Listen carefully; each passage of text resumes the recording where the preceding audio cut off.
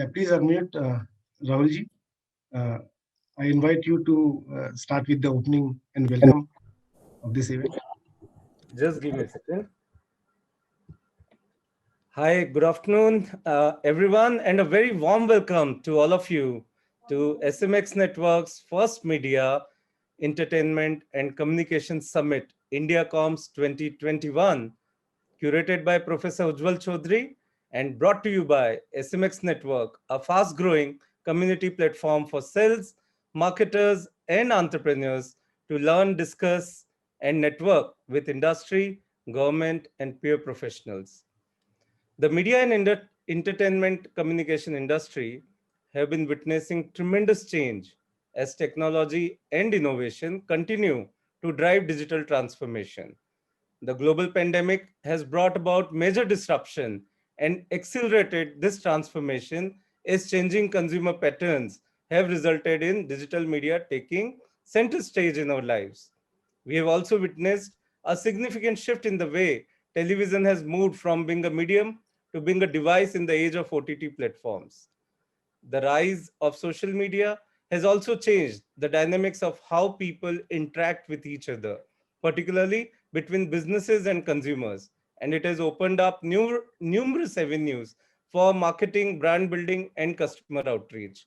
Nevertheless, this digital transformation raises several pertinent questions about self-regulation, data security, and consumer privacy. The Minister of Information and Broadcasting's new guideline have digital media ethics code aimed to address some of these issues and are seen as a positive step toward accountability, transparency, and empowerment of consumers. We at SMX Network during India Communication Summit 2021 will take a glance into the future of the media, entertainment, and communication industry with an aim to examine the current scenario and chart a way forward for a stronger future, especially in the volatile post-pandemic world. I extend a very, very warm welcome to our keynote speaker, Dr. Anurag Batra, who is my role model. Sir, the way you have built the Business World Group and numerous communities, the way Exchange for Media has taken the center stage, we derive tremendous inspiration from you. And I'm blessed that we have you opening up this particular event today here for us, sir. I further take this opportunity to welcome Mr. Gopala Krishnan Ramachandran, the chairman of InnoServe Group, the guiding force behind the spirit of InnoServe Group. Thank you for joining in, sir.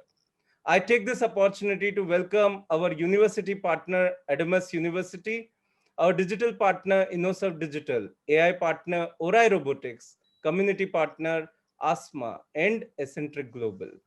I welcome especially Professor Ujjwal Chaudhary. Without you, sir, this event wouldn't have been possible. Your support has been tremendous in setting up the whole thematic and everything within the event. I welcome all distinguished speaker and attendees as we embark in the journey of engaging fruitful discussions by some of the finest leaders in the media, entertainment, and communication space. Thank you so much and welcome you all to SMX IndiComm 2021. Over to you, Chandan. Yeah, thank you, Rahul, for this lovely and warm welcome to all. Good afternoon, everyone. A very warm welcome again to all our attendees over here, our special guest for the day, GR Sir and Dr. Anurag Batra. On behalf of SMS Network, an emerging community connecting entrepreneurs, marketeers, and sales professionals, I, Chandan Anand, Vice President, InnoServe Group, welcome you all in today's important and exciting deliberation. It has been a very important day for us. We are very excited to host this event. Let me invite your attention for 2 minutes to brief you about the InnoServe Group. We are a digital acceleration company and a leading media organization. With over 7 years of legacy, InnoServe Group has grown with an outreach of over 2 lakh community members across the globe. ASMA being the leading community in academia, Digital HR, a leading community of HR professionals, ADMH, an emerging community in healthcare and wellness sector, and the fourth community, SMX Network, an emerging community focusing on entrepreneurs, sales, and marketing professionals. SMS Network is touching an outreach of approximately 25,000 stakeholders from various industries like media and entertainment, automobile, banking, insurance, real estate, IT, ITS, manufacturing, SMBs, and many more. Recently, we successfully established our footprints in Middle East, operating from Dubai and opening doors of innovation in MENA region. With our wings getting bigger than ever and serve innovation, InnoServe style, sans boundaries and across the continents. InnoServe is continuously engaging with the stakeholders via various facets like conducting webinars, events, conferences, felicitation and awards, corporate training and development programs, website development, social media enhancement, reputation management, and whatnot. We invite articles, blogs, news stories to be published on our portals and amplifying its targeted promotion via social media handles and YouTube channels.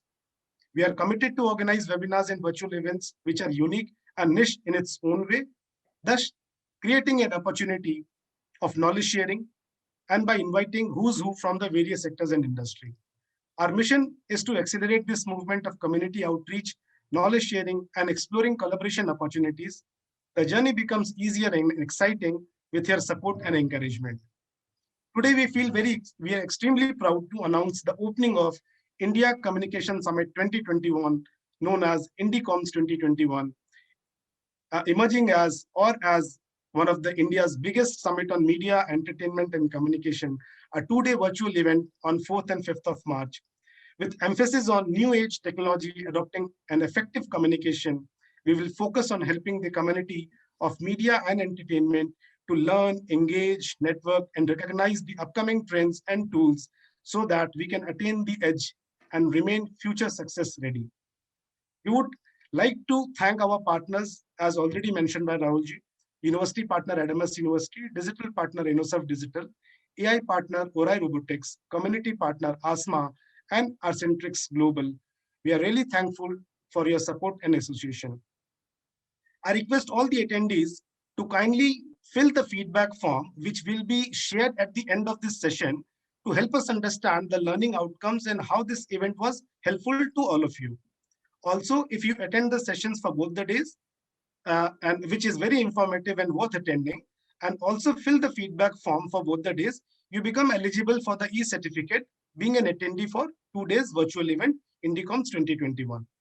I also request all the attendees and participants to mark your participation in this event via posting questions and queries to the panel speakers in the Q&A box to make this session more engaging, interesting, and meaningful. Let me proceed with the event flow now.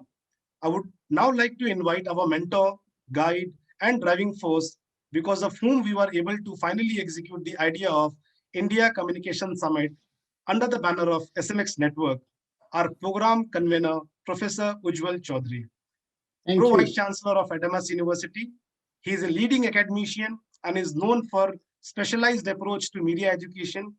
He has been associated with leading institutions like Amity University, DGMC Media College, Symbiosis, Whistling Woods International, and NSHM. He is also associated with several media organizations, a well-known face in TV studio debates, a regular writer in Indian media, recipients of Golden Triangle Award and Hall of Fame Award in PR and PR education. It is a privilege and honor to invite you, Ujjwalji. Over to you, sir. Thank you, Chandanji. Thank you.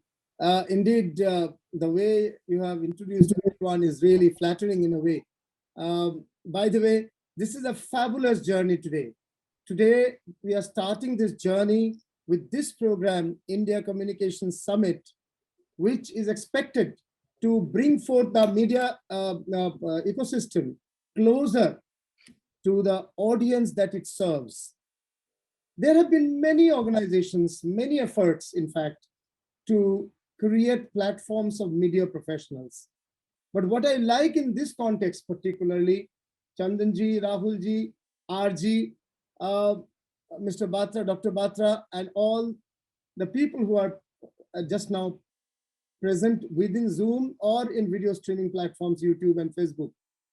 For everyone, I'd like to say, there are so many platforms I have been part of Fiki Frames as a speaker, as a panelist, as participating, listening to others, and also several platforms across the country, without naming any, but many platforms. But what I find is that there has been so far, yes, it's changing. Before pandemic, the focus that the web dunya, the digital world should have, that hasn't been the case. 20th century, if it was of the print medium largely, 21st century, from 1990s onwards, more so in the 21st century, first 10 years, 15 years, it has been the dominance of electronic media. But now, and especially after the pandemic, we are moving to a web-led, digital-led communication world. And in this context, the understanding of media and communication and entertainment has to go beyond platform. It has to be platform and neutral in a way. And we have to also appreciate all forms of communication are converging on the single platform of the internet or the digital. It may have different expressions, but finally, seamless convergence is the order of the day. This is one significant point that this communication summit is expected to make. The second significant point, most communication meets and media meets in the country focuses on the content side, less on the business side. We expect that this summit shall bring forth emphatically the sort of ambiguity that we are having now with respect to media revenues in a transforming time, in a transforming situation. So we need to also understand that the triad of media, one angle is media content, the creative output. The other aspect is media technology, all the platforms that take the content to the audience and that help in preparing the content. And the third part is media revenues or media business, media management. All these three are equally interdependent. That hasn't been the case always. We have thought of content being at the heart of media. Yes, it is. Yes, it is. But without the right technology taking it to the audience and the right revenue streams, the content cannot flourish beyond a point. So the importance of media management and media revenues is the second most important point in our communication summit. First being web-led convergence, second being media revenue and media business. And the third aspect, all these three require human resources. We are now $23 billion economy, media economy, $23 billion, which is roughly 1.72 lakhs crores, according to Fiki Frames. And the same Fiki presupposes or even predicts that we will be $50 billion media economy in next 5 years. But who will drive this? It has to be driven by human resources. Unfortunately, if the human resources are good in some aspect, they are ignorant of the other aspects. Someone good in writing, completely ignorant of technology, ignorant of how to monetize the writing. Someone good in business does not know the aspects of creativity. Someone good in technology is not very business savvy. So this whole aspect of like a human body, a doctor, for example, one needs to know the whole body, physiology and anatomy. Inside the body is physiology, outside is anatomy. The entire anatomy, physiology has to be learned to become a heart specialist or a child specialist or a gynecologist or an orthopedic. So similarly today, you need a new talent force, talent pool in this country, who is knowing the entire media and communication as the anatomy and physiology of the body, and then specialize as a digital marketeer or an ad man, ad professional, or a content guy, or someone in animation. So this whole new convergent talent pool is largely missing. Yes, some people have learned on the job, but a lot need to be done at the campus level. So this communication is also bringing together media entertainment on one side and media talent on the other side. That is media learning and education on the other side together. 3 points: web-led convergence in communication, media business and revenue, and media education, training, and talent pool. These three are focus areas as far as this Indian Communication Summit is concerned, or IndiComms. And the second thing, coming to contemporary point, how has been the last year? 2020 is a historical year. In the last 100 years, what we have not seen in economy, in health sector, in people's mindset, psychology, politics, we are seeing now. This 1 year has been a landmark year, 2020. According to health science, eye, power of eye, when it is 2020, it is perfect vision. I don't know whether the year 2020 was a year of perfect vision or not. But this year has made a paradigmatic change.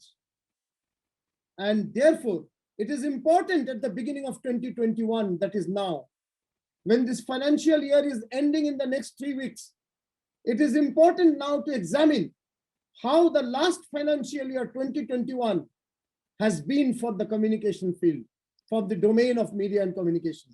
And how shall it be the next financial year 21-22? So review of 2020 and preview of 2021 is the last purpose of this India Communication Summit. So through this summit, we are upholding web-led media convergence, the need for new category of media talent prepared for this web-led media convergence, and understanding the significance of media business and revenue, which is often missed out. Along with that, we review 2020, we preview 2021. With these opening comments, as the purpose of this India Communication Summit of 2 days, over 10 hours, 5 hours today and 5 hours tomorrow, in which 42 stalwarts of media would be speaking to you. And when we say stalwarts, we are not looking at people who are in 60s and 70s in their age. We have speakers as young as 31, 32 also, up to seniors up to 70, 67, 68 maybe. But the larger pool of speakers are in the 30s and 40s, because it is the people in the 30s and 40s who are calling the shots in media and communication. This media is a different media from the 1960s and 70s and 80s of India. This media entertainment is a web-led media, is a technology-driven media. Yes, creativity will always be at the heart, but the creativity has to be expressed sharply and monetized as well. And this expression through technology and this monetization, these two are being led by people who are in their 30s and 40s, who are web educated, who are knowledge society savvy. And therefore, most of our speakers are also leaders in their own right, but at the age group of 30s and 40s, some 50s, only a couple of them 60s. But the 60s guys are quite young at heart, and you will find it very soon. With these opening comments, let me now invite the special guest, Mr. Ramachandran Gopala Krishnan, popularly and affectionately called RG. RG, who is the chairman of InnoServe, and InnoServe has been already introduced by two leaders of InnoServe, Mr. Rahul Jain and Chandanananji earlier. RG has a 20 years background of investment banking. He has been a serial entrepreneur. He is also director of the Keiretsu Forum of Mumbai. He has been guiding and mentoring several entrepreneurs over the last 2.5 decades. RG, we are proud to have you as the chairman of InnoServe, and we are proud to have you in this program, which is the maiden session of the maiden edition of India Communication Summit this year, 2021. Over to you, RG, for your words of wisdom and encouragement. Thank you, Professor Ujjwal Chowdhury. And thank you, Chandan and Rahul, for this opportunity, and a privilege and an honor it is to be speaking in this August forum, having media luminaries surrounding me for the next 2 days, spread over 10 hours, as Professor Chowdhury rightly put it. We call media as the fourth estate. The executive, the legislature, the judiciary form the other three. And democracy is based on media being powerful, fair, and complementary to these three pillars which form the democracy and the democratic fabric of a nation. When Chandan had told me that, would you be able to give us some light on the future of media, entertainment, and communication, and how would you look at it as changes have taken place and the pandemic has affected us? Something struck a chord in me.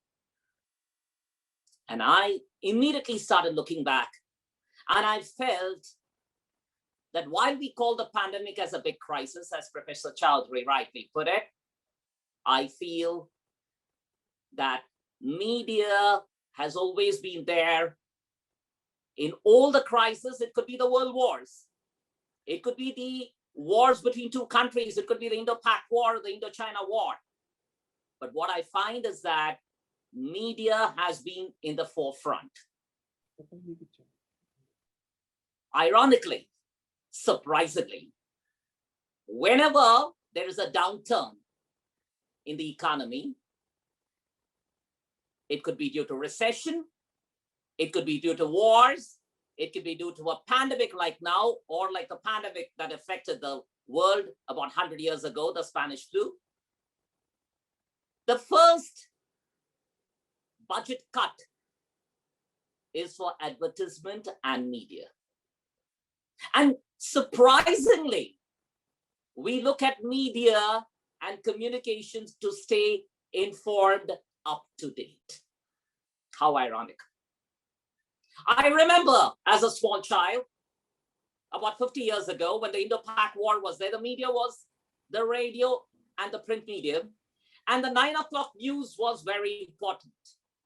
Yes, a 60-year-old here, as Professor Chowdhury rightly stated, is going to take back memories down the lane, nostalgia though it may be, but relevant when I talk right now about what happened 50 years ago when we used to use the media to inform us whether the troops are advancing or whether the troops are retreating.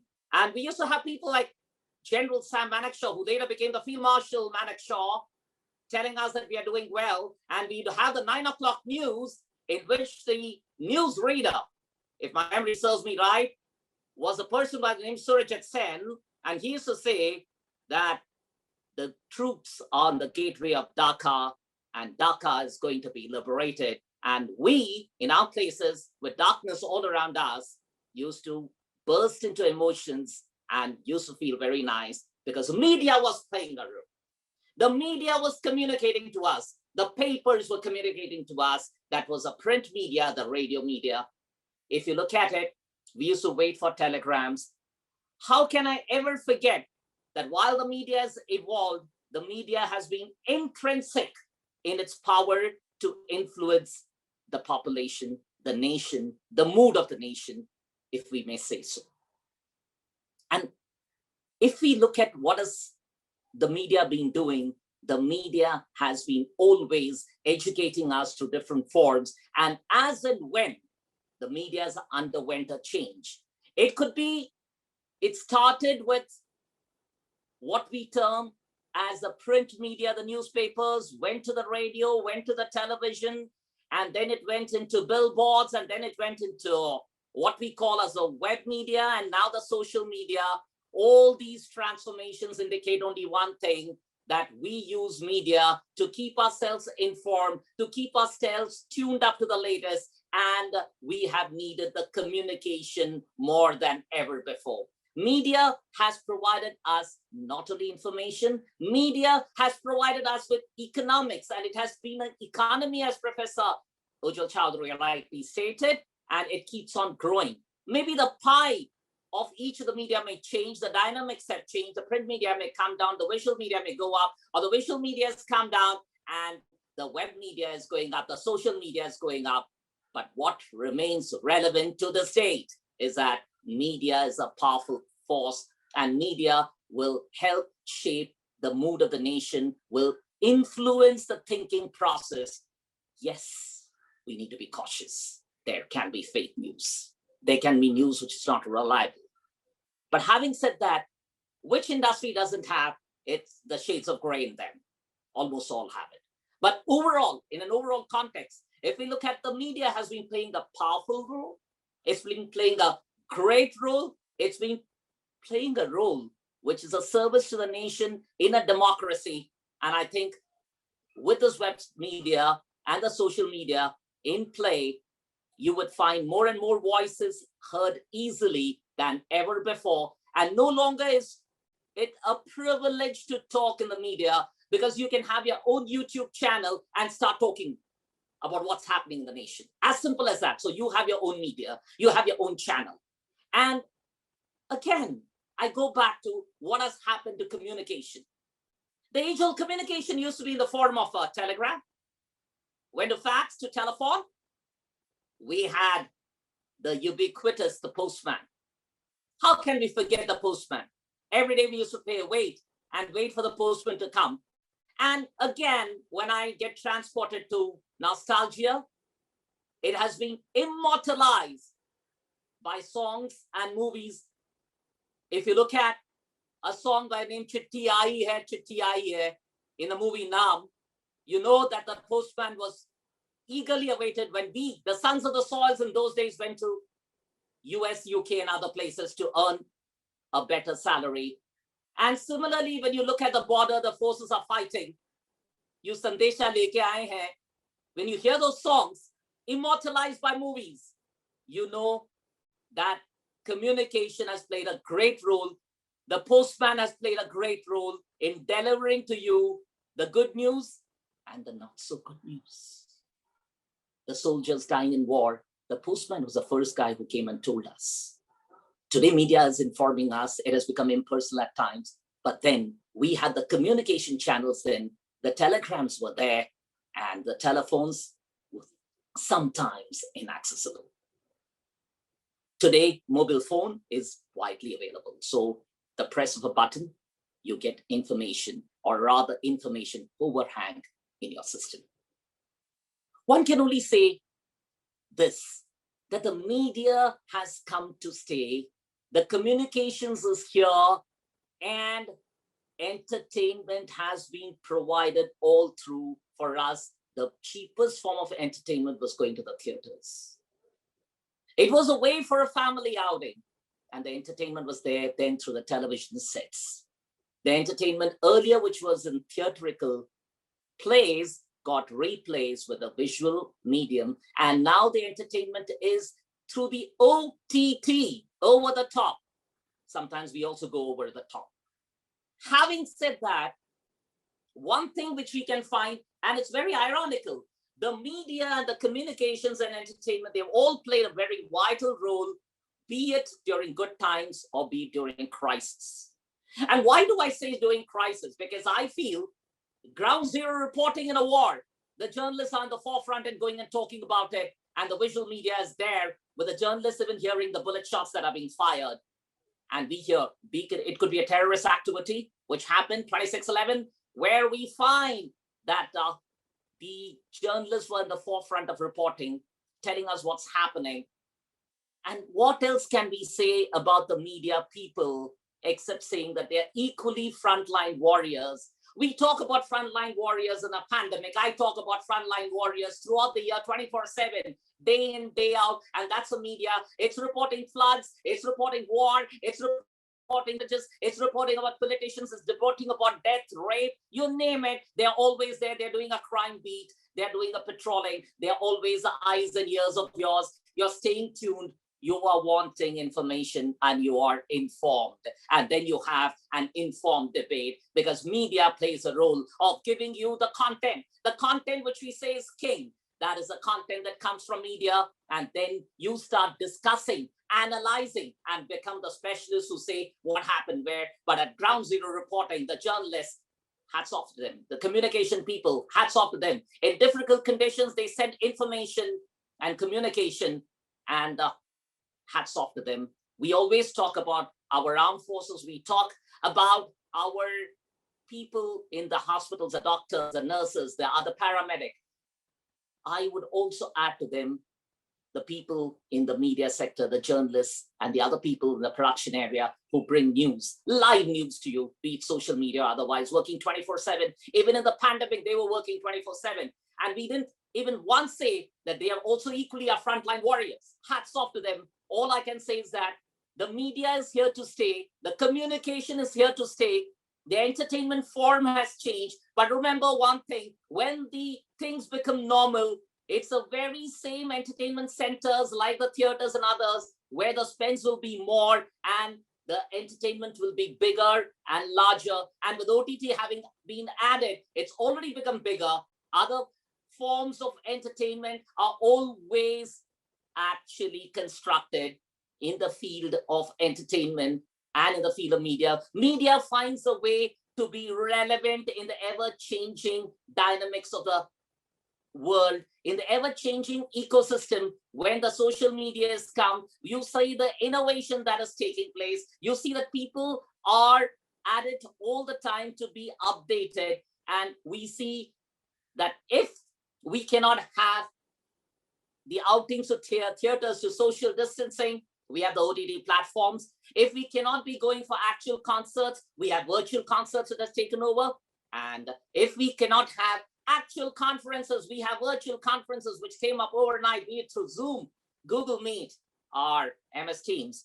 And I dare say media, communication, and entertainment is here to stay. It has stayed for the last 1,000 years. The form of delivery may change, the content may change, but content will be king. But one thing is for sure, it'll thrive. Ironically, media is idolized and villainized in equal measures, or maybe villainized more than it's to be villainized.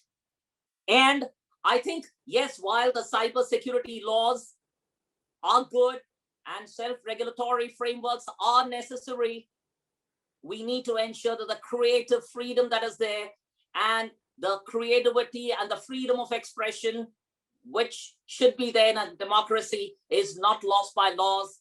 And as government has rightly said, government is not in the business of being in business. Similarly, the media should be allowed to play its role. The media will not be doing anything by way of trial by media or giving verdicts. That is the excessive part at times takes place. But overall, what media has been doing to the nation or to the world, what communication has been doing to the nation or to the world, and what entertainment has been doing to the nation or to the world, we can only say one thing: hats off to all these segments, because these are the segments which are the pillars on which the consumer is relying upon, be it for advertisement of products, be it for education, infotainment, entertainment, or even plain news.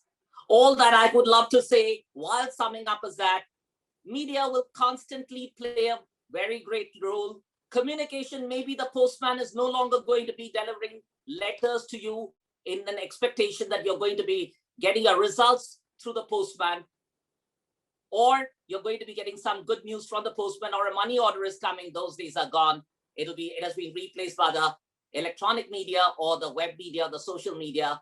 But trust me, the new forms have emanated where mails and other forms of communication are there in order to ensure that we are updated and tuned in, and we have live chats. And entertainment, maybe it is at the OTT level is there. It may be at the moment slightly restricted, but for sure, when it's going to be opened up, we will find that along with OTT, the theaters will also be rocking, and entertainment will be more than ever before, because people, while staying at home, have wanted to have an outlet of expression, want to get out of the houses, and I'm sure that entertainment is going to get back as never before. I will only end by saying, Jai Media, Jai Communication, Jai Entertainment, Jai Hind. Thank you. Thank you, RG. Thank you very much. Very forceful, very passionate. I really must accept that you are the youngest among all of us through the passion that you reflect through your personality and your words. If I can sum up your beautiful talk of last 15 minutes in 4 words: nostalgia, 1; democratization, in times of internet. Quest for credibility, a challenge before news media, and relevance redefined for entertainment of tomorrow. These are the four things that RG puts before us in this discussion today in the inaugural session of the maiden version of India Communication Summit IndiComms 2021. I now have the pleasure to invite the guest of honor, to invite the chief guest of this session, who is also presenting the keynote address.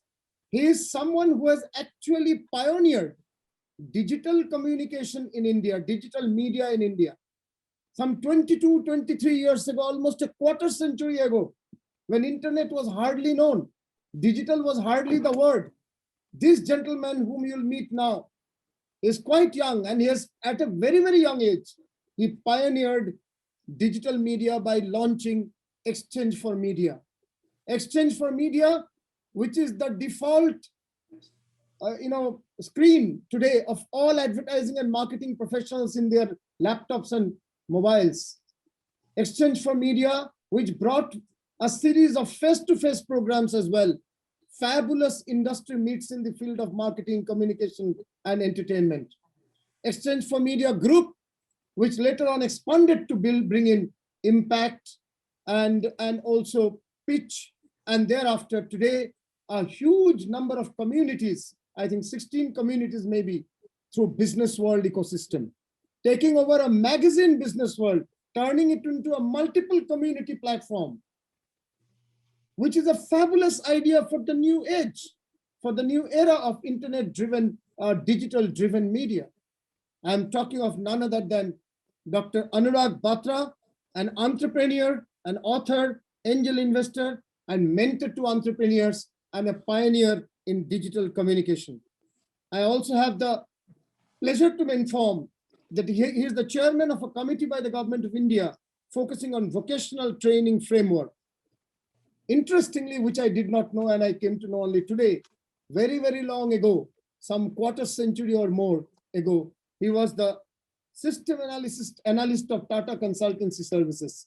From TCS to becoming an entrepreneur and a serial entrepreneur, and today leading one of the most important digital media conglomerates of India. Over to you, Dr. Anurag Batra, for your keynote address as the chief guest of the inaugural session of IndiComms. Thank you, Professor Chaudhary, and thank you, Rahul, for inviting me. First of all, it was not TCS. I got a job offer at Mastech. Okay. I was in CMC, and then I did my internship with CMC, and from MDI I got a job offer at Mastech. While I was in engineering, I got a job offer from another IT company, which I don't remember the name, the mid-sized company. So I've never been offered a job by TCS. Otherwise, I would have taken it, and I wouldn't have started company. So it's never too late. But good that TCS never gave you that offer. But good to see you. How's your health doing, first of all, Professor Chaudhary? Yes, I hope you're fine. okay. You had a small fall. Yes, Again, me and Professor Chaudhary over the last 2 decades yes. interacted a lot, and I benefited from the association. And some of his past students have played long innings with us, contributed to what we've done. Rahul, what you're trying to do, I understand, because in some way I am also trying to do the same. So I believe the more the merrier. Life is about abundance. There is enough for everyone, and you should do well. GR is my second interaction with you. So happy to hear you again. I signed in at 1:20. Of course, I was then doing some text, but not many people know that GR started in media. First time I interacted with him, I got to know that. So he does understand media well, and he understands, of course, investment better than media. But no business is rocket science; it's common science. The more you do it, you become a domain expert, and you get better at it. Now, I really want to just say 5 things. One is the fact that what is the next big thing in media? I think I want to focus on saying that the next big thing is gaming. It's already here, but it'll become more mainstream. It is slated to be a $3 billion industry in India in terms of revenue soon. So gaming will become mainstream. It will become part of every experience in media, whether we consume B2B content, B2C content, entertainment content, interactivity and gaming go together. So the AR, VRization will really help. Okay, so I think that's the biggest thing I want to tell our viewers. And just to give you some numbers, gaming, and I'll give you 2-3 reports just to open the eyes of the people on the podcast. You may already know that gaming is growing by a compounded annual growth rate, which is a very healthy 2-digit rate. Of course, just to tell you that in 2020, the gaming global gaming market was about 163 billion, and it is expected to almost double over the next 5 years, 6 years. And just to give you a data point, e-commerce, which is the largest e-tailing, e-commerce and e-tailing in US, which is the largest market, was 16% of the overall retailing. In last 11 months, it's become 27%. So 16% in 20 years and 11% in 11 months. So that's the pace of acceleration of adoption. So even in gaming, we'll go globally from $163 billion to $300 billion in the next 5.5, 6 years.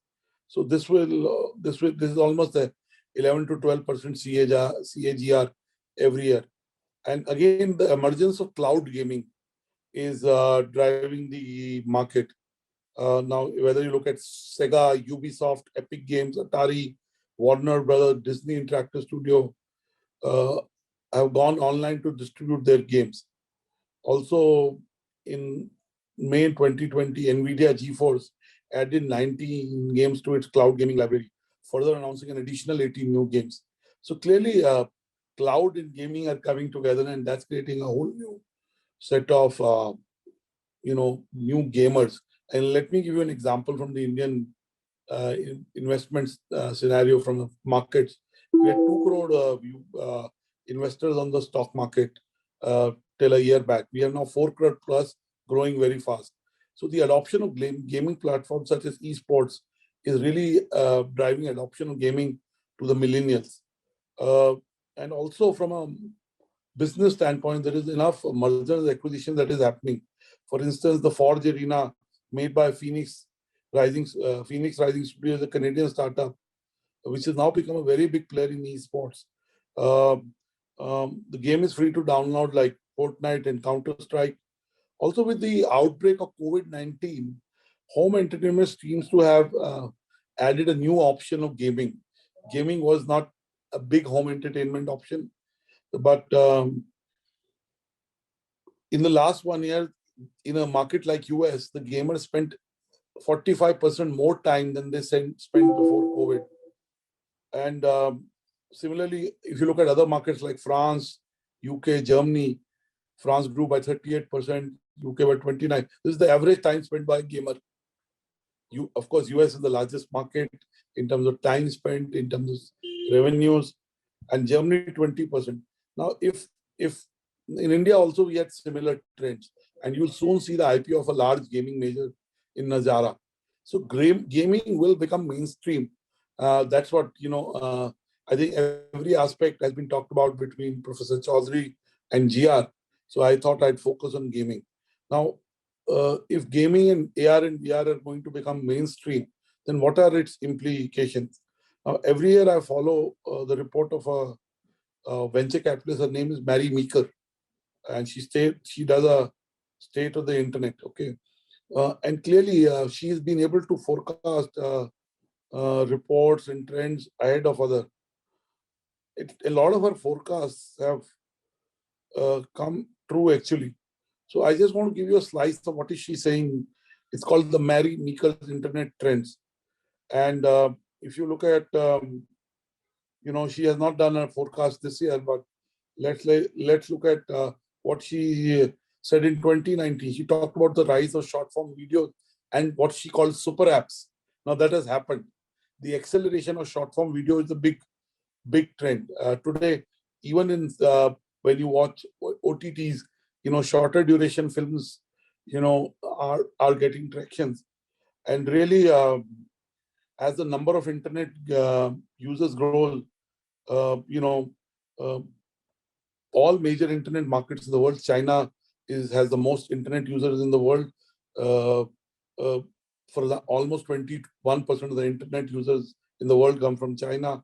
Then it is followed by India, then the US and Indonesia. So clearly, of course, Chinese companies took 7 of the top 20 spots for internet market cap leaders: Alibaba, Tencent, Meituan, Dianping, JD.com, Baidu, NetEase, and Xiaomi. And really, I think the next century is of Indian companies. The reason I met is the Chinese company did well with the Prime Minister doing the Atmanirbhar campaign and the Indian entrepreneurs thinking big. I think really the mobile data usage in India is growing, and also every parameter of internet statistics in India is growing, whether it's the consumption of video, consumption of data, consumption of gaming. So clearly media will not just become a news industry. It is not just an entertainment industry. It is becoming a co-creation and a gaming industry. And again, most of the media companies are reinventing themselves to become content tech plays. GR understands that tech companies has a larger role to play and a better valuation and an opportunity to reach out to millennials better than traditional companies. So really, if I had to say the 5 trends in India in internet consumption, first is, as I talked about, gaming. Second is the rise of short form video, which continues to grow in every format, whether it's in the cinema format, OTT format, or on the web. Third is, for the first time, internet companies, the line between internet companies, content companies, and media companies is blurring. We talked about TMT, which is technology, media, and telecom. Clearly, the convergence truly is happening now. There are overlaps between what a telecom company does, what an internet company does, and what a traditional media company does. I mean, what is Zoom? I would like to ask people. You'd say, oh, it's a video app but it is a media tech company, right? It is not a content tech company. It's a media tech company. So the point I'm trying to make is the way you define media post-COVID is also something that we must look at. My fourth point is, again, in every business, data is playing a larger and larger role. As they said 3 years back, data is the new oil. So clearly, as you saw the spectrum options happen, and again, the telecom sector, thanks to COVID, has got a new lease. We've been talking about the Internet of Things for a while. We've been talking on the industrial IoT for a while, but it is now becoming very, very, very important. And one of the domains, like the pharma sector and the healthcare sector, will be the IT and ITS sectors of 3 decades back. They will also be driven by content. So content will become a driver of e-commerce businesses, of healthcare companies, which are digital healthcare companies or telehealthcare companies. And this work from anywhere movement will give us more time to consume more content, to experiment with more formats, to create content. Already content creators are themselves large media platforms. They have large users. So individuals will continue to become, I won't use the word influencers, but I would say they would become platforms or go-to places for content and audiences. My last point, I think I've already said content is going to become bigger. I would like to say that in India, content itself will see between $5 to $10 billion of investment in content tech companies in India. Again, Byju's, we can talk about it. It's, of course, an education, edutech play, but it's the back of content, and that's why Disney's partnered with Byju's. So the point I'm trying to make is, if we need to build the new age companies which combine the best of the past and the technologies that kind of we use, then we have to reimagine what a media and content company is. What is the role of a media and content professional? What is the skill set he or she needs to have? Clearly, content will drive e-commerce. Content will drive social e-commerce. Content will drive a lot of decisions that millennials and the new e-consumers that have got added in the last 12 months to the ecosystem do. So clearly the future is about content. Of course, distribution stays key. Social media platforms stay very important. Future is about transforming from a traditional media company to a content tech play. A great example of those two companies are, I mean, again, you can call it ad tech or mark tech, but look at what Daily Hunt has done. Look at what InShorts has done. They don't create content in a traditional way. They curate content, and through artificial intelligence and machine learning, serve the content to users. I want to end by saying that the future may not look like what it looks like today. So we need to create and build that future and be relevant in that future. Thank you so much for inviting me here. And I stick to my time of 15 minutes. Thank you so much. Very, very categorical, professional, timely, and futuristic talk. The talk that emphasizes on these 5 critical points of media for tomorrow. India Communication Summit is really thankful to you for flagging these areas. First, gaming, AR, VR, the emerging technologies are becoming mainstream. We knew that this was one another tool of communication and entertainment. That it is becoming mainstream is what you've explained.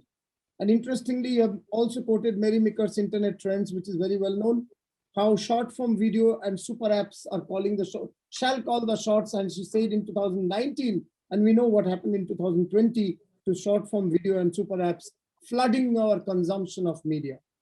The second point that you say, telecom, internet, traditional media converging. I have been also talking about media convergence. You have taken it further to a greater extent to include telecom, internet, and traditional media. That actually makes the world of media very different from what it was when we were students. Third, content will drive business. Work from home will increase content consumption. And therefore, since content consumption will increase, people will do business through branded content being consumed by the target audience. Another big point that you have brought in. You have also talked about content tech companies. Now, which are the rising stars? You are predicting a 10 billion investment in content tech companies in the next couple of years. And media is increasingly turning into content tech companies and giving examples of Daily Hunt or InShorts and all. With this scenario, you are trying to bring forth that the future is very different from what we look today, what it looks today. We are actually moving to a different future, may not be totally known and understood at this point of time. And let's build the future together. It's a web-led future. It's a content-led future. It's a convergence-led future. It's an emerging technology-led future. Thank you, Dr. Batra, for your special address. And you know, one point I taken in my notes, I forgot. Yes. So Yeah. I was talking to a edutech player, Coursera, and what are the top courses in 2021 for the last 12 months taken are there about communication, they're about listening, they're about mindfulness, they're about gratitude. So while the technology skills will be there, we need to add on these skills, and individuals and professionals are adding these skills. I said the top 4 courses were about communication, listening, mindfulness, and gratitude. So they're not about learning Python coding. Python became the number 3 course. It was number 1 last year.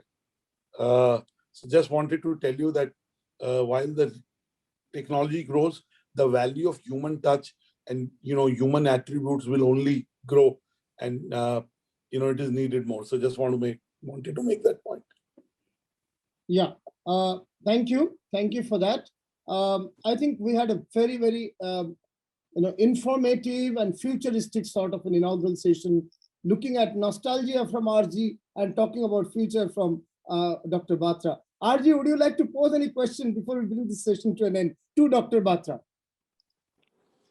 Well, I think Anurag went into the future, and the question that comes to my mind immediately is, Anurag, how do you see the media changing in terms of if it is going to be social media that's going to be ruling the world?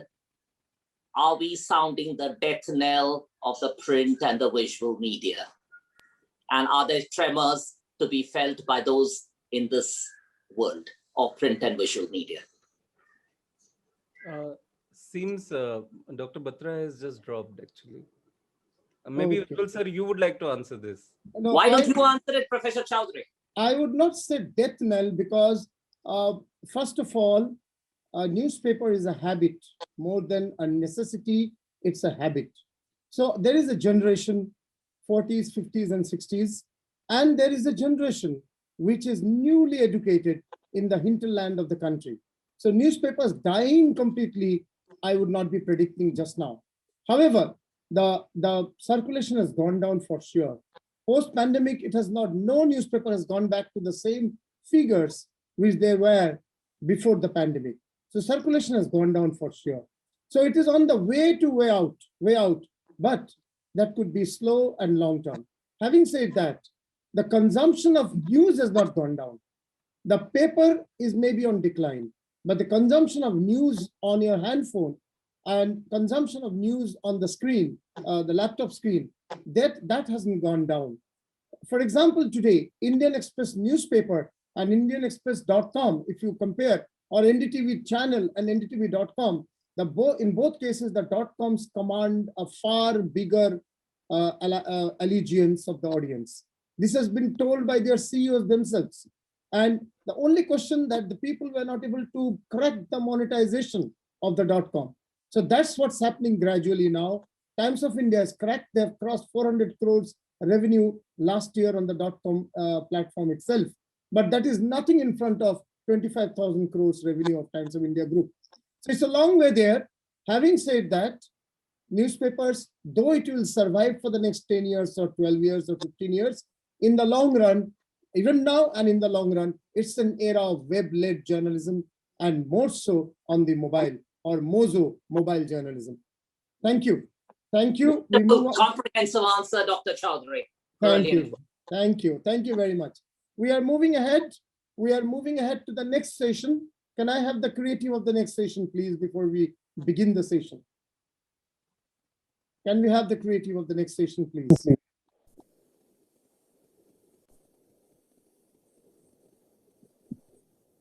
So these are our speakers for the next session. I hope most of them have joined by now.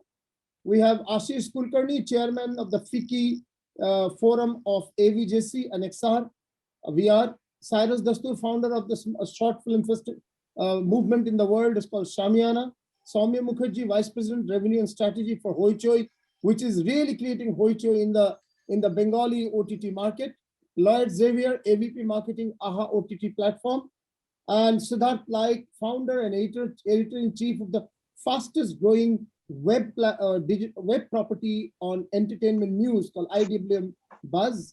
Pranjal Khendadia, film producer, Mango People Network, and I shall be moderating. So I will, Pranjal was to speak first. Let me just, give me a moment to check. Before that, a short video I would like to play. Yeah. Yes.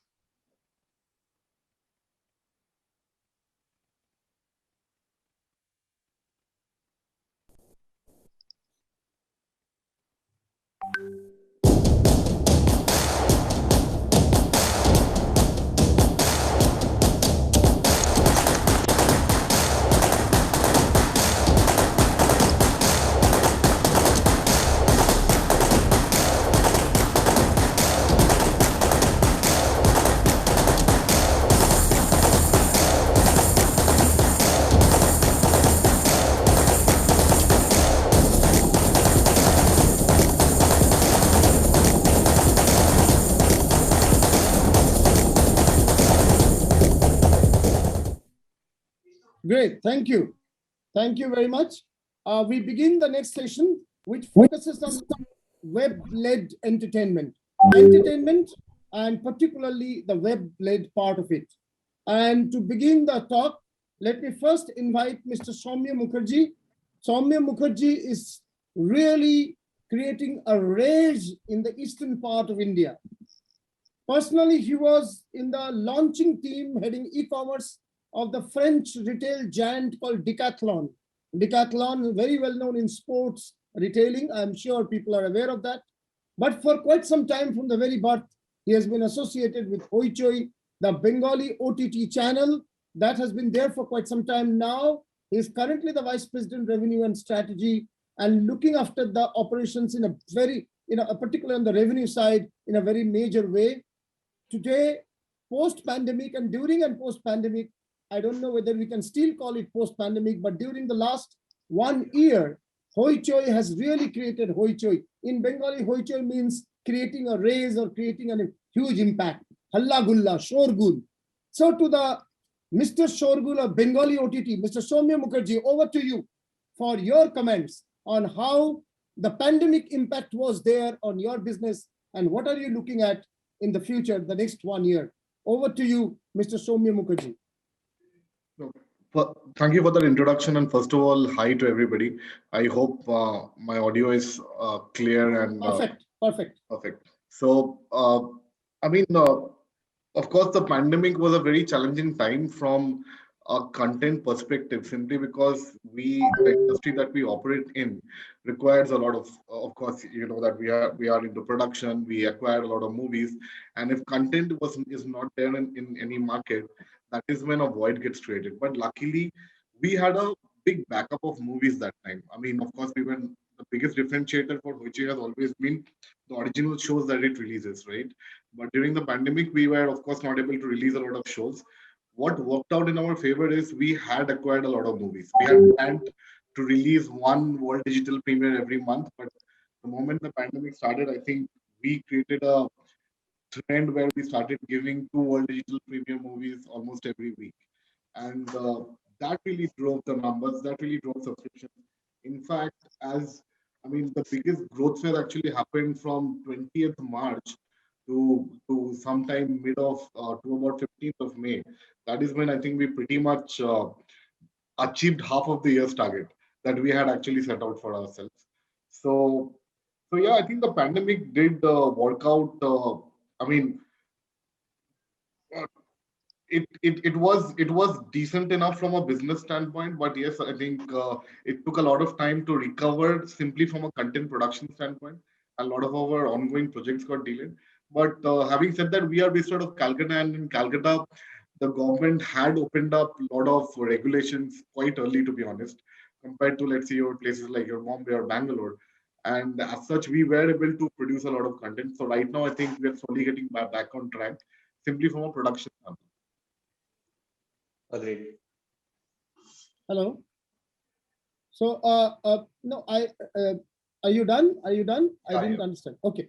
So, how are you looking at the next 1 year? That if you could also throw some light. I think this year you brought some new properties, new series, quite powerful series, which are having this mother and daughter web series was quite strong, and there were a few others as well.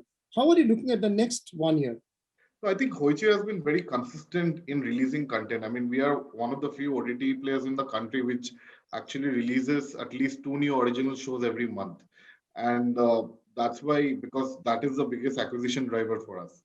Having said that, last year, September, we had already gone ahead and announced 30 new original shows, of which most are already in production. This year, we promised to release another 30 original shows. And the biggest change that has happened over the last 1.5 years has been how we look into the overall business model. Previously, we were syndicating some of our content pieces to some of the telcos in the country. But what we realize is we want to focus more on subscriptions, because the pandemic has clearly given a trend that people are now willing to pay for content, right? And as such, our business model is now completely focused around generating direct subscription revenue, as well as striking a lot of strategic subscription bundling partnerships with a lot of players. So that is how we look into the year ahead. A lot of focus on acquiring users, a lot of focus on striking strategic partnerships with telecoms, ISPs, in terms of subscription bundling, not pure play syndication. So strategic partnerships and subscriptions. And if I generally can ask, like on a scale of 100, suppose you were 100 subscribers in 2019 December. So today, 14 months later, what will be that? If it was X, now is it 2X, 3X, 4X? What is the number now? See, we are growing at 4 to 5X year on year. So, I mean, this is pure play revenue numbers, what I can talk about. Okay. Without saying much, I mean, we are we are probably going to break even this year. So that is very good. something That's we're really really good. looking forward to. No, that's a great success, because you are heading strategy and revenue. A break-even is a big story indeed. Absolutely. And will allow you to leapfrog to the next level. You know, there would be a sort of a paradigm change. I mean, you can go into the big league in a big way of OTT, national big league, I mean. So good, thank you very much. For Netflix, I'm told if it was 100 subscribers in January 2020, now it is 720 subscribers. That means it's 7.2, 7.2x increase in the last 1 year. So now I have the pleasure to introduce and invite to speak a friend of 20 years. For the last 20 years, we have been friends. He is a film producer, director, ideator, and storyteller, a quintessential creative content producer in a way. So you don't look at whether he's a writer or a director or a producer. Every aspect he has done sometime or the other. Sometime or the other in his long scale, spell of career of the last two decades almost, starting with Reliance Big Entertainment, being creative director of Reliance Big Entertainment, and moving on to later on, being the head of non-film division of Red Chillies production, headed by Shahrukh, we know that. 7 years he spent with Sony Pictures as his vice president in Sony Motion Pictures. I remember Youngistan and few other films. President Phantom Films, and today he's a film producer with the Mango People Media. And I'm talking about Mr. Pranjal Khandadia. Mr. Pranjal Khandadia, please, if you could speak. You belong to that particular soft power of India called Bollywood. They belong to that big format cinema, you know, the big budget, big format cinema of Sony, of Shah Rukh Khan and all those. Now this 2020 pandemic happens, and the entire industry comes to in a sort of halt for some time and reinventing. So it will be very interesting to know from you, as far as entertainment is concerned, how was 2020 and how shall be 2021? Over to you, Mr. Pranjal Khandadia. Thank you so much, UKC, for that lovely introduction. And coming from you, it means a lot. You know, I always count you as one of my key mentors and somebody who got me introduced to the world of entertainment. So thank you so much. And I want to add this, Pranjal. I remember on campus, you were very excited about experiential marketing and events. And yes, over a period of 20 years, you evolved from events to a 4-ranking producer of big format entertainment. That's indeed a great evolution as well. Over to you, Pranjal.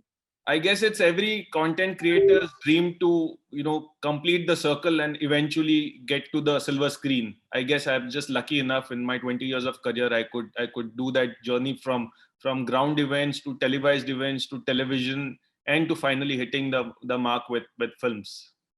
But yes, thank you so much, and a big hi to all the fellow speakers here and everyone who's listening. Thank you so much.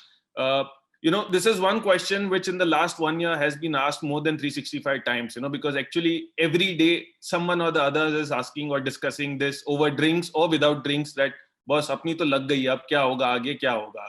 Sorry, pardon my language, but this is what the reality is. Everybody is talking this language.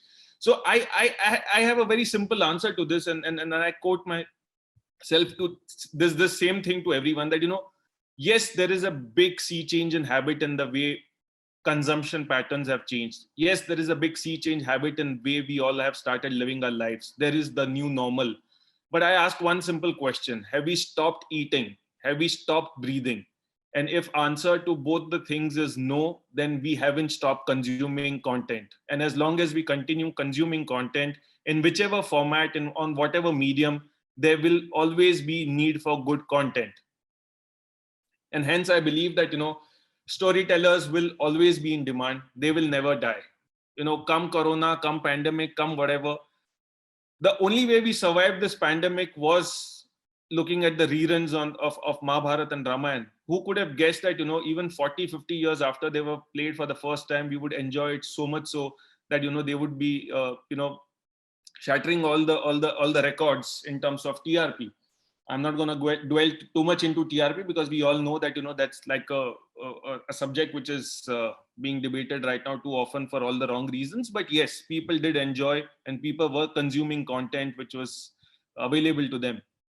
So So yes, obviously we all know that, we all can't still freely go to theaters. Most of the states have opened the theaters, but the occupancy footfalls is very less. So movies in a way have been going through a little more tough time, but that hasn't stopped the good content creators and storytellers. Each one of us have found a way to work around it. In fact, I remember in July when Uddhav Thackeray was speaking to the people of Maharashtra, and Tapsi Pannu, my actress of the film that we produced immediately after lockdown, we both were discussing that the way Uddhav said that, each one of us is a fighter and we have to fight it. No point sitting at home.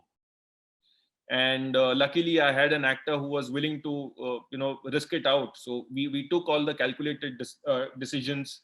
We worked around the protocols. We took all the measures required. And today, in less than 3 months after the lockdowns gotten over, we have a film ready. It's already on post-production. And just 2 days ago, I've seen the first cut of the film, and it's looking fantastic. So yeah, content creation hasn't stopped, but yes, the way we create content has changed. The way this content is going to be consumed is going to be changing.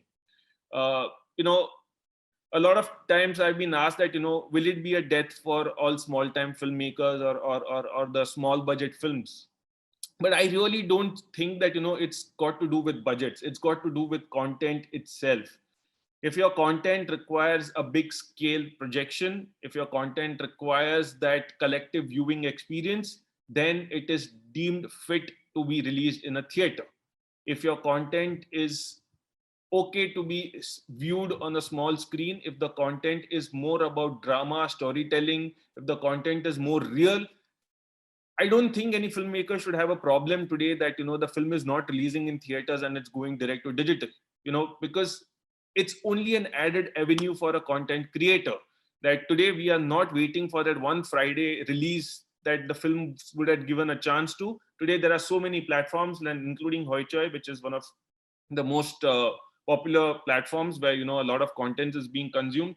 I would say that, today it is the best time for content creators and talents to showcase what they have got, rather than being restricted to one particular format, which all these years that, people were struggling to. Today there is no dearth of talent everywhere. You see people who are putting up videos on different platforms. TikTok is banned in India, but, literally, when we used to call casting directors, they used to send us photos, and then they would call the person for an audition. These days, everything is available. All budding talents have put up their videos everywhere. So, the whole process has gone a sea change. The whole technology has helped the production in a way that, we know that, we don't need to do physical activities that much more. In fact, I know of directors who have also gone ahead and directed ad films and short films during lockdown by giving commands over a Zoom call. Now that's what technology does. It does not kill the medium. It does not restrict creativity, but it only enhances. And that is what my firm belief is, that, going forward, it's only going to get better with the new technology that we have, with the new avenues that we have. And it's a great time for us content creators to reach out to platforms, showcase our talent, put up our work out there. I've just recently, last week, Mr. Anand Mahendra announced our next venture at Mango People. We've bagged the rights, the life rights of Maharani Gayatri Devi, one subject which the entire Bollywood has been chasing since a long time. Yes, why do we get it? Because we are not giving the only platform that every time a filmmaker went up to the family and said, we'll create a magnum opus. Yes, we'll create a magnum opus, but we are creating for digital. Hence, we are not under the pressure that, our Rajmata Sahib, Maharani Gayatri Devi, needs to do a pinga, which is quite essentially a commercial request. When you are putting up a Sanjay Leela Bhansali film for theaters, you are requested, you are kind of required to put up commercial song and dance and all those commercial activities that was required for that particular medium.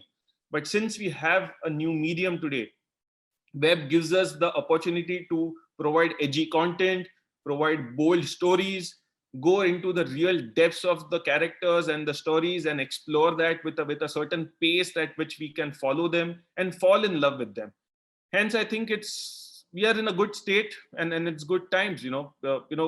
Yes, the pandemic has impacted us as an industry in a lot of ways, and I know this is not the forum for socio-economic discussion.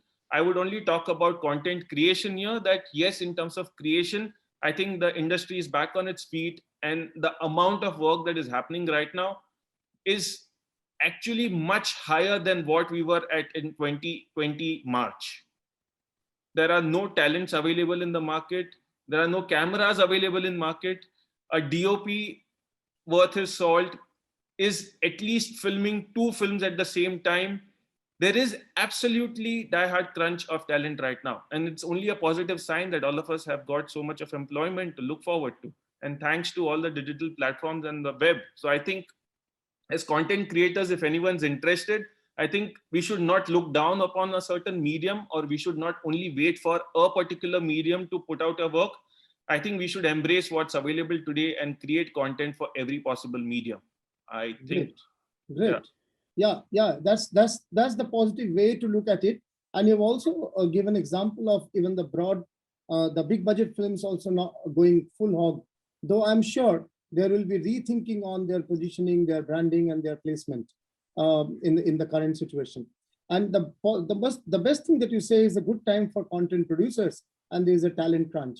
Now, when you say talent crunch, there is because I am in this sector of education of media and entertainment, around 1,000 institutes at the undergraduate and postgraduate level are having institutions or departments or schools or batches of media, which with a conservative number of even 100 students per institute on an average, which makes it 1,100,000 passing out. Still, you are having a talent crunch. Where is the gap between the education and the industry? If you could also point out, you must be seeing so many youngsters in the last 10 years. One big thing I've noticed over this years of hiring students from campus is that, not every institute of the 1,000 institutes that you are referring to, sir, provides practical education. I think that is the biggest drawback, as well as the biggest trump card of certain institutes which provide that.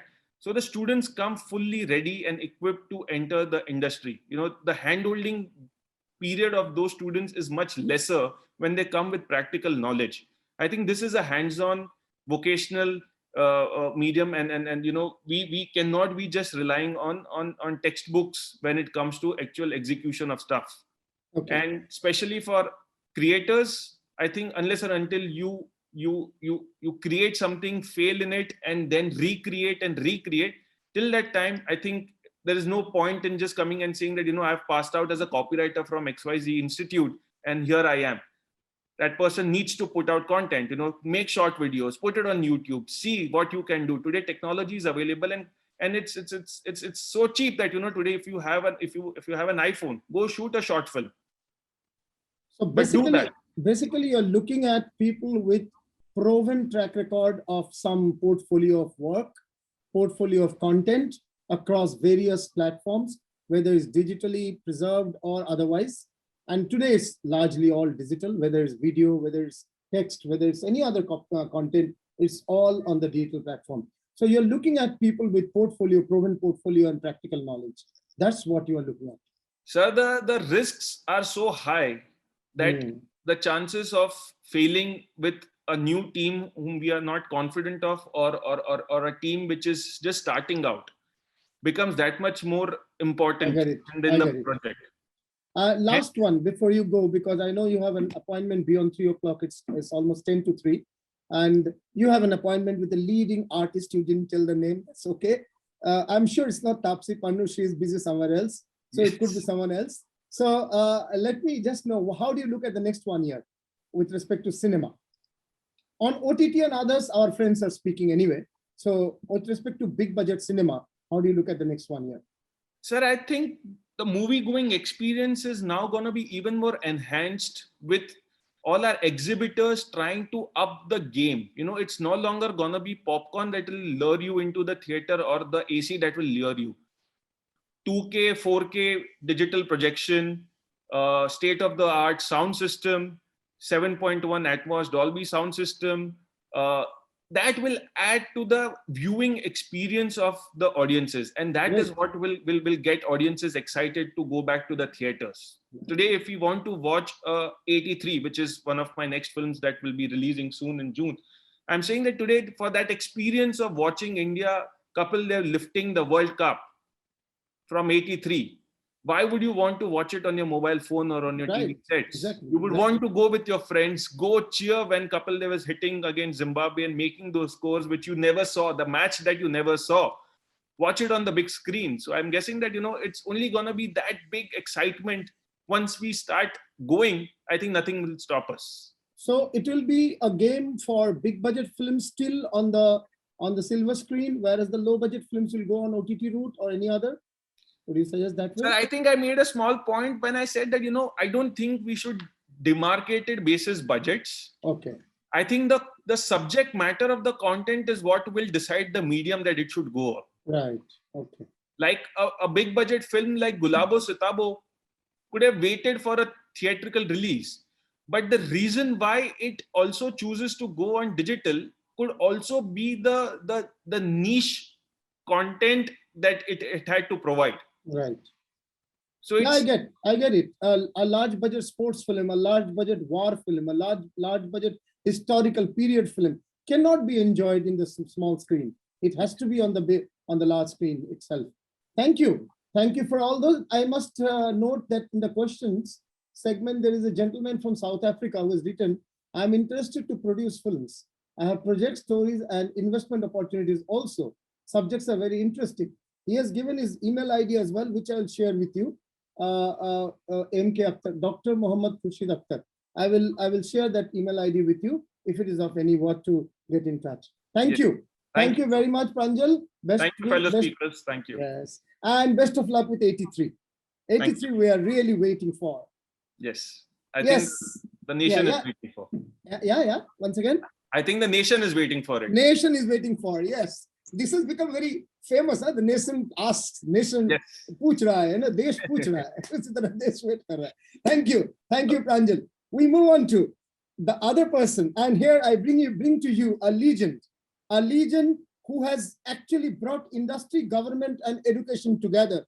Very rarely can someone do in his lifetime to bring industry of entertainment of a particular type, government regulations and policies and measures on that particular on that sector of entertainment, and education of that sector of entertainment together on one platform, and can be actually a mentor to several organizations, and apart from being a serial entrepreneur as well.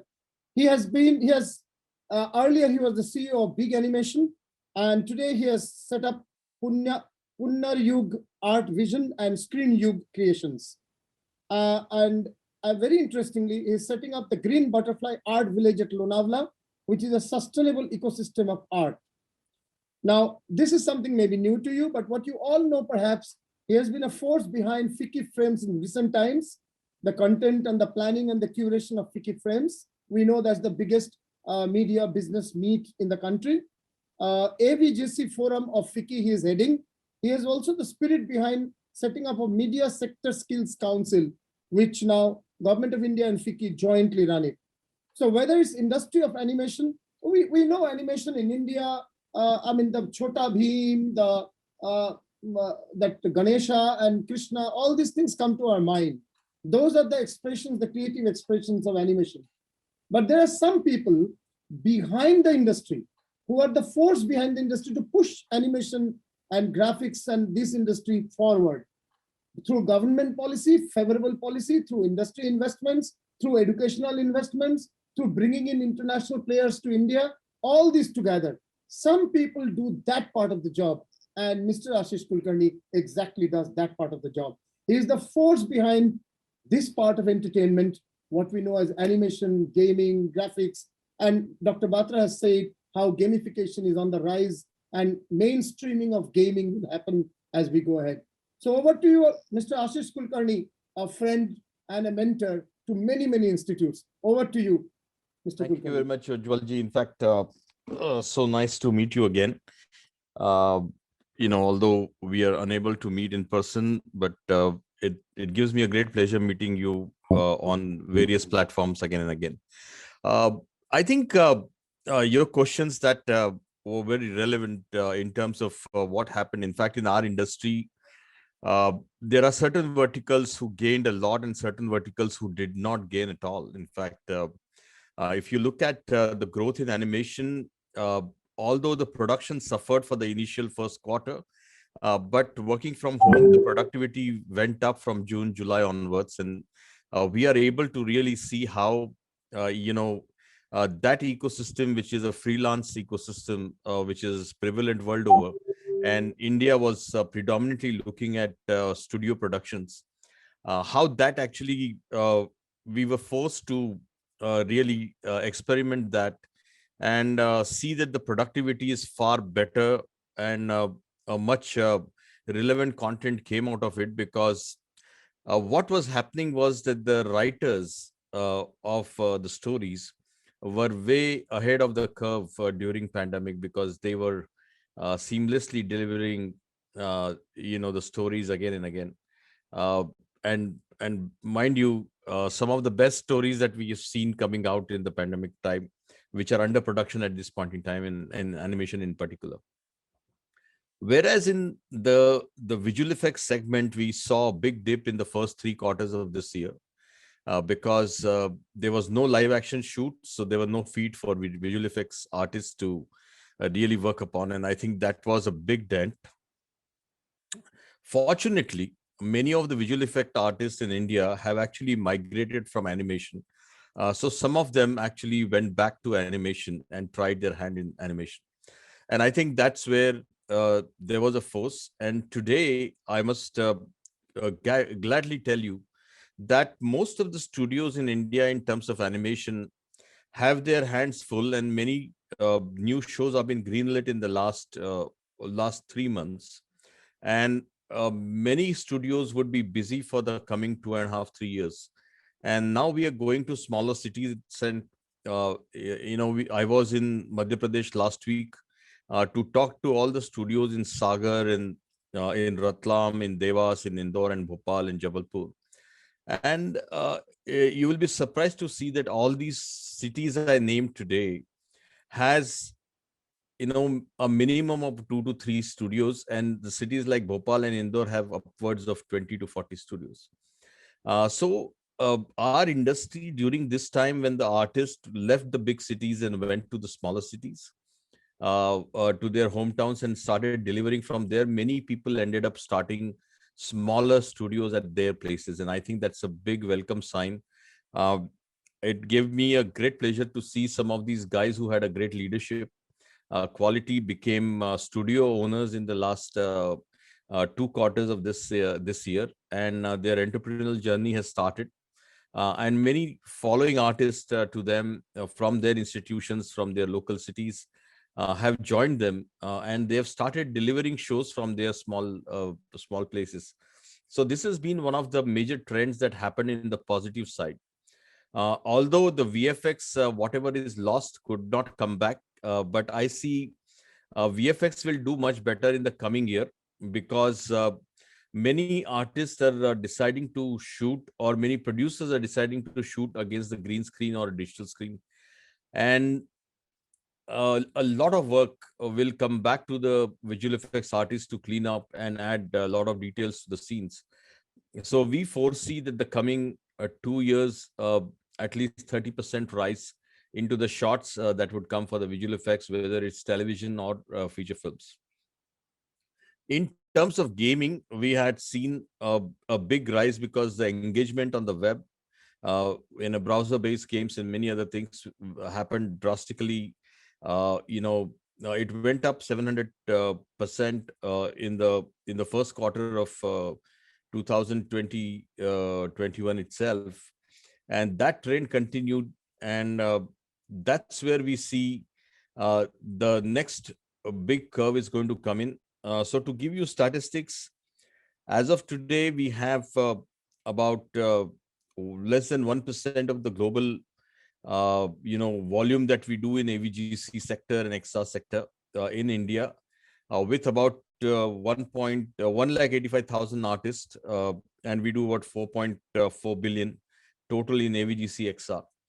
But what we are looking for India is that in 2030, you will see that we would be doing at least around 4 to 5% of the global work, which would be in terms of 60 to 80 billion dollars with today's price calculation. At the same time, our workforce requirement is going to be almost about 10 times higher. So we will be almost requiring around 20 lakh people, out of which we anticipate that the gaming vertical per se, including XR, would be more than 30% of the total universe of media and entertainment all put together. So that will be a single largest, vertical within the media and entertainment. And that entertainment vertical alone will have a direct employment of about 10 lakh people in the next 10 years in India itself. So the education side has to gear up to that, and we hardly have education in that segment. At the same time, the skilling level has to go several notches up because the delivery parameters are very different. And what OTT has done is that it has actually broken some of the trends that were continuing with a particular quality of animation on the broadcasting and a particular quality of animation which was going from India to the theatrical. They have broken those barriers and have taken some of the Indian shows to more than 190 countries. And I'm glad to tell you that the Mighty Little Bheem, the Indian show, is doing #1 in all the kids categories across the globe on Netflix. And that's a big plus for India to see that the character animation starts doing well. And in the next 1 year, I foresee that there would be very many independent animation character based OTTs that would come up, which will actually give a boost to a very strong character lineup and different variants of those characters coming up along with merchandise, which will be again monetized through the web applications. So I see a clear benefit for the industry for animation, gaming, visual effects, and comics in the coming years, Ujjwalji. You are muted. Thank you. Thank you. That's really a positive news. You're saying in 10 years, 5% of global entertainment in the animation gaming sector, which is equal to $80 billion and requiring more than 10 or 12 lakhs of... No, 20 lakh people. 20 lakhs of professionals. And $80 billion, mind you, for those in the audience, according to FICCI Frames, currently it's $23 billion overall media entertainment industry. If it has a future to grow more than $80 billion, and that's only the gaming and the animation part of it. So we are actually looking at a fabulous growth of entertainment sector globally. I'm also very happy to note that Mighty Little Bheem is doing best globally, not just in India, on Netflix in that category. In 190 countries. In 190 countries in the kids category of animated films. That's really very good news. Yes, animation is still a very small component of the media education in the country. I'm aware of it, myself being associated over the last 25 years with 6 leading institutions. I can say that yes, it is only recently that people are waking up to it. Thank you for all the positive facts, figures, and analysis. We'll get back to you on future, comment on future with respect to the industry, but let's meet the other panelists who are still pending. So I have now the pleasure to introduce to you, we have discussed cinema, we have discussed animation, let's discuss short films. Short films, because films in the short duration, this short version, they are becoming, as has been told in the inaugural session by Dr. Batra, that Merrymakers Internet Trends has said in 2019 that short form video will be the dominant form of video with time to come. And yes, in the pandemic year of 2020, it has been proven very, very correct. So we are now meeting the founder of the short film movement in this country, named Shamiana, who also has been into the play in the theater, has produced, scripted, acted, and directed plays with stalwarts like Tom Alter, Luke Kenny, Juhi Babbar, Rajiv Raja, and Anurag Kashyap. He has also produced 3 Bollywood films like Bolti Band, Sweetie Weds NRI, and Kash, and has been producer of TV series and musical productions like Strangers in the Night, The Name is Bond. Yes, Mr. Bond. Cyrus Dastoor, founder. Thank you, sir. Thank you. Thank you. I hope you all can hear me clearly. Very much, very much. Thank you, sir. Thank you for such a glowing description. And sometimes I really wonder if I'm even worthy of those very kind words. But yeah, I'm not complaining. It's been a pleasure listening to all the former panelists, and if I can add, it's an honor to be here with such esteemed high achievers. Thank you for inviting me. And yes, we've heard about web entertainment, we've heard about cinema, and I think short format content or short films continue to be a very, very, very, very important component in the whole world of cinema. I would just like to add one thing, sir, and I'm not trying to disagree with whatever the former panelists said.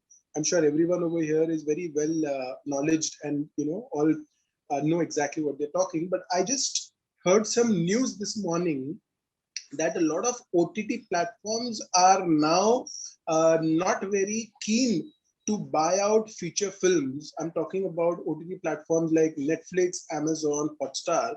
They're not very keen to buy feature films the way they have done over the last 1 year, ever since we had the lockdown. This is something which is what was expected, because a lot of these films, I mean, if you look at the films like Lakshmi, and if you look at films, a bunch of other films also that have come on the OTT platform, were acquired for a very high price. And to be very honest, even at that time, it never really made too much business sense.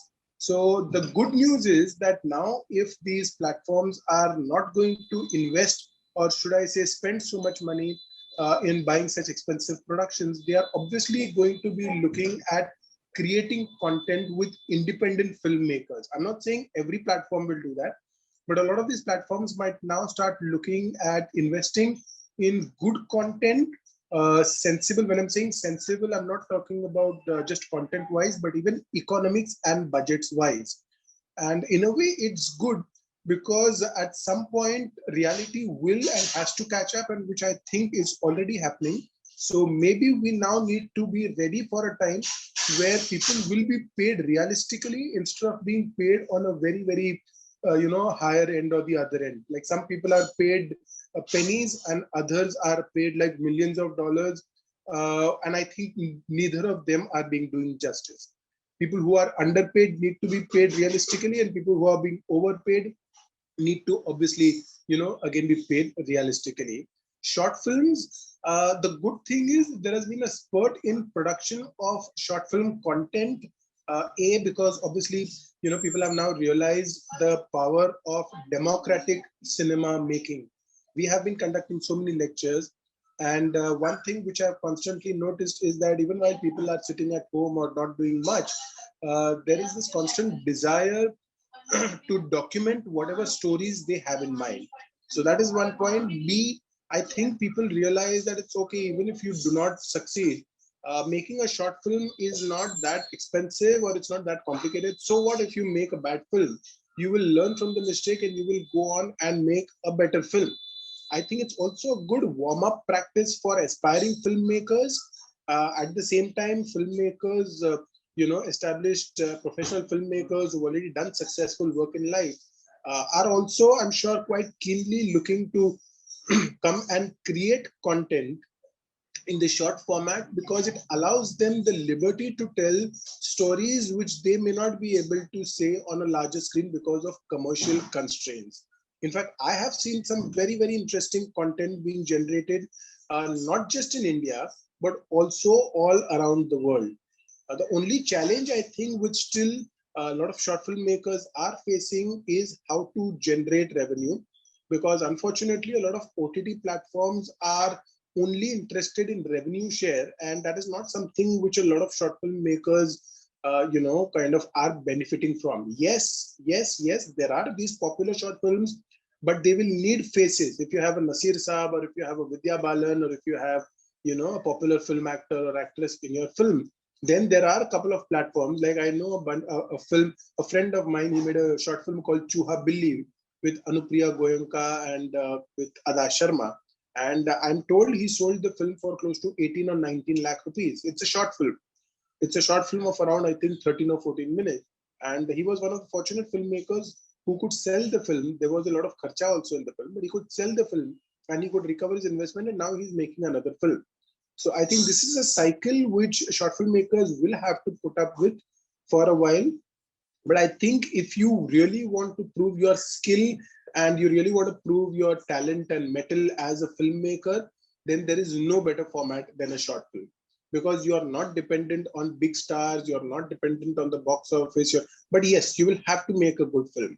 You can't just make anything and then expect that the world should be, giving you work, because nobody's obliged to give anybody anything. People will have to fight for their place in the sun. And I think one of the benefits of the challenge or the crisis that we have faced is a lot of filmmakers have learned to do the best with whatever has been available to them. The good thing is, sir, you have also seen the journey, you have seen the Shamiana journey, and you have seen a lot of the films that we have also been a part of. And I think it's going to be a constant learning process. And short films are being made in all formats, be it in animation, be it through mobile phones, be it using professional cameras. Different kinds of stuff is happening. So it is a very exciting space. And I'm happy that with a lot of these new OTT platforms coming up, we at Shamiana also are, kind of curating for other people. So, so I think short films are getting, like a good opportunity, no doubt on that. I really appreciate, and there are many contests that are also being done on short films to find new talent, new talent from among the learners and the young people. As they are, you yourself have been advocating the cause of short films on campuses after campuses. Look forward to your physical presence on our campus as well. Correct. Correct. We'll get back to you with a closing question a little later. Let me introduce the next speaker in the meantime. We have with us Mr. Lloyd Xavier, Associate Vice President of Marketing of ARHA Media and Broadcasting. And they run the OTT called AHA OTT. I hope you know AHA OTT very well. He has been for the last 10 years in the industry with a 360-degree experience in marketing, various aspects of marketing. He has also worked in Network 18, Yup TV, also in their OTT platform, and Deloitte, the consulting firm. So Mr. Xavier, it would be my pleasure to listen to you first time. Some of the earlier speakers have been personal friends, so I've heard them, but it will be my pleasure to listen to you first time. Over to Mr. Lloyd Xavier.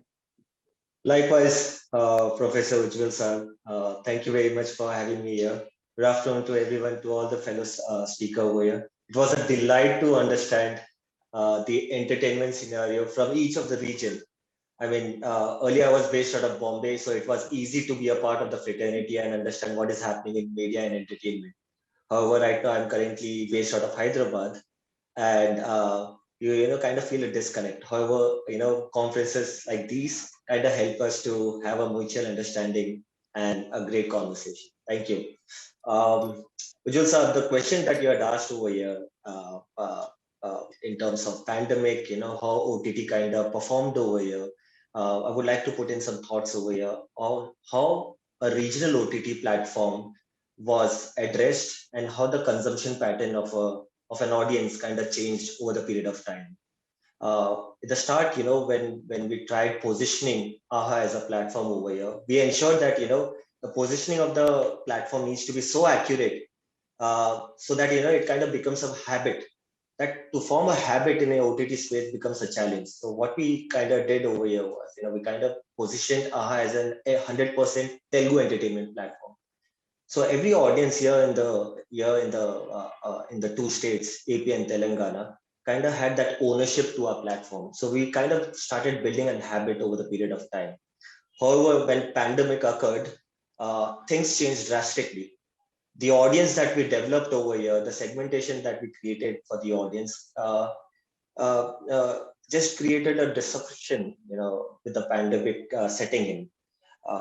We had several set of audiences in tier 1 and tier 2. that we kind of thought that, these would be the target audiences. However, when we realized, when the pandemic had set in, we thought that, we actually saw the fence sitters who never even must have bought a package, a Netflix package or a Prime package, started adapting to the OTT world. So that's a sudden change that we started observing. Now, we have just completed a year at AHA, and we have kind of become the most preferred app in the state. So one of the reporting, the research work, what we tend to do over here is the awareness and the preference campaign done by Ormax, one of the research firm in Bombay. We've been doing a lot of research activities in which we kind of understood that when it comes to awareness, every household at this point of time, with a population of 100 million, every household is aware of the term AHA. That's a great stepping stone that we have. But at the same time, there's a huge challenge that we've been observing. AP and Telangana is highly skewed towards movie entertainment. They love big screen. So it kind of became a challenge for us to enter and become a habit to these users. So during this process, we also understood that AHA has actually inclined to become a living room experience, from a mobile phone view to a living room experience where family started watching content together, children started watching content together. The genre that we had, one of the speakers actually mentioned about Chhota Bheem. AHA holds some content of Chhota Bheem in Telugu as well. And we have observed that even in the age group of 8 to 12, people started watching the content on an OTT platform. So we have seen a drastic evolution from a big screen to a internet-enabled devices like a mobile phone, tablet, desktop, so on and so forth. So the evolution of entertainment has become quite overwhelming for us, and the acceptance of the audience for an OTT entertainment has given us a satisfactory result over the period of time. Yep, Ujjwal sir. Yeah. How do you look at now? You have told the last 1 year story and how you have evolved it, and you have already touched the heart of your audience even within 12 months. And this has been a pandemic year, obviously a very different year, and the business has been very different than what you might have planned in 2019. So That's after right. this 1 year, how are you looking at the next year, 2021? Taking lessons of this year, how do you look at the next 1 year? Well, that's an interesting story. I think every business, when they enter and when they start off with their entire transition period over here, they tend to have a strategy in place. However, in 2020, we kind of pivoted from various concepts. The type of content that we hold. We had originals, but during pandemic we couldn't produce any content, so we kind of pivoted from originals to dub movies in Telugu. We still stuck to our promise that we will still ensure to deliver 100% Telugu entertainment. So that's how we kind of pivoted from one model to another. For 2021, it's a very clear vision that we see currently. We'll probably want to become the local national. When I say the term local national, do we need to be a part of all the other vernac language? The answer might be yes or no. But at the same time, since we positioned AHA as a #1 South Indian entertainment platform, we want to diversify a little. We want to understand that, how does Tamil market react? How does Malayalam market works upon? During our research work, we also understood that there's certain number of traffic which is actually coming from Kerala and Tamil Nadu, where people from Chennai are enjoying the platform and they are viewing a lot of content over here. So that kind of gives us a perspective to understand in the business model for 2021 that, there is a scope to diversify as a platform. When it comes to marketing, whatever we've been doing so far through traditional and digital medium, we'll have to take it a notch higher. But when it comes to partnership, there's a whole arena in front of us. We see a playground in front of us, right from telecom partners to device vendors. So all these avenues are open for us. So great time to explore partnerships at this point of time. Strategic partners in international market as well, wherein we see close to 500,000 Telugu audience settled in US.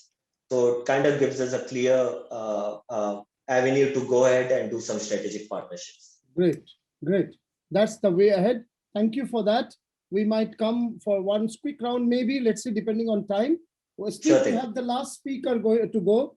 You know, Thank many a time someone asks me, I have done masters in literature, in English or Bengali or Hindi, whatever, masters in literature. What do I do next? I'm totally lost.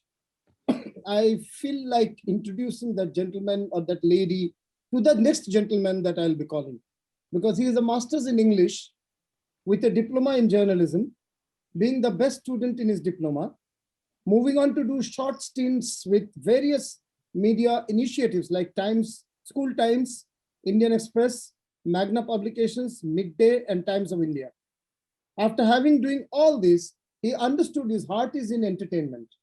And then he went on to join IndianTelevision.com, one of the earliest digital platforms on the entertainment sector, till becoming its managing editor, and thereafter taking a plunge with two other partners and starting his own entrepreneurial venture.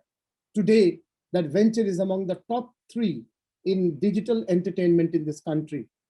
I'm talking of Mr. Siddharth Laik, co-founder IWMBuzz.com, originally known as Indian Wikimedia, today known just as IWMBuzz.com. One of the 3 top digital entertainment on the digital space news platforms, news views platform, even considering Times and all other organizations together, one of the top 3. Some of the top entertainment stories has been broken on IWM Buzz over the last 1 year. Over to you, Siddharth, the rock star of entertainment journalism. Siddharth Laik. Thank you, sir, for the wonderful introduction. I feel humbled. Sir, am I audible, sir? Yes, you are audible. Yeah, so, I think my introduction is already given by you, and I can see a creative, which is more than narcissist in terms of what I've done in my little career. But when I was talking to your coordinators yesterday, I believe the majority of listeners here, audience here, are students. I was a student myself, maybe a few years ago. So I've heard wonderfully, it's a wonderfully collated panel, all influential people in their own respective domain. So we are a startup, sir. We are still self-funded. We are going to complete 4 years in our space on 21st of March, 2021. We are essentially into internet publishing, gradually making footprints into branded content. We are creating a lot of short form video content for larger players. So we are collaborating, we are competing, but overall we are born internet and we're going to grow internet. Not to mention the new age economy IPs that we own. One is the Digital Awards, which is in the 3rd year. I believe our law is already submitting entries for that. We've got a phenomenal response, over 500 entries. Netflix has sent over 500, 100 entries. So it's a good space to be in. Am I audible, sir? My internet is a little unstable. It's okay. You are audible. Am I audible, sir? You are audible. You are audible. Please continue. You are audible. Yeah. So I believe I need to, rather than talking, so rather than talking holistically, how the space will evolve, what will happen is something. Internet is a space which is very dynamic. So we can't really predict what's going to happen 2 years down the line, 3 years down the line, or maybe a pandemic will come and everything will change. Having said that, internet is a medium which empowers everyone. So I began my career with Times of India. I began my career with Magna, with a magazine. I found it to be a very slow medium to cater to my interest of working pattern. Internet is a medium where tomorrow, even if you don't get a job in Times of India, even if someone like a larger Netflix is not giving you an opportunity for a commission project, like someone mentioned, they're not buying movies, it's fair enough. It's a medium where you are active, if you're not lazy, if you're aggressive, with bare minimum means. You can do your blog, you can start your YouTube channel, you can do your short films, you can do your stuff, and there is an automatic revenue model. If you're good if you're at it, you will see certain results which will empower you as a professional. Examples like Bhuvan Bam, examples like Prajakta Kohli, I'm sure so many students out there, or Carrie Minati, they're all YouTubers. They did not depend on a Netflix or a larger organization to make their careers. So this is exactly what will happen with the students who are listening to me. I'm saying that I'm a middle class boy from a village in Bengal who did not find any sync with the traditional media means. I thought of using the internet medium to create a business which is touch wood doing good. We have gone from 4 to 45 people, all on the power of internet medium, which I feel no other medium kind of empowers. So, sir, it's a medium of aggression. You have to be very active. If you're looking at it in being in Instagram, you have to tweet, you have to create your pictures, and every model is different. The content for Insta is different from a content in TikTok, which is banned right now, or a content on Facebook or Twitter. So everything is different when it comes to the content consumption in platform. So you can't create one video and put it everywhere. So you have to understand the audience of each platform. Secondly, sir, I believe, someone was saying, or you asked that will movies die or will print die? I feel the writing is on the wall. The Times of India shutting Mumbai Mirror, with so many of my friends losing jobs, who had thought that they will be in that cushion chairs for years and years, are actually looking at understanding how they can make careers out of internet now. So, the writing is on the wall. So, sir, someone said, movies ka kya hoga? Movies banega. But, sir, the next internet generation, I am still from the generation who has seen Doordarshan.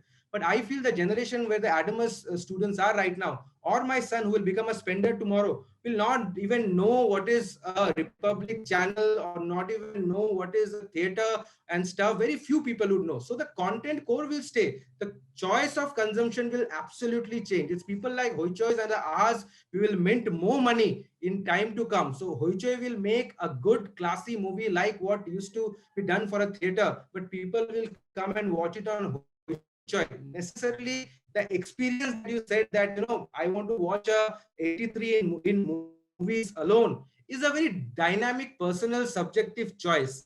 I might like to watch it on my 42 screen TV on a Hoichoi or a Aha. That's my experience. Someone might want to go in a theater. So the content remains the same.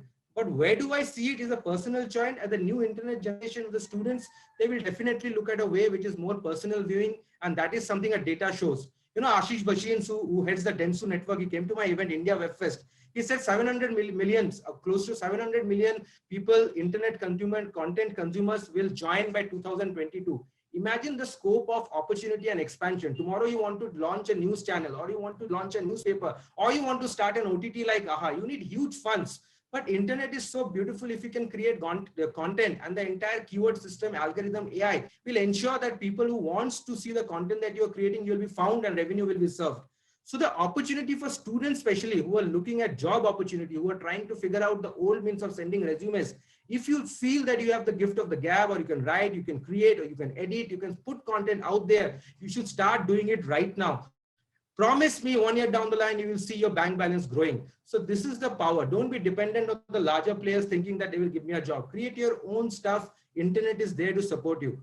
So I feel, sir, this is my 2 bits in terms of saying that, I feel, one more thing, that digital acquisition, someone mentioned that people are investing, they are not going to buy large scale movies. This is absolutely wrong. You have no idea how much money Netflix, Hotstar, Voot, Sony Live are putting in buying, creating content which are more than the spends by T-series of the world.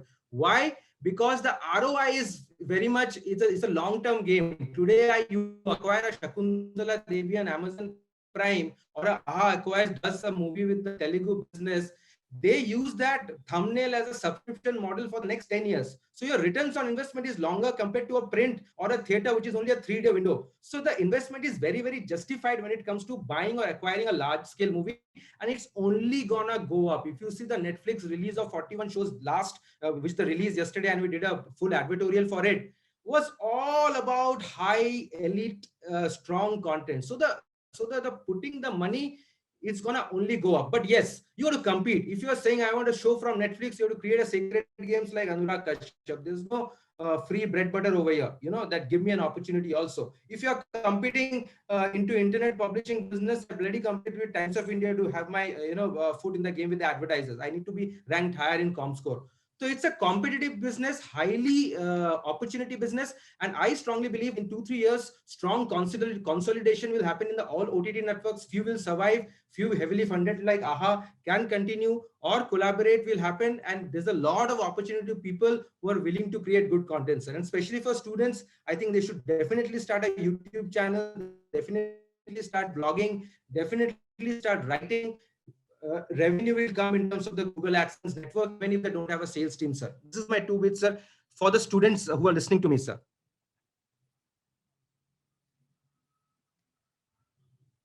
Very, very encouraging for the students. In fact, you are very right. If you create your own portfolio of your work, as has been told earlier also by one or two other speakers, that will stand one in strong way moving ahead. You know, I don't think Soumya of Hoichoi is still here at the moment. He must have left. There is a question that you can answer, perhaps, Siddharth. There's this guy, young boy called Souvik Ghosh, who would like to know, how does someone get to work with a OTT platform and submit script? Where does one start? You know all the OTTs and their owners yourself, reporting on them, writing on them. In fact, Hoichoi has sent some wonderful entries at the Digital Awards this year. So I want to thank Mr. Mukherjee for all the support. We are going to create the nominations. So thank you for that. Yeah. Thank you. Oh, you're here. My team is. Okay. Soumya is here. Sorry. I didn't see you in the. I didn't see you in the panel. Sorry. Thank you, Soumya, for being there for quite some time, more than an hour now. Would you please respond to Souvik Ghosh? He wants to contribute with certain 1 or 2 scripts and want to have some experience of working hands-on. How does he go about doing that? So what I can do is my team will share an email ID with the organizers after this, and you can pass it on to any student for that matter. Right. Thank you. And quickly, Soumya, now that you are here, what is the next 1 year for Hoichoi? 1, 2, 3. 2 to 3 bullet points. Next 1 year for you. It's all about telling bigger and better content. We are a storyteller at heart, and we strongly believe content creates value, and content also drives acquisitions, and that's the path we clearly want to follow. Great, thank you. Lloyd Xavier, would you like to answer this? What is the share of content localization from multinational corporations in India? That means MNC OTTs. How much of the content is local? Content localization from MNCs. Any idea? Well, I don't have an opinion on this. It all depends upon the type of strategic what they have, the alliances that they have. So I don't have a strong opinion. No, any idea on what is the level or the share of the content, let's say of Netflix or Hotstar, anyone, Amazon? What is the share of the local content? The share of the local content, the share of the regional content would be, like I said, I don't want to give out the wrong figure at this point of time. So I'll pass on this question. Yeah, because it would be different from OTT to OTT. Yeah, exactly. Yes, it will be very different. Soumya, any idea how these multinational OTTs, how much sourcing they are doing locally?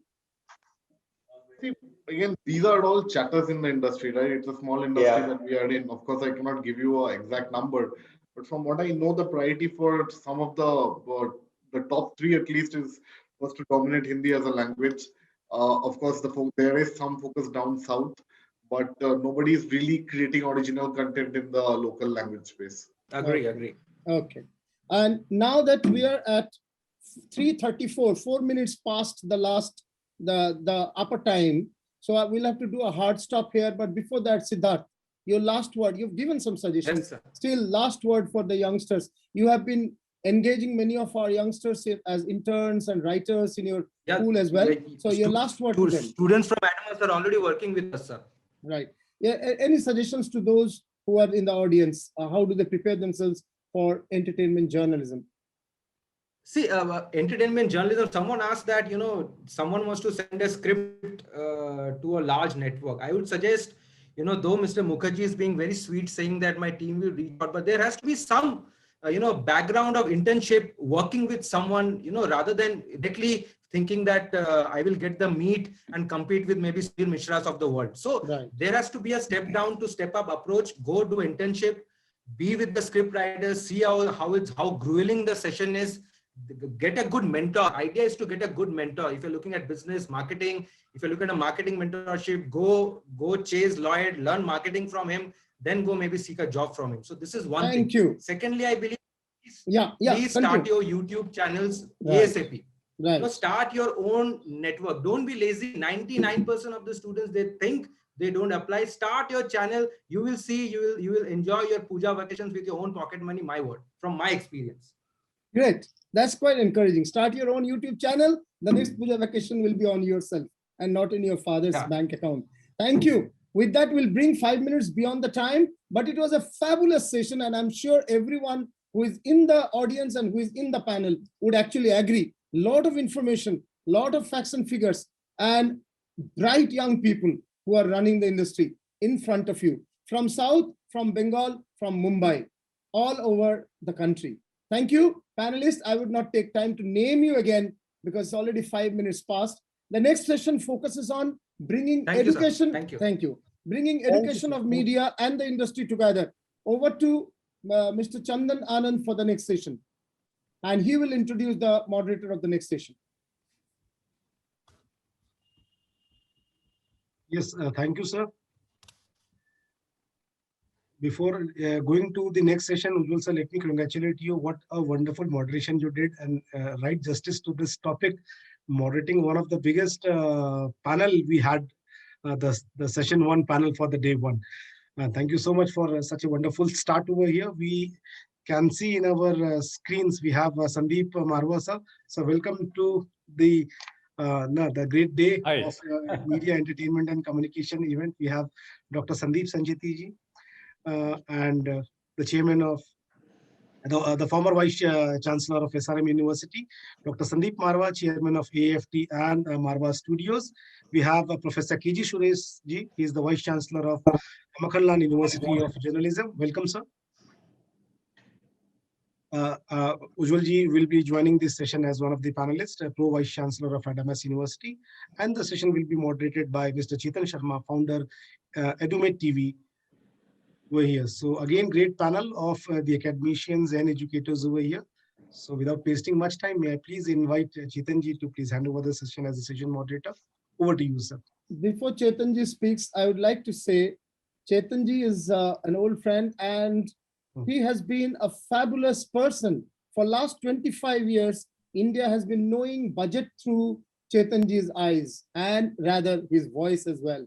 He has been the business editor of NDTV, worked in Al Jazeera, worked in Star News, worked in G Business, and covered the budget of Indian government for the last quarter century across all governments, various governments. And today, he has taken a new route to create education, media based on education to be a think tank, sort of, for one of its type, business to educators platform through edumed.tv. Just I wanted to tell this background of Chetan ji, who has been educated all over from Oxford and many other universities. All exact data I would not remember, but it has been a great knowing Chetan ji, and today he is the moderator of this session. And I would also like to update one another fact. Recently, Dr. Sancheti has joined as provost of Marwadi University in Rajkot, right? Rajasthan. In Rajasthan. And in Gujarat, right? In Gujarat. And he has been the SRM University Vice Chancellor, and earlier the Manipal University Vice Chancellor as well in Jaipur. It's so great to have you, and great to have the man who is the face of media education in the country today, Mr. KG Suresh, Professor KG Suresh, the Vice Chancellor of Makanlal Chaturvedi University. He is virtually the face, in a way, he was a journalist and now into education. And the person who has made the first university in media and entertainment in the country, Mr. Sandeep Marwa. What could be a better panel than such a panel that we have today? Over to Chetan Sharma ji for moderating the session. Thank you very much, Ujjwal.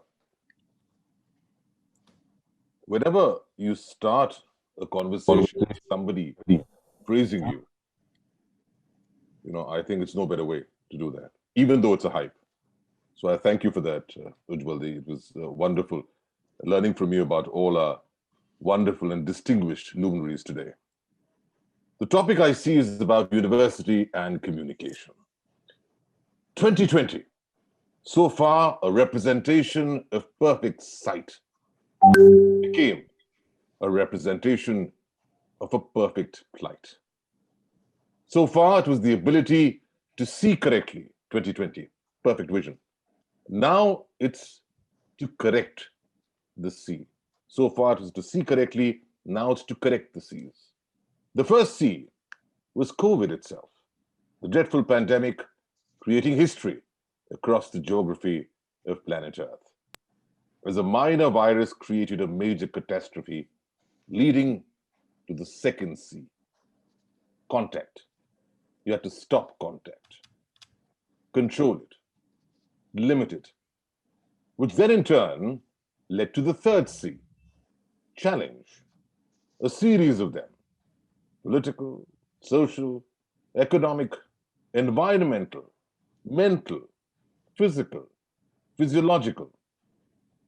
But amidst all these C's, the one C that remained critical and constant was that of communication. In fact, its criticality remained intact and in fact. Over the years, the nature of communication has been altered, but never its need. Its means have changed, but never its meaning. Its import has changed, but never its importance. From said to read, from silence to violence, from Telegram to Instagram, from WhatsApp to WhatsApp. What may have changed is the form and formation, but not so much the desire for information. Its abuse has been denounced, but its use can never be renounced. What has changed, though, is not just how we process it, but perhaps the process itself. Thanks to the 3 T's: time, technology, and teaching. What is the impact of the pandemic on media and communication, of education? Colleges and universities, will it focus on learning more on the digital content, on dissemination or presentation skills, or on just about how to build that connect? Will technology be the biggest revolution going around, or will it be just an enabler for more creative outlets?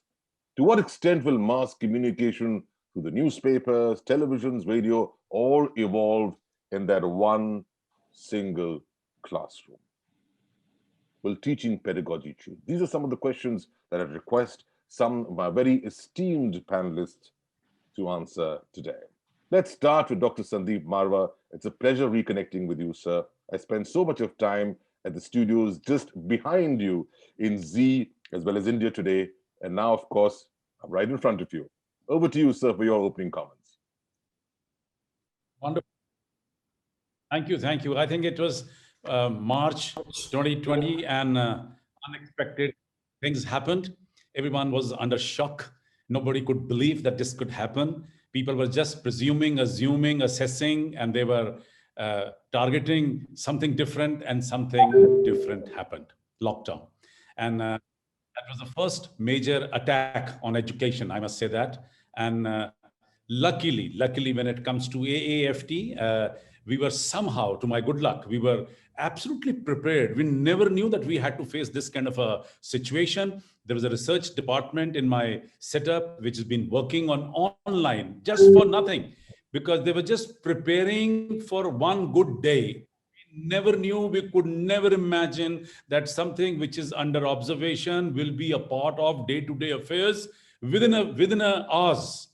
And same thing happened when lockdown happened. The first thing what we did is we somehow assessed and declared holiday even 2 days before the lockdown. I don't know, some sixth sense prevailed, and we asked all our students to immediately go back home. Something which is uncertain, something which is not even known to us is going to happen. It's definitely not a earthquake. And students, they all went back. We took attendance from home, that you have reached home, you are safe, and everything is under control. Thank God. And exactly after 2 days, the preparations which we were doing for one good day, probably maybe after 2, 3, 4 years, had to be taken out, and we started immediately our online system, asked every student to immediately check in and become a part of the member of this whole system. In 2 days, teachers were confused, management was confused, students were confused, people didn't know how to operate, let me admit that. And I think 2 days were good enough for media students and media faculty to understand how to operate things, how to go ahead, how to move on it, and we were saved. Thank God. Uh, Third day, we were on our job. We started taking classes. Things were as if nothing has happened to education. But yes, the biggest and the most important thing is that because education at AFT is mainly practicals, we have given ample emphasis on practical in every segment, whether it's been print, radio, television, cinema, new media, events, whatever it is. There's a lot of practical involved. We try to involve students into day-to-day affairs, into all whatever has been happening in industry. Our students are generally part of it. Everything started missing from the day one. But because we were new, things were new, students were excited. They really wanted to know about online system. Teachers were quite anxious and rather excited to get into the whole system.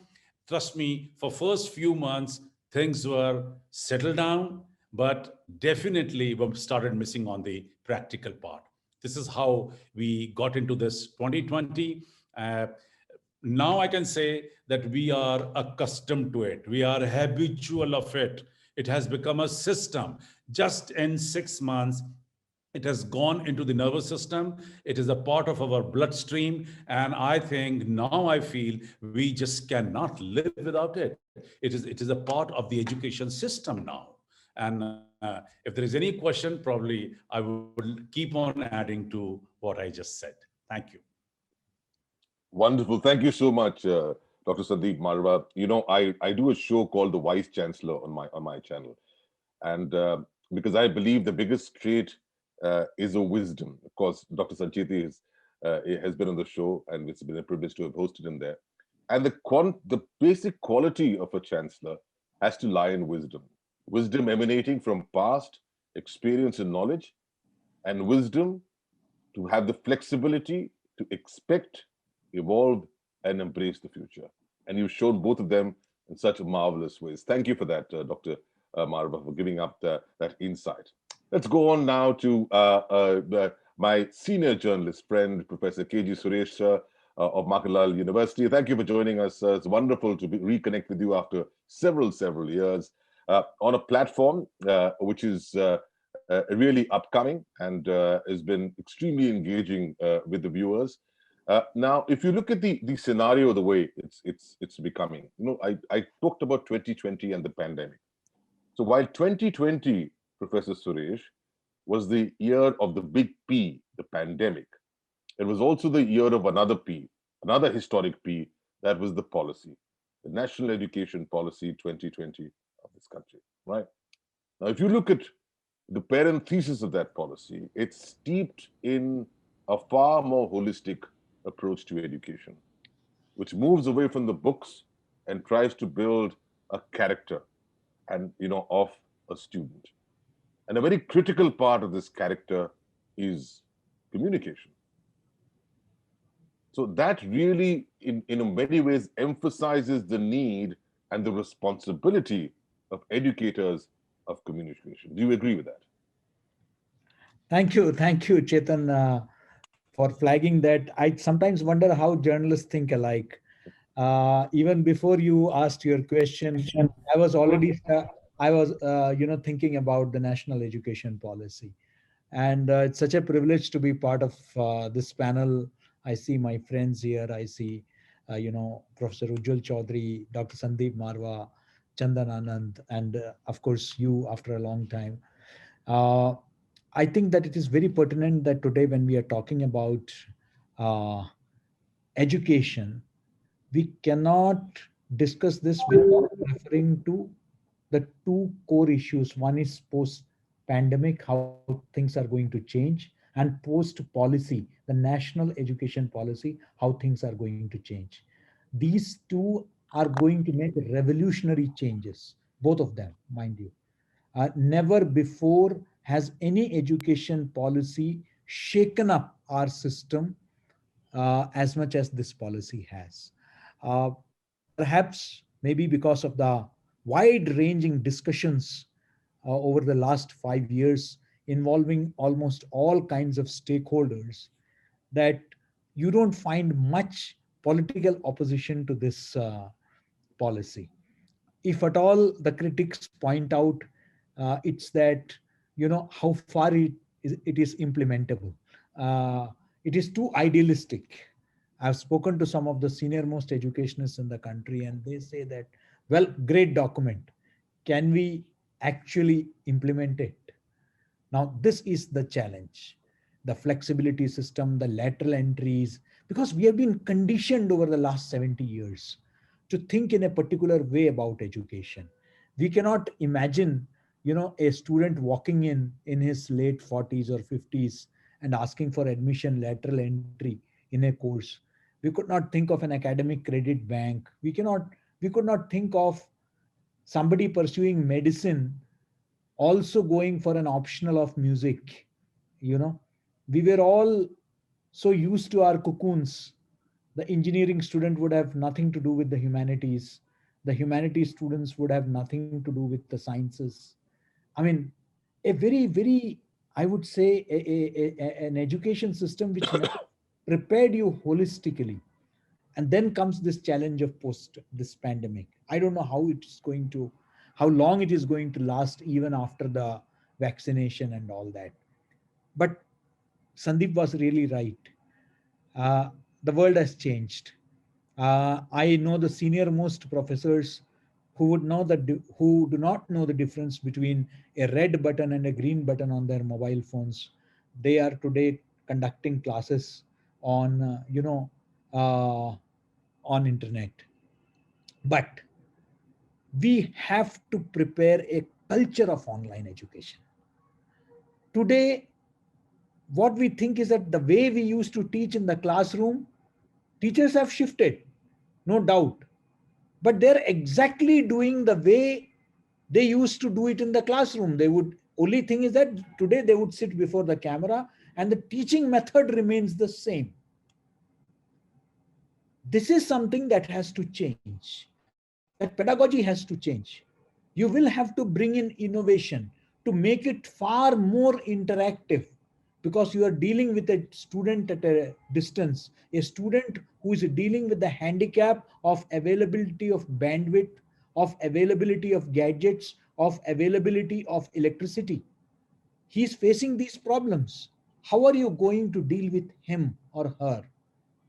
Shouldn't it call for a greater collaboration between universities, greater integration between universities? I have integrated my campuses. I'm India's biggest and oldest media university, the Makhanlal Chaturvedi.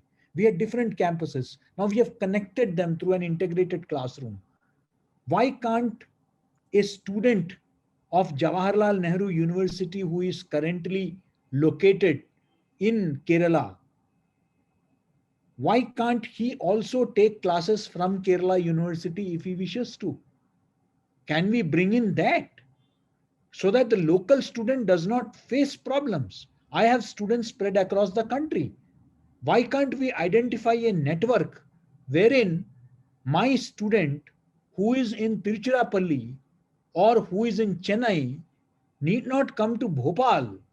He can take his practical classes from a laboratory in from a media lab, from a studio in somewhere in Chennai, in his neighborhood. So what is required is that we are all working in different directions currently in education.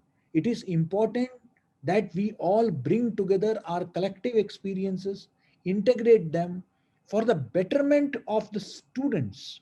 Because even in the national education policy, at the center of the education policy, you have the student. It is the student's interest, whether it is flexibility, lateral entry, that student has the option to choose his teacher, the option to choose his subject. Now this, can we also make it friendly? Yes, we have competition, but let us have a mutually enriching relationship.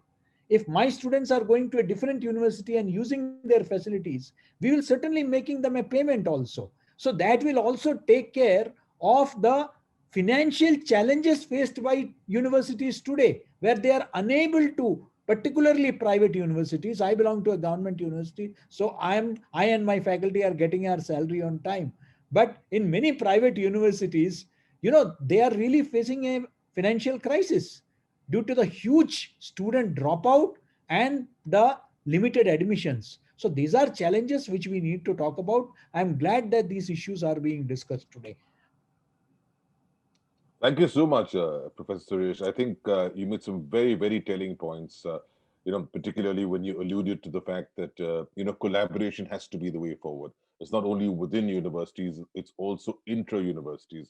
That's very important. As long as we can collaborate on several accounts in other industries, why not in the communication industry of teaching? And I think it's a very valid point. Also, thank you for highlighting the very critical and the sinister digital divide, which threatens our country. I mean, this country has been divided on several accounts and more across the last 70 years of independence. This perhaps could be the most dangerous divide if it continues to be as bipolar as it's really shaping up in several ways. So again, collaboration is a great answer. And of course, I couldn't resist my smile at the dig that you took at teachers and their, sense of technology handicap. But it's true. And that's what actually leads me to my next question, to my dear friend, very revered friend, Dr. Sandeep Sanjeti. Good to connect with you again, sir. And that is my question, particularly to you, who's one of the classic educationists out here. We've got two great, very media-centric minds in Dr. Sandeep Marwa and Professor K.G. Suresh. But let me talk to the hardcore educationist, right?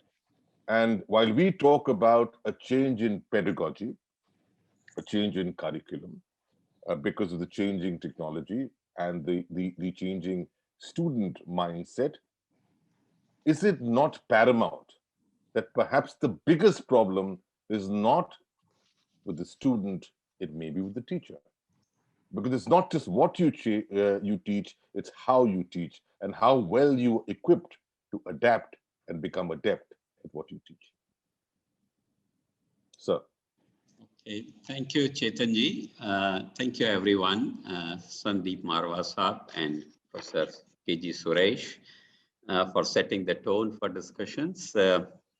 I'll first say that the theme which we have chosen is very apt, that is the universities and communication. And while introducing the communication, Chetanji, you talked about various C's. And for me, the first C is nothing but Chetan Sharma himself. He's the one who is kind of driving, connecting, and collaborating. There are many, many C's which are there, which one needs to know in this world. And also, not only that, the changes which have happened in the recent times can also be described by C. And some of those are possibly that our curiosity level about anything or everything happening across the world has gone up. We have become much more connected. What we do here in India, we'll probably share it with others also very easily. And so is the case with the concerns which we have. So there are various things, and communication is the common thread for all that to happen. You cannot be knowing about what Chetanji is doing unless the communication is there. We cannot be remaining connected unless the communication. And I belong to a different world of communication. Sureshji, obviously the real communication. I am the hardcore communication guy, electronics and communication, the man behind the scene or the technology behind the scenes. So thank you for throwing this question on technology. I'm an ardent fan of technology. I believe technology can change and would change and has been changing.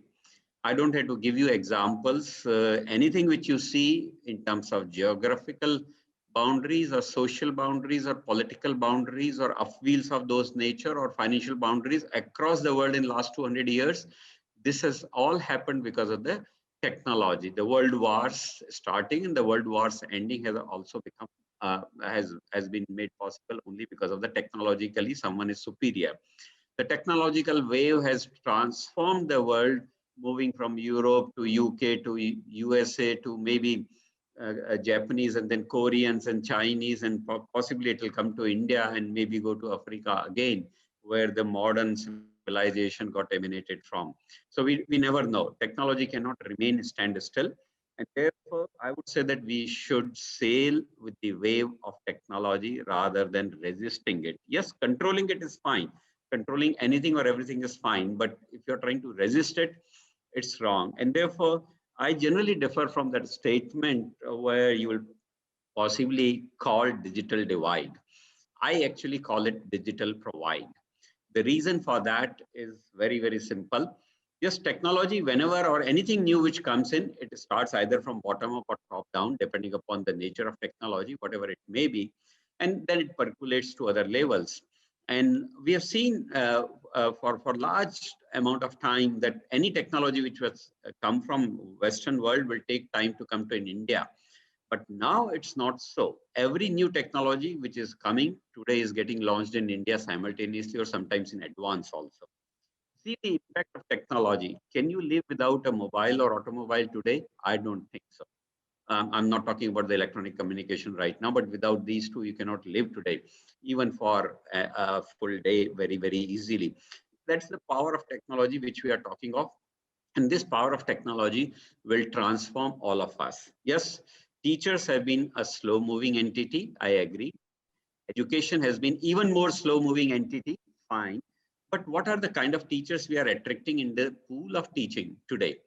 I have graduated something like done 15 convocations in my life. And in most cases, when I meet a bunch of large number of students who are graduating, I ask them, how many of you would like to become teacher? I think the first response I get is they'll either smile at me or laugh collectively very loudly that, hey, we didn't come here for this degree to become a teacher. That is the kind of response they gave. So let's not worry about that teachers are competent or incompetent. Let's make one thing sure, that once who comes to teaching, we empower them to become a good teacher. And empowerment doesn't necessarily come from limited scope of things which you do individually, but through the support systems called technology. Today, technology can make you become best teacher even if you are not so good in the subject when you were a student yourself, because you can learn it from the Stanford, Harvard teacher. You can interact with them. You can be on blogs, questioning, doing whatever. And therefore, I would say that this change because of the COVID or Corona is a boon to education. There are, of course, three elements which have come together to make this shift or change. First, of course, is what we call the Corona itself is the change which happened. Because of the Corona, the technology started making inroads, which we were resisting to the hilt. I may also have been responsible, though I was not so against it, but many of us simply said we cannot do it and we should not do it. That's the second thing. And the third system or third point in the entire thing is the NEP, which has openly talked about the NETF, the Technology Forum, also talked about the blended. So you probably know that there was a curse in our system to be a degree holder from distance education mode or whatever we call online mode. But now virtual mode is the most acceptable. Forget about all of them. They are called hybrid mode. They are called blended mode. They are called flexible mode. Any mode is acceptable. Ultimately, blending based on the choice of the student would happen. And therefore, the technology will be at the fore. Without technology, the blending cannot happen. What I basically see is this change, which has been there in last 1 year, 2020, from March to this particular March, is a phenomenal thing. I would say that the rate of change of adoption of technology has become fast. The cost of technology is becoming cheaper. Mobiles are at a throwaway price. The technology is once again bringing the cost of energy at 2 rupees a unit, 3 rupees a unit through solar. Once that happens, or it's already established, the electrical vehicles will bring the cost of mobility very, very low. Ultimately, wherever you see I can possibly ask the distinguished experts that when they became a faculty as a young person or as a teacher, probably they needed 10 years, 15 years of their salary to buy their first car. But today they will buy it in the first salary or maybe third or fourth salary. Even a young person possibly can do it.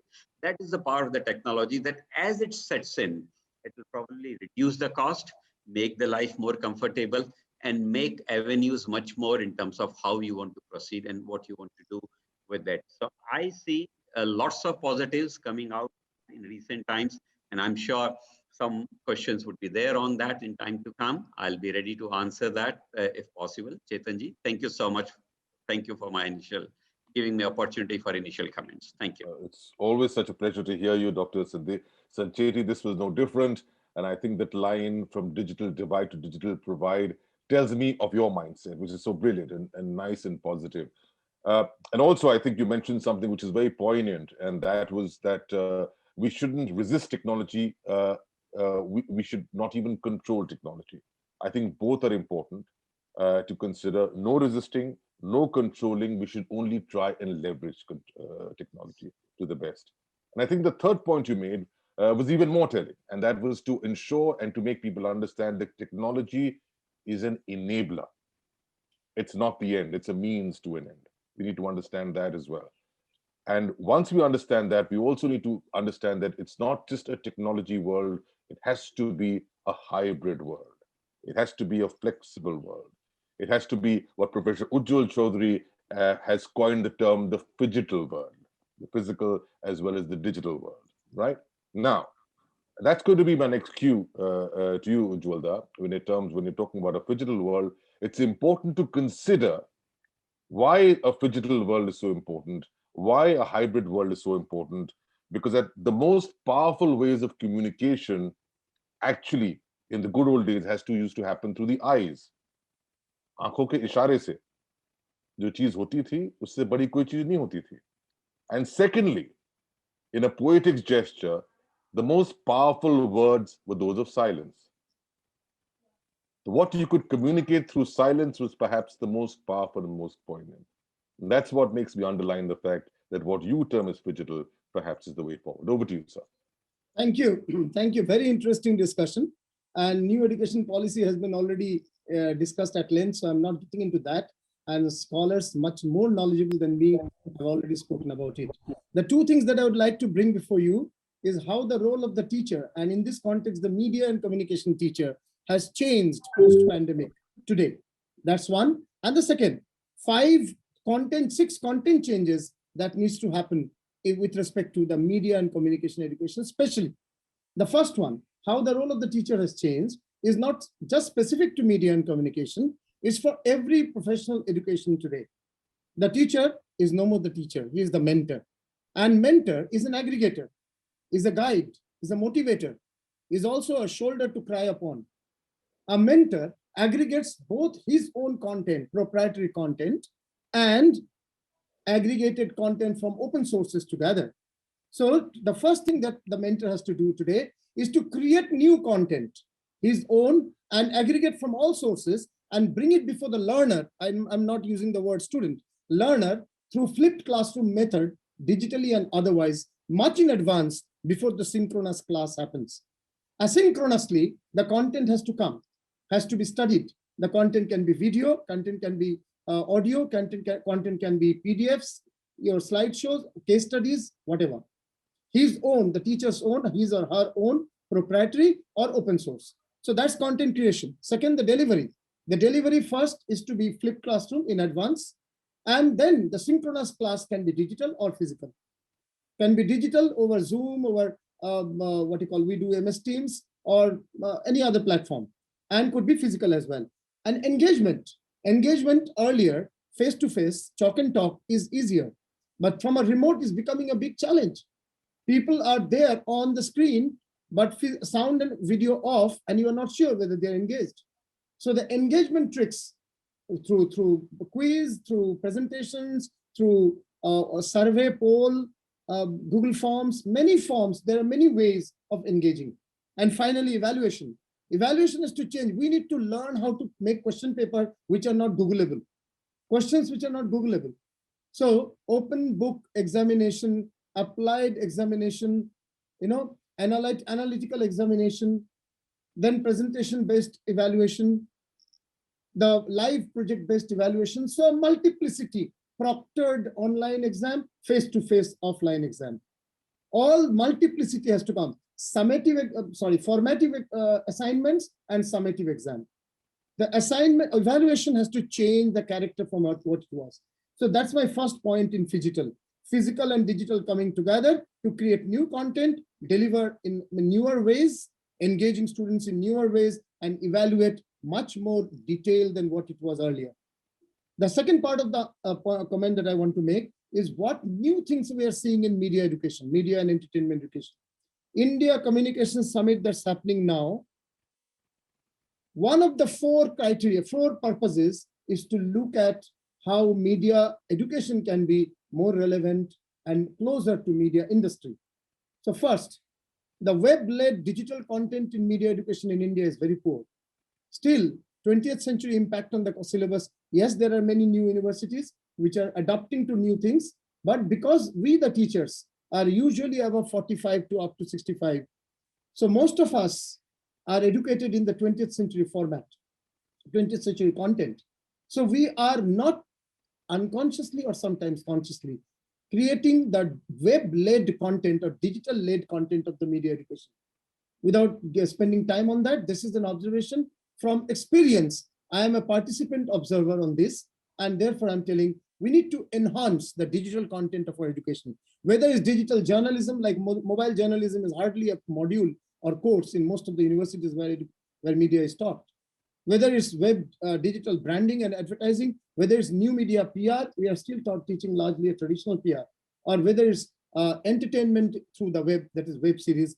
The last panel discussed that. Second, revenue, focus on media revenue. No university, maybe one or two, who is actually focusing on how to earn money, how to monetize content. People are teaching how to make content. Some people are teaching how to take the content technologically and disseminate it, but nobody is teaching how to monetize it. So management and revenue side. Third, personal media, creation of personal media and your portfolio. Portfolio, people say, make a film, do a project, do an event, but you need to today, every learner needs to create a personal media, whether it's a vlog spot, whether it's a blog spot, whether it's a YouTube channel, whether it's whatever. The fourth, all media to niche media. People make a decision, I am studying journalism, and that to this type of journalism. I am studying films only. I am studying advertising only. But the media, just like a doctor studies entire anatomy and physiology, anatomy is the external body and physiology is internal body, then specializes in heart or orthopedics or gynecology or whatever. Why not in communication, study communication first and specialize in one? So from all media to niche media. Fifth, gaming, AR, VR, emerging technology. Completely ignored excepting 10 or 12 universities in the country. The content of gaming, and people consider, oh, ye to engineering wala mamla hai. It's a part of engineering, IT and all that. Today, as our keynote speaker, Dr. Anurag Batra said, gamification will be mainstreamed in media and media consumption. So gaming, augmented reality, virtual reality, and mixed reality, XR or MR, these will be critical part of media education going ahead. And sixth and the last, media literacy. This should come first, actually, media literacy. There is a plethora of fake content, false content. If it is news, it cannot be fake. If it is fake, it cannot be news. So I'm not using fake news. False content. How to understand good and bad content, right and wrong content, false and truthful content. There are techniques, there are mechanisms. So this should be a mass movement, actually, media literacy. But at least begin with the media students. Media literacy as a formal module, bits and parts is there in many courses. Formal module is in very few universities. So these are my 6 points in media education of tomorrow. Over to you, Chandan. Thank you. Sorry, over to you, Chetan. Thank you. Thank you so much, Ujjwalda. I think you had a host of M's, if I have to encapsulate that, starting with from you become the mentor, not the teacher. And the second one, of course, was the multiplicity of how media has to be disseminated in its teaching curriculum and pedagogy. Thus far, we've discussed about why it should happen. You spelled out how it should happen. Your third M was mirroring what media is actually doing. The moment you amalgamate the two and bring it much closer to reality, you're really there. And that's really what so it's not as theorized as it used to be. It has to be far more practical and in practice. The fourth M, perhaps the biggest one, is money. How do you make money out of media?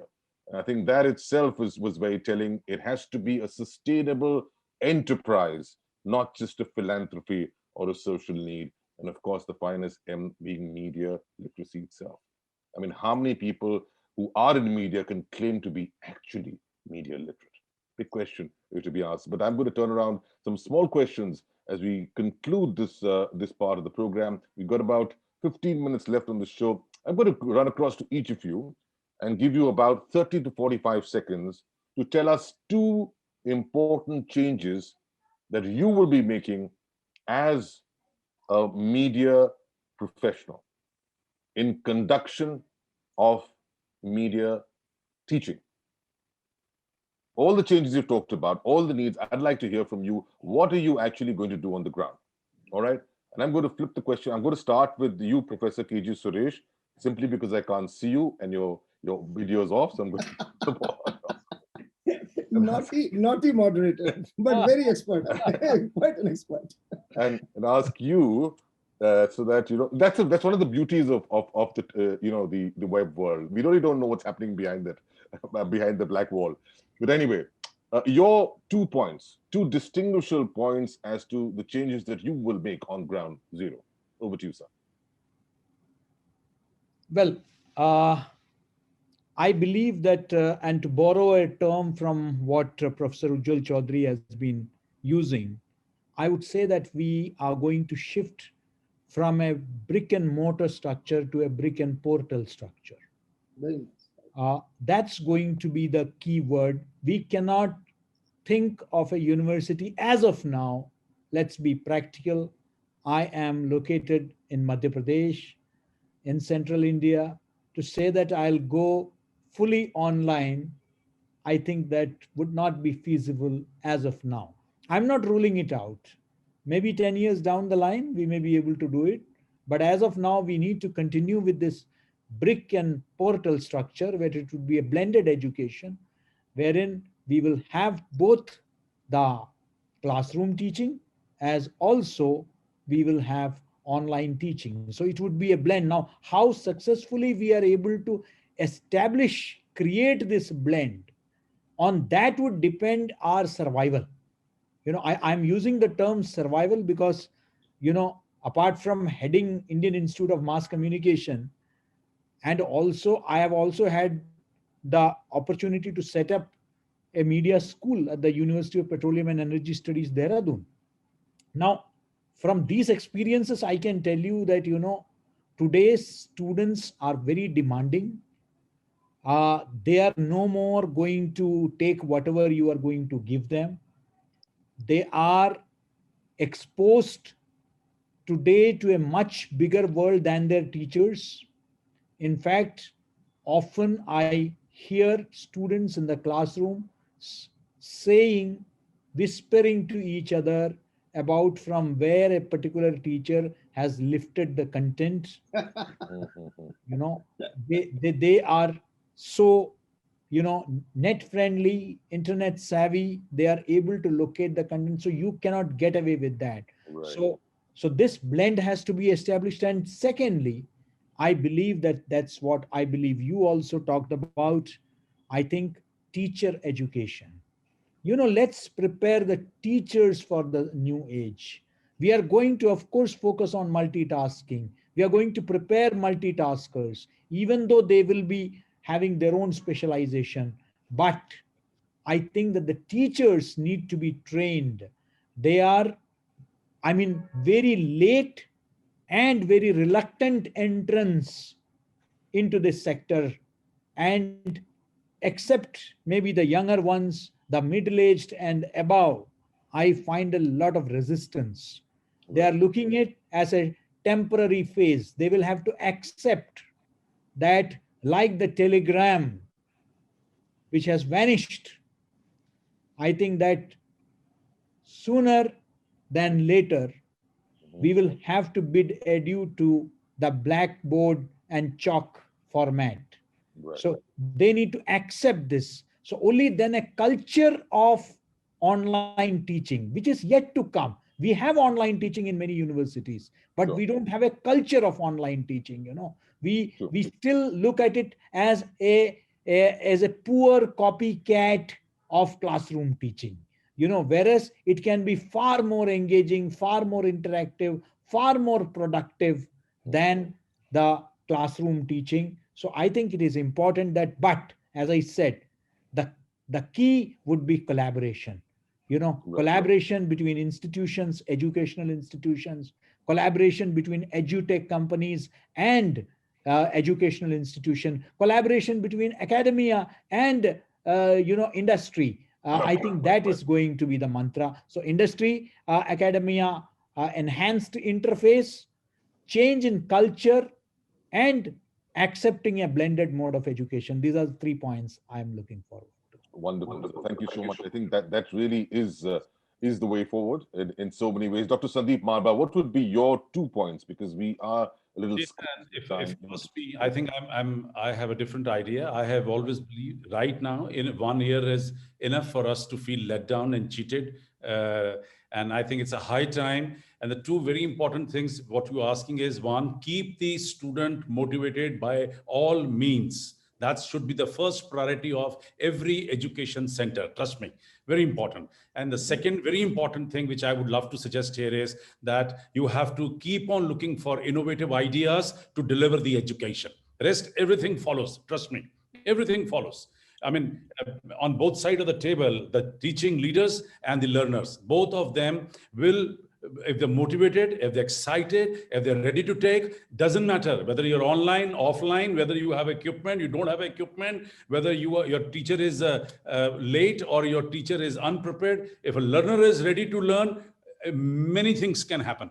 On the other side, when you are ready to deliver something extraordinary with the different and the new ideas, with new ways, he's ready to accept it. This is what is happening right now. Why so many things have emerged in a pandemic? Because new ideas, new apps, new games, everything has become a super hit in this sad state of affairs because people are looking for something different. That should be the spirit, and I'm sure rest of the things they follow. Wonderful. You just don't do different things, you also do them differently. I think 2 very important. याद आ गई मुझे चेतन साहब 2 line कि विभासित कर गगन भूतल तिमिर को ज्योति देता चल निराशा के अंधेरे को मिटा दे ले प्रभंजन बल कहीं पूनम अमावस्या कहीं उलझन कहीं फिसलन कहीं कांटे कहीं पहरा कटिल बंधन यहाँ प्रतिकूल है सब कुछ कहीं मरुस्थल कहीं बादल मगर तू मुस्कुराता चल दिशाएं हो उठे उज्जवल मगर तू मुस्कुराता चल दिशाएं हो उठे उज्जवल. You have to fight with the circumstances. Beautiful, beautiful. Very well said. Very well said, sir.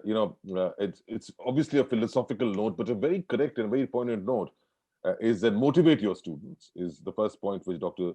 Marwa made, and secondly, embrace innovation in its truest form and keep allowing for that embrace to happen. It's a work in progress. Over to you, Dr. Sandeep Sancheti. What would your 2 points be in inducting the new age of communication? Thank you, Chetanji. Although I'm not fully qualified to comment on the education sector of media and communication, but I'd also like to pitch in by making 2 points. The point number 1 would be, as we have been discussing, everything will become multimodal in education. And the mode can be in terms of that I might be sitting in a class which is of Japanese, but I may still be knowing only Hindi or English, and I'll able to study that. Mode of language can change. So that's just one example which I have said. So the things like artificial intelligence, whether the situation is real or simulation based, doesn't matter. It will be there. And these all things will be driven by the technology. It will give you a seamless connectivity environment where you want to be. You want to say that you want to be in Hollywood or you want to be in somewhere to study something, you can create those environments and you can study it. So everything will become multimodal, and that's the blending which we are already talking about. AI is just the tip of the iceberg, but then when it comes to big data, machine learning, and various other things, there'll be a lot of predictability and a lot of forecasting, a lot of other things will come into journalism, which currently may be little vague or baseless, but that will happen. The second thing is education. Everyone thought that should be a pure education. An electronic engineer should only study those 10, 20 subjects which Sandeep Sancheti decides, or maybe Professor Suresh or Marwa Saab decide about the film and the communication in some way. Now that is going to be a void thing. Every education is going to be, if I can use a crude word here, I'll say adulterated. And the level of adulteration will be decided by the person who's going to consume it and not the person who's going to serve it. And thereby, I mean that the multidisciplinarity would be very high in education.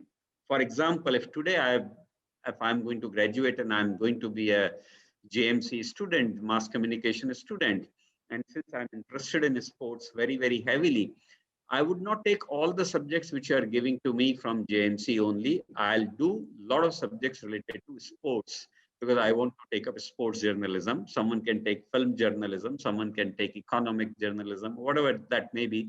And therefore, they can mix and match what they want to study. So the boundaries of their journalism and mass communication studies will be punctured. That is all I can say. And this is not only for them. Any other boundary for any other specialization is also going to be punctured.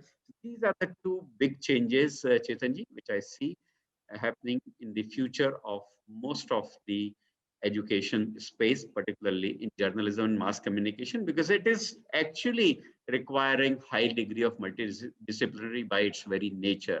So that's my take. Thank you. Wonderful. Thank you. I think that's a very interesting concept, which is very prevalent and a very integral part of the NEP 2020, and that's multidisciplinary education. And of course, in cricketing parlance, what you've got to do is hit the boundary and keep hitting those boundaries, because boundaries are going to seize. That's going to be the rules of the game going forward. Last speaker on for two critical on-ground activities to induct the change in the communication of teaching. Over to you, Professor Ujjwal Chaudhary. If you can unmute yourself. Thank you, sir. Some of the things I wanted to say have already been told by the three gurus before me. So I'll just try to bring it to more hands-on things on ground. Number one, I would look forward to making personal media creation compulsory for each learner. So every student should have their own blog, vlog, YouTube channel, or whatever. Personal media creation, including social media, they are there, but in a planned, strategic manner, and how to make that popular as well. So that's one. Second, gaming, augmented reality, virtual reality, the emerging technologies are very poorly done in most of our universities in the country, including ours. And I would like to focus on that more going ahead in the times to come. I take the suggestion of AI from Dr. Sancheti on this just now. Third, management and revenue creation. This understanding of revenue is very poor among among media students or media learners. Even we ourselves, those who are in the administration of media education, are very poor on the revenue part. Overall management, and more specifically monetization of content. So monetization of content is another thing that I would like to focus on. And above all, will always remain motivation, inspiration. If the learner is ready, the system can yield, as Mr. Marwa has already told. Thank you. I think you enunciated this even before, and I think it's something that we need to drive home. Is the personal management and the personal understanding of personalization of media. I mean, it should be made compulsory, but also it should be compelling to be engaging. Right. I think compulsory the two are very important there. All right, we started this discussion on the big C, the dreaded C of COVID, and we talked about a host of Cs. So it's only but natural that I end off, taking a cue from Dr. Sancheti with another set of Cs. So there was a C of COVID, highly dreadful. It led to very critical communication, which we're all talking about. And the only solution in that communication has to be the three C's of being corrective, collective, collaborative, and creative. And all of you wonderful media professionals have been exactly that. And I thank you for being what you have been, and I hope to look forward to see what you will be in that phase going forward in the future. Thank you for being a part of this very engaging discussion. It's over to you, Chanda. Chetan, thank you on behalf of the panel. Superb moderation, superb. And Professor Ujjwal, he is the fourth C. He's the fourth C, Chetan. Chetanji, thank you all the distinguished panel. Thank you for this opportunity. Thank you. Wonderful moderation. Wonderful meeting all of you. Thank Great, you. great. Thank you. So Thank now, you very now it's much. the turn of fifth C. Chandan is coming. Sir. Chandan is coming, yeah. Let me say hi to Neelu, my old friend. Neelu, I hope you're doing well. Bye-bye. Yes, Bye-bye. same Thank here, you very same much. here. Great moderation. Sir. It was an absolute Hi, delight. Chetan. Hi, how are you? Very well. Good to see you. And hi to all of you. I guess I know everyone here. Sandeep sir, Dr. Sancheti, KG Suresh sir, and Ujjwal sir, of course. Great catching up with you. So great moderation, Chetan sir. A wonderful deliberation. In fact, it was a delight to hear. I think a right justice has been done to this panel, hearing from all you gurus over here. Sandeep, Sancheti sir, congratulations and my best wishes on your new professional journey ahead. This is in this platform we came to know that you have joined the new phase of your professional growth. Thank you so much, sir, for coming over here. Dr. Sandeep Marwa, sir, it has been absolute honor and delight to have you every time over here. Let it be a mid of session, last of session. Getting you on board is just a different kind of energy which we get on this panel. And KG Suresh sir, I guess this was the first time we tried to engage with you, but definitely we will not forget to bring you in board many a times in going forward, sir. Good, a few things which came out from this panel discussion. Overall, the crux of this event was to let's embrace the technology, let's be innovative, keep scaling and rescaling. And you have to be enthusiast learner, Sandeep Marwa, as you said that you have to be open and adopt the changes of keep learning and learning. So इस बात से sir मुझे भी दो पंक्तियां याद आती हैं आपकी इजाजत से सर कि मुबारक हो उन्हें सीढ़ियां जिन्हें छत पर जाना है, मुबारक हो उन्हें सीढ़ियां जिन्हें छत पर जाना है, और मेरी मंजिल तो आसमां है और रास्ता हमें खुद बनाना है। चलिए कम से कम असर तो हुआ। मोटिवेशन का असर। बहुत अच्छा। Yeah.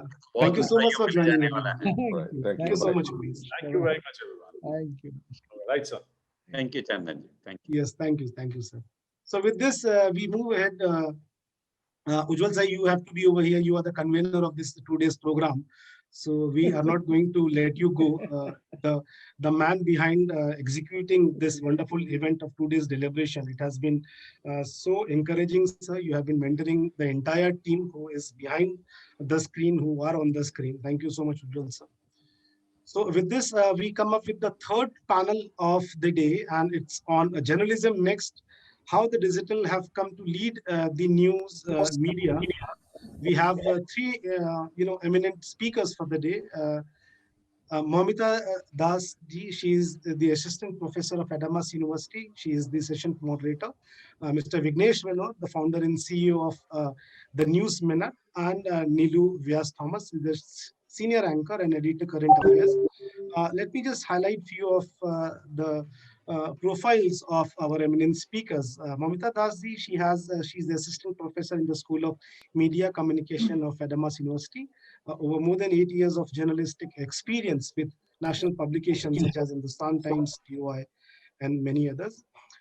She is a media faculty for more than 8 years, and she is a BA, MA, and MPhil in International Relations from Jawadhpur University. She has also been associated with the Department of Political Science and International Relations Schools of Liberal Art, Cultural Studies. Welcome, ma'am. Happy to see you in this panel. I would now like to introduce the next speaker over here, Neelu Vyas Thomas. She is a senior anchor and editor of current affairs from satyahindi.com. She has been television journalist from over 2 decades, and she has been writing on various subjects like gender issues, politics, health, and environmental environment. She has started her career from G News and then Aaj Tak, CNN, IBN, Rajya Sabha TV, Swaraj, and she is interesting to know that her name has been there into Limca Book of Records of 2017 for being the first woman journalist to sail across the international maritime boundary line off the West Coast during the patrolling exercise of Indian Coast Guard. Pleasure to have you, ma'am, over here. Mr. Vignesh Vellore is the founder and CEO of News Minute, a Bangalore-based independent news and media website which covers news from India with a special focus on South. Content is one of the driving element of their website, which has been, getting audience from the entire southern region, though they are based out in Hyderabad. So welcome so much, Vignesh ji, over here. Thank And you. I pass on my mic, virtual mic, to Ms. Mamita. Over to you. Thank you, sir. Thank you for the introduction. I hope I'm audible. Yeah, pretty much. Good afternoon to all. I'll start with the words of Henry Granvald.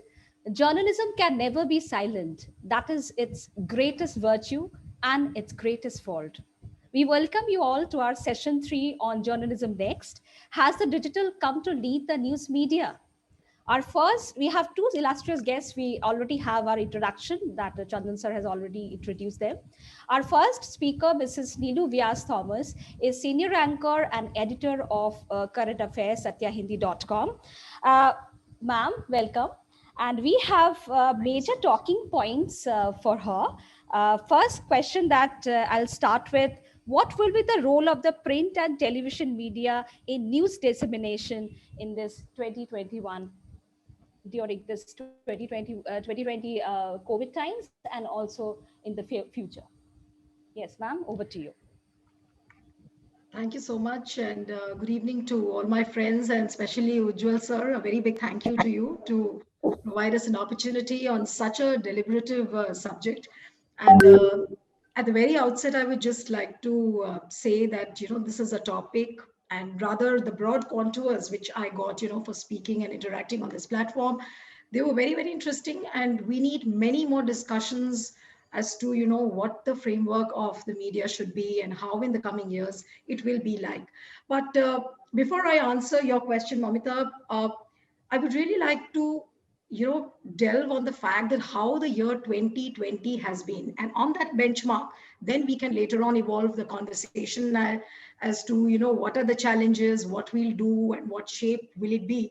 But in the morning I was just thinking of my pointers, and he was just trying to calibrate those points. So I was just wondering that 2020 has been a year where there are textbook examples of how you should follow the rules of journalism and how it has not been followed. And on both these counts, I would just like to clarify that there were stories about which I guess all of you know that, being from the media industry, what people have covered, the issues which have been covered, media actually became the news itself. When I was in journalism, when I was doing the course of journalism at Symbiosis, at that time, Professor Chaudhary was also there guiding us and mentoring us. We never thought of a day at that point of time where we will talk about phrases that, whether there will be a downfall of news, or there'll be a death of newspapers, or there'll be a death of television. It's almost like passing of an era after 2 decades, the way you see news medium evolving and how it has evolved. There have been various highs and lows, but 2020, actually, I should say, has been the watershed moment in terms of what you have achieved and also in terms of what you have lost, I would say.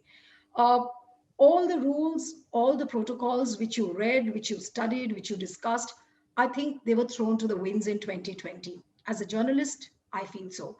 And honestly and very candidly, I don't have too much of an experience in print, but right now I'm associated with satyahindi.com. So I would just like to share a little journey of how this platform evolved.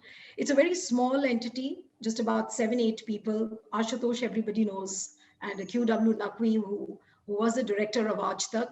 So this very small group of people, they started this little entity with about 7-8 people. And believe me, we had a one-room office in Noida last year.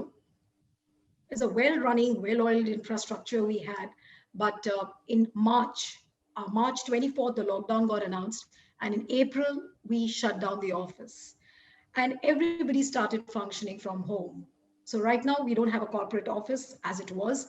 But yes, what I would like to share with you is that despite our office getting dismantled, we are still there. and our subscribership has doubled. When I was there last year with Satya Hindi, our subscribership was around 4.5 lakhs. And now it is almost touching 10 lakhs. So now the question is that what did we do? If we shut shop our office, where did we invest? How did we evolve? Then again, the same mantra comes back that, we didn't invest in the office expenditure, but yes, we invested in technology. Then we got in an app and a lot of other technological features we brought in, but we have our little office which runs from everybody's homes.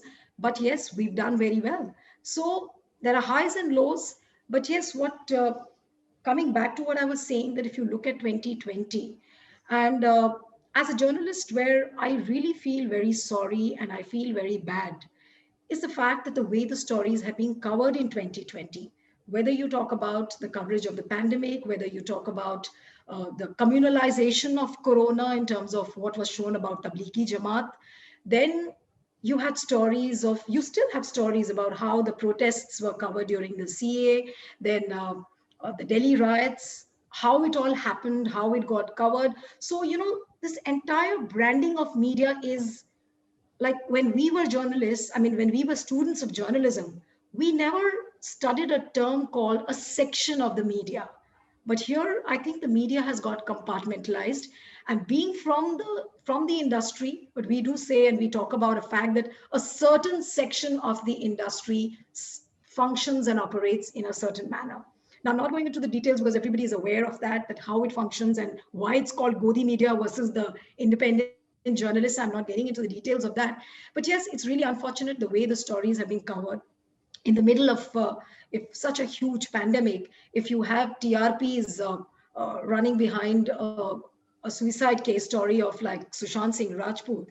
So even the journalists need to introspect as to why they crossed those boundaries. So we have crossed boundaries, but yes, in terms of innovation, I think we have achieved a lot. And there's one thing which many people don't acknowledge is the fact is the growth of these small journalists which evolved in the Mofassil towns and villages. And what I am seeing as part of the Satya Hindi group, we have involved a lot of these small-time journalists who are there in villages and corners, who are ready to send their videos, who are ready to write a paragraph of a story and share their views. And that's what is being carried. So I guess this is where the future of the digital media is. And we don't acknowledge them much. And now with the new rules coming in, as far as the digital media rules are concerned, I don't know how sustainable this model will be. And because everybody is talking about the new guidelines being very unconstitutional, they need to be challenged in the court, but all that is going to be done, and whether it is done, what is going to be the fallout and the outcome, we don't know yet. But everybody is worried about making the digital model sustainable. That's a very big question as to how you make the model sustainable. Now at Satya Hindi, we don't have many investors, but what we do depend on is the subscribership, the ad revenue, then crowdfunding. We depend on a lot of crowdfunding. We depend on a lot of paid webinars. So these are the kind of models where we are looking forward to. And paywalls is actually another new model. We haven't gone on a paywall model right now, but as what we have seen, you were asking me about the print medium. A lot of newspapers, I mean the e-papers, if you see, whether it's Times of India or whether it is Business Standard, they are all talking about a paywall model. So I guess paywall model again is going to become the new future of the digital media. And I guess nobody will have qualms about the fact of having a paywall on their page. So I guess that's the new medium, and that's going to be the new future of the digital medium. But yes, people are worried. People are really concerned as to what is going to happen to the digital medium. There have been a lot of positive stories. Our colleagues from Aaj Tak, our old colleagues, you must have heard the name of Ajit Anjum. Ajit Anjum was working with TV9. Somehow he left the channel. And after that, he started his own independent YouTube channel. Barkha is there before everybody how she opened up her own digital platform and how well the Mojo story is doing. So there are various examples of how the independent journalists these days are doing very, very well. But yes, the crux of success, I would say, lies how succinct, how concise your content can be. Like at Satya Hindi, we all focus on a lot on research, brevity, clarity. Whatever you say has to come out with a lot of clarity, a lot of facts, substantiated with facts. And yes, we don't fail to ask questions. And this is my biggest grouse as a journalist and as a student of journalism. Also, we were always taught, if Professor Chaudhary also, you remember how you used to tell us that do not worry when you ask questions. I still remember your lines in the classroom. But I feel sorry when I see these days, I don't know how the journalism students are being taught, but they're not asking questions. And the biggest example is that the stories are being handed out by the enforcement agencies to the reporters, and the reporters will never fact check. They will not bother to ask or verify with the policeman or with the DGP or whoever is giving out the stories. I mean, look at the way the stories got leaked out by the enforcement agencies in cases of Delhi riots, in cases of Ria Chakrabarti, the kind of media trial happened. And this media trial happened only because the stories were leaked out by the enforcement agencies. But not a single reporter questioned, except for a few, the non-Godi variety of the journalists, which I'm talking about. But look at the mainstream channels, look at the bulk of the journalists who never questioned all this. And without any qualms, they just put out everything. So the biggest problem which I find today is that the journalists are not asking questions. And I guess if you don't ask the questions, medium could be any, whether it is a digital platform or a TV medium or a newspaper. But if you're not asking the right questions, then the platform is already dead. I mean, look at the behavioral pattern. Now people are not watching television at all. So the consumption, there is a huge change in the way people are consuming news. But the point is that people do want the journalists to ask questions. And that is why the viewership of these digital platforms has risen exponentially, because here we are putting out questions which are not very comfortable to the ruling dispensation. There are questions which are not comfortable to the opposition. There are questions which are not comfortable to any platform which is there. The biggest, I feel sorry when we see that, papers like Huffington Post, Mumbai Mirror, they all had to shut down. But then they were the mediums which were asking the real questions. If you remember the PM Care story, Huffington Post put out a whole investigation on how there was, there was a big fraud in the PM Cares Fund, how ventilators were gotten, and they put out those stories. But then ultimately what happened? They shut down. So that is the biggest fear when you talk about the digital medium, that how do we sustain this model? How do we keep it going? But as what I'm told by my bosses, and I would just like to share it with you all here also, that do not worry about the viewership. I guess there would be days when you're asking the most difficult questions, and that's the day when your story will be watched the least. I do a daily analysis show called Aaj Ka Agenda for satyahindi.com, where we pick up one big story. Like for today, I had picked up the story of how India has slipped out of the list of the free countries, and now it's called a partially free country. So we thought of getting short audio clips. We can't look up to too many bytes now. We don't have that kind of an infrastructure. So in that limited space, we are just trying to put out a story, and with a lot of facts, a lot of comparisons, a lot of research. But yes, brevity is the key. So not beyond 10 or 12 minutes, but pack it with a lot of good look and feel. So I guess that's where the future of the digital medium is. But yes, the main concern remaining still is that how do you make these models sustainable? And with the new rules coming in, as what I said, like, you're supposed to have a grievance officer and a whole lot of guidelines which have been issued. People have already started talking about the fact that, the growth of digital media would be very, very difficult from here on. But yes, I would not lose hope. And I still feel that, if these guidelines are challenged, people start talking about the digital rights, because it is very unconstitutional.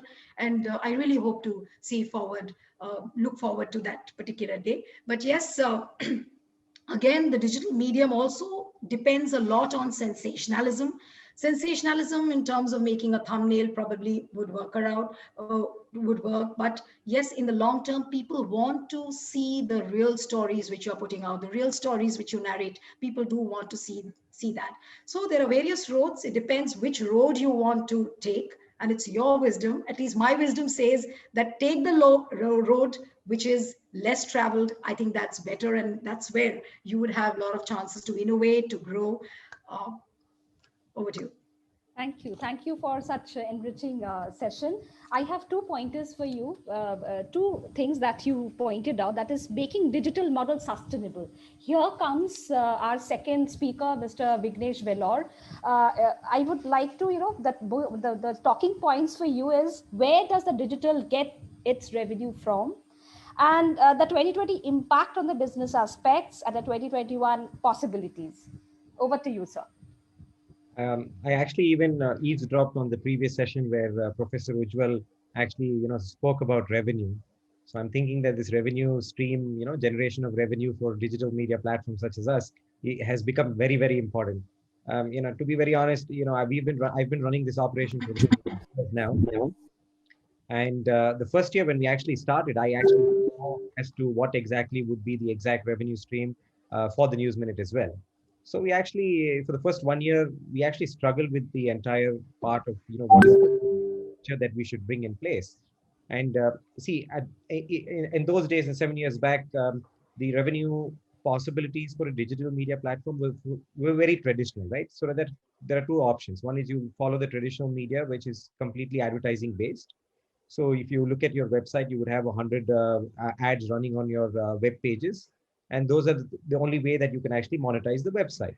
Now, we actually did a little bit of math, as to understand what kind of revenue possibility you should be able to get, especially when people click and read your websites.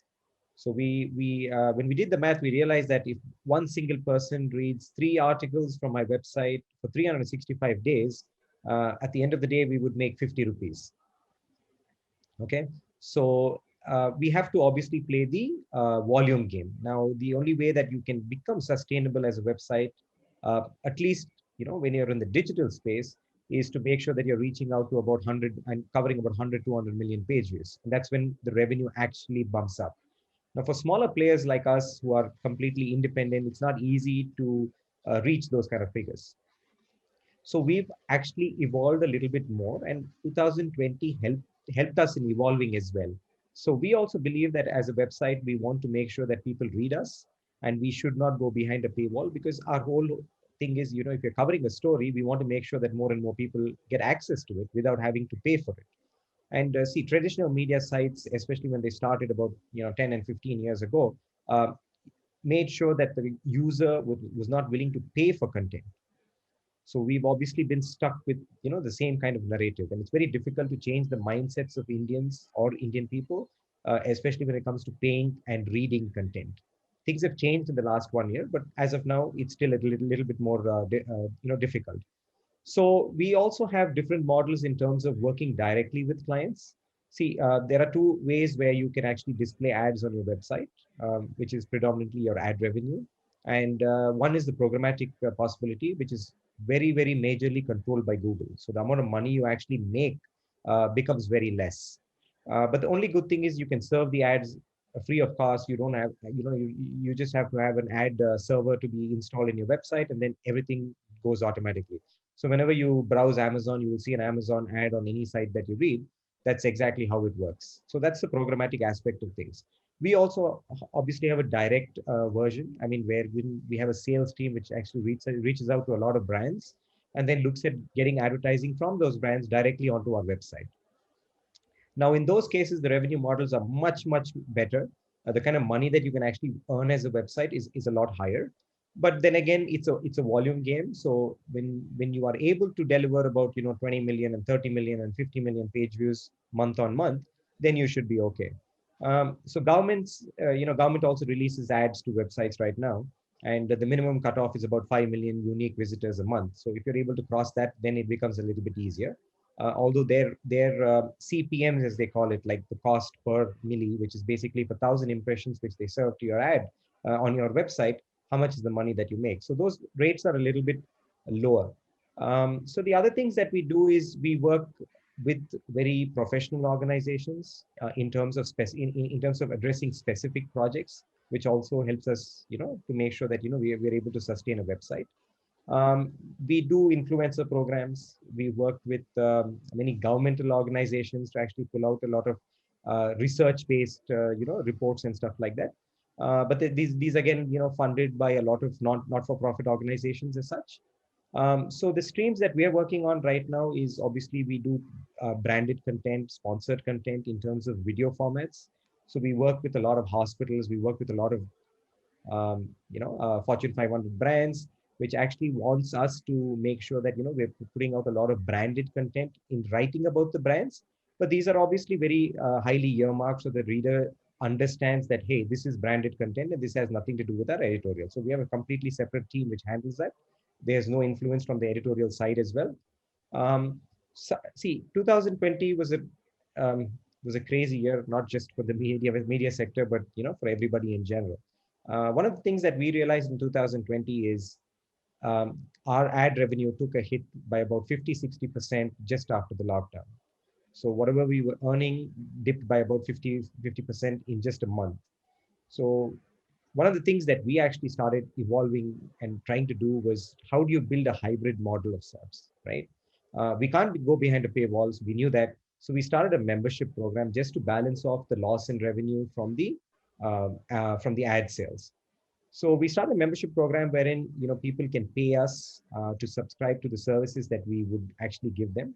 So we've developed something called the forums, basically, wherein we're allowing all the paying members of the News Minute to actually have access to the editorial team, as well as the reporters on the ground. You can directly ask your questions. And then we as a team would come back and engage on that platform to make sure that your answers are sorted out. We also started doing a lot of webinars for the members, and slowly we've been able to grow that program. See, what we've understood is, making good content costs a lot of money, right? Not everybody understands that. And we obviously want to be a part of the content companies that actually put out a lot of journalistic, high quality pieces. So we are trying now very hard in 2021 to make sure that we're educating the reader as to why they need to support independent journalism. Just like what Neelu had also mentioned, she mentioned that, independent sites are the way forward. I mean, I've seen how television has deteriorated in the last, a couple of years. There has been no new formats in the news television space. Their only biggest call to action or actionable thing is the primetime show, which has 20 people shouting at each other. What you should understand is, it's easy for a person to switch off one channel and go to the other channel, right? And every other channel is doing it. So it's become, who barks the loudest, and those are the people who are able to catch the attention. Now, yes, as long as revenue models are tied towards television and print, the digital space will still have a much harder time to make sure that they become sustainable. The difference here is, we have a market in India which is about 70,000 crores in terms of digital ad revenue, and out of that 40,000 goes to the television medium. So they still command a huge chunk of that money. So then you've got the print medium, which gets about 20,000 crores, and then you've got the digital medium, which is at about 10,000. And that 10,000 is controlled by Facebook, Google, and then you've got your big, publishers like NDTV, Times of India, and stuff like that. So whatever is left is the literal change that, smaller independent publishers like us get.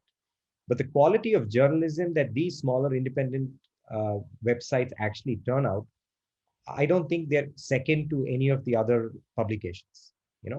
Whatever they've been able to turn out, I think every smaller publication is able to do as well. Some of the good breaking stories, even like what HuffPost did, they were a very small setup at the end of the day, but they were able to, ask the right questions and break phenomenal stories.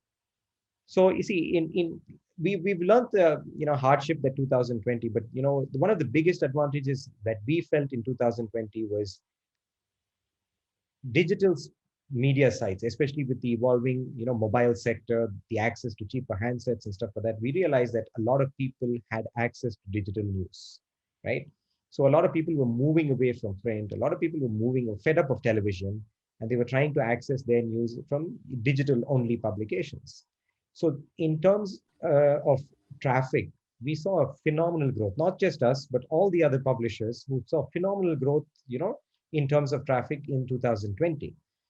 Sadly, that obviously did not translate to revenue, which is fine because we're hoping that the traffic will still continue in 2021 and make sure that the revenue gets adjusted. So that's something that we are hoping will happen in 2021. See, the other thing is being a smaller operation, I think, has its advantages, and 2020 helped us realize that we're a small team of about 50 people, and we've always had a very lean setup, trying to optimize as much as possible. We've been funded. We've raised 2 rounds of funding, but we didn't exponentially grow our staff or anything like that. So when the pandemic hit, and then obviously it hit the media space very hardly, there were a lot of layoffs and there was a lot of salary cuts and stuff like that. But luckily, we didn't have to undergo any of that because we were already operating as a very lean function. So that's one thing that you need to understand, that whenever you're starting off, even if you're putting together something and you're looking at something, I think it's very important to focus on how lean can you operate, especially in a world that we live in, which is completely unpredictable. See, end of 2020, we had a lot of restrictions coming in for the digital space.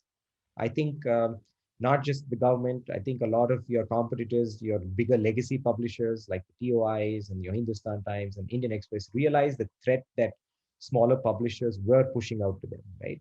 They were eating at the traffic, they were eating at the revenue. And you were obviously breaking a lot of good stories as well.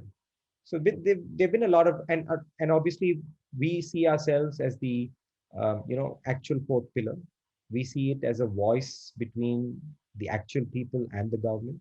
We've been asking the right questions. We've been publishing. We've been unbiased in our reporting. We've not been, taking any kind of sides. We're not mouthpieces of the power centers.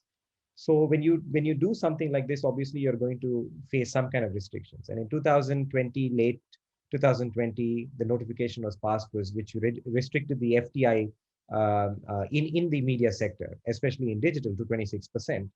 Now that obviously puts a lot of pressure on us because we're all not able to go out and raise capital as easily as we could have, and the Indian investment sector is not very conducive to digital publishers as such, right? So in 2021, just as Neelu had also pointed out, they've already passed the notification where they're putting the digital sector into the IT rules. And now because of that, we've got a lot of restrictions as well and regulations. We were never against regulation. We've always been self-regulatory. And as a journalistic operation, we've always maintained those higher standards of, editorial insights. So now these kind of pressures are obviously on us, and we are obviously, as a digital media sector, coming together to fight this out. So, summing up 2021, I think, in a very simple format, yes, sustainability is an issue right now. And we are trying, obviously, our level best to make sure that, we make sure that we are independent as possible and ensuring that people start paying for news. It's not an easy thing to do, but it's something that we're definitely focusing on.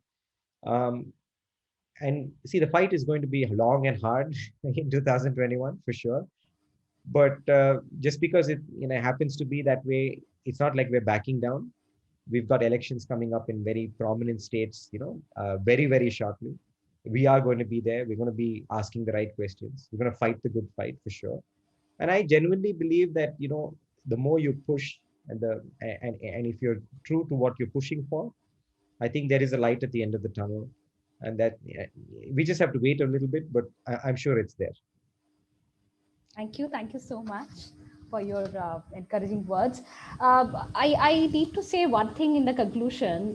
Both Neelu ji and also Vignesh ji, two things come up. That is, one is that to encourage people to understand what is independent journalism. and the quality journalism that really needs, even readers and audience. So they also need the credibility part, and they also need to know the stories which are the real stories, the ground stories. Okay. So and another thing, the sustainability part that you have spoken about, the revenue part, and people have to pay to read news. And I think there are audience like us where people would like to read good news piece and they would like to pay for it. Thank you so much. Anything like to add, or any questions? Do we have any questions, Chandanji? Questions I cannot see, ma'am. As a closing remark, can we have from each speakers, Momitaji? Yeah. Yeah. Any closing remarks by Niluji and Vigneshji? Please go for, go ahead. Niluji first. Ma'am, please unmute. Yeah, please, you are unmute yourself. Yeah, sorry. I really want to say that, how to make the model sustainable, that's the major concern, which Vignesh also spoke about, and I also spoke about that. We as independent journalists who are working for digital platforms, we're really worried as to what the future will be and what is going to be that new model which will help you sustain in the market. Because of course, there is a huge viewership which is gaining traction on the digital platforms. And as Vignesh just said, that with elections coming in, and these are times when the viewership really rises. But again, back to those new notification which has come in, and how it's going to pan out, and which digital medium is not of the government liking, and suddenly you get a notice, and supposing if you don't have a compliance report at the end of every month, so how it's really going to manifest for your digital platform, we really do not know. It's like a complete gray area at the moment, and that's really because of the fact that the stakeholders who were supposed to be consulted while the rules were being made, they were not consulted. I was just looking at a sample size of now there are so many channels, like more than 400 channels, but the invitations of suggestions which are sent out while you're making the rules is just about 250 comments had come in. So you can see, I mean, look at the huge viewership, and on the basis of just about 250 comments, the government goes ahead and just brings out those rules. So why will people not say that these rules are unconstitutional? And but then yes, I don't know whether these are going to be challenged. They should be challenged. That's what I feel. And We are so looking at that's and even the OTT platforms are, I've been in close touch with, all the stakeholders. Right. So I guess it's some kind of a challenge which is mounting. So we so should. that's the biggest worry. But yes, for you all have a lot of students in your campus. I really don't know. I mean, those basic lessons which we got in our journalism school, I really do not know what lessons the journalist students are going to be taught. Very true. Because Very true. As a teacher, I can say, yeah. Yes. I mean, the kind of segregation, the kind of marginalization which is happening in the media, we really do not know how to reach out to the students, because students will come up with questions that should we go towards the Godi media, because obviously that is the place, or that's the real platform where you would have the revenue, where you will not have to worry about the jobs. But yes, if you have the grit and the gumption to go ahead on a digital platform and say what you feel, then you have to take risks and just go ahead. So that's where the challenge is. Yeah, very true, very true. And we as teachers, we do face in classes to the credibility part. Where do like the question, like you were just saying that people are not asking questions, but do we have answers to it? People can ask you questions, but do you have really answers, concrete answers to your questions? And here lies the segregation that you said, Niluji, that you said the segregation, the section of a certain media. These are some of the phrases or statements that are, we can feel it, we can see it, that audience, we are witnessing every day and day out. And the kind of stories you said about, you mentioned about the stories it was covered during 2020. We were really shocked. I was as a journalist, I did journalism for 8 years with the national publications. I was feeling ashamed of being, being a media teacher and being a media professional for so many years. That really, the credibility part, really a question where we should be encouraging, like Vigneshji said, to add something that, we should encourage independent journalism, and we should encourage our students to take up and to ask questions, or else we'll just leave out with the true essence of journalism that we have really learned, that Neeluji said and Vigneshji also said. Vigneshji, do you have anything to add on? Then we No, I think, no, what I'm saying is that Vignesh could add on to what I'm just going to say. Like I mentioned about these small, young boys and girls from villages who want to get associated, with these independent journalistic platforms. It's high time now where I see some kind of an alliance happening between these independent journalistic platforms and these kind of people. A strong networking, if it evolves, and then some kind of a very strong association, if it comes up, I guess that could be a model, a dependable model, if I could say. Yeah. So, usually when I talk to college students, I tell them, and I've been called to journalism colleges. I'm not a journalist, so that's one thing that I'd like to make very clear. And when I started the News Minute, 7 years back, I come from a tech background. Technology was everything, to me. I wanted to make sure that we were operating with the best tech that could be possible. Over the years, I realized that you can have the best tech, make sure that your content is accessible to a lot of people, but if your content is not good, you're not going to go very far. Absolutely. Right? And that's something that I've learned over the years, that content is the most important thing. And if you are true to your journalistic and editorial ethics that you are being taught in college, I think you will go a long way. And I've seen this firsthand. I've interacted with a lot of freshers, interns, people who worked in other organizations, and there will come a time where you being an intern or you being in your first job, where your editor will come and say, can you spin this story around and can you change the narrative and stuff like that. I guess that's when you need to take a call, and that's where your education will come in. If you're able to step up and say, hey, I don't think what you're doing is right, and absolutely, part of this, I think it has to start there. Thank you. With those words, I'm concluding this session. Over to Chandanji. Thanks. A lovely session. In fact, a lovely moderation by you, Momitaji. And we just witnessed, some of the very hard facts and very interesting facts of the journalism sector, which is the fourth pillar of the society, obviously, as Vignesh truly mentioned that. So good content is obviously, yes, and the technology blend is the way forward.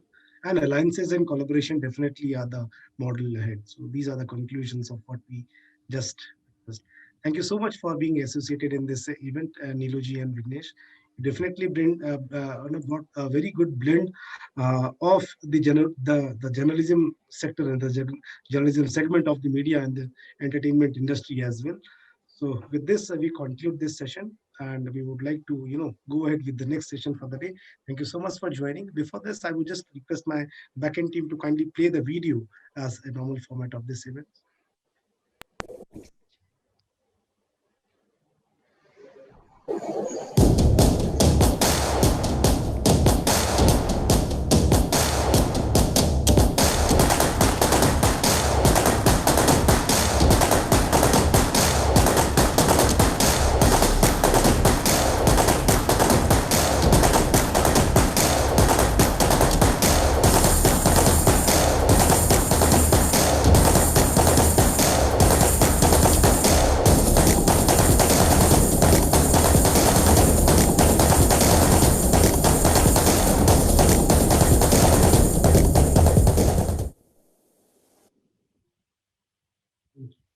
Thank you.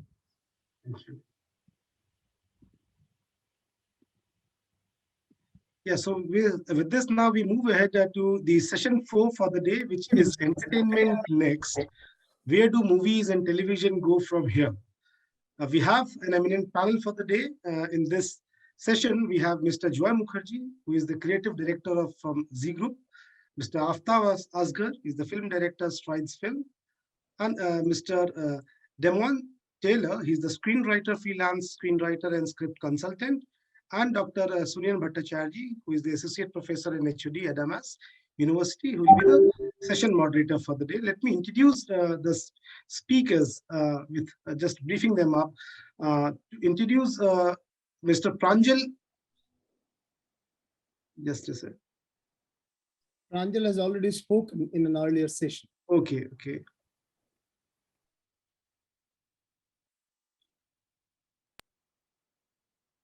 Yeah, to introduce Mr. Joy Mukherjee, he's the head brand identity Z Group, and he has been associated with Z for over a decade.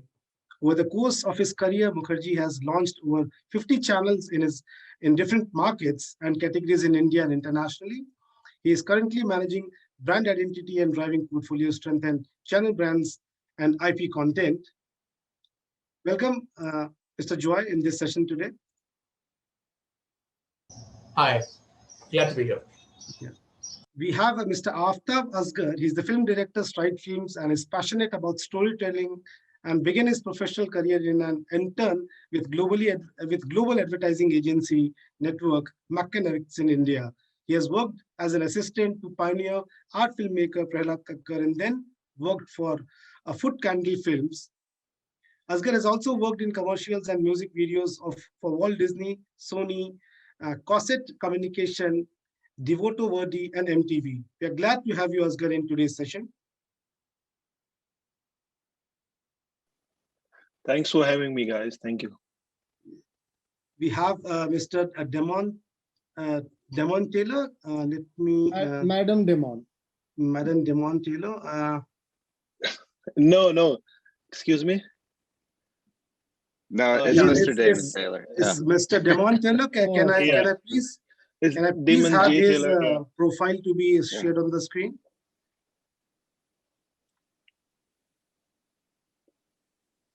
Yeah, can you hear me all right? Can I please have his profile to be shared on the screen so that I can read it up?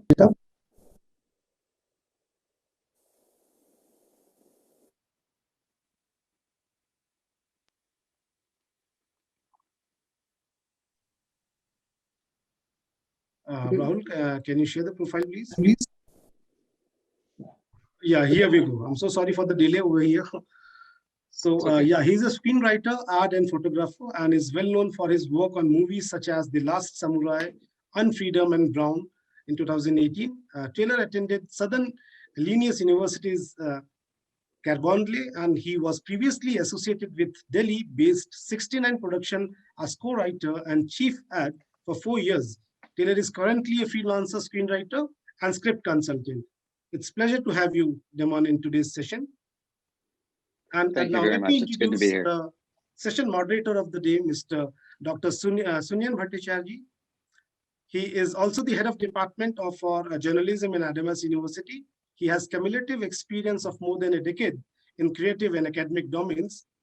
Dr. Bhattacharjee has earlier been associated as an assistant professor and course leader with the School of Contemporary Media under the Pearl Academy of Delhi. With his master's degree in mass communication and specialization in journalism from the prestigious Symbiosis Institute of Media and Communication, Dr. Bhattacharjee has the distinction of having worked with leading organizations such as Reuters News, the TUI, and Ramoji Film Cities.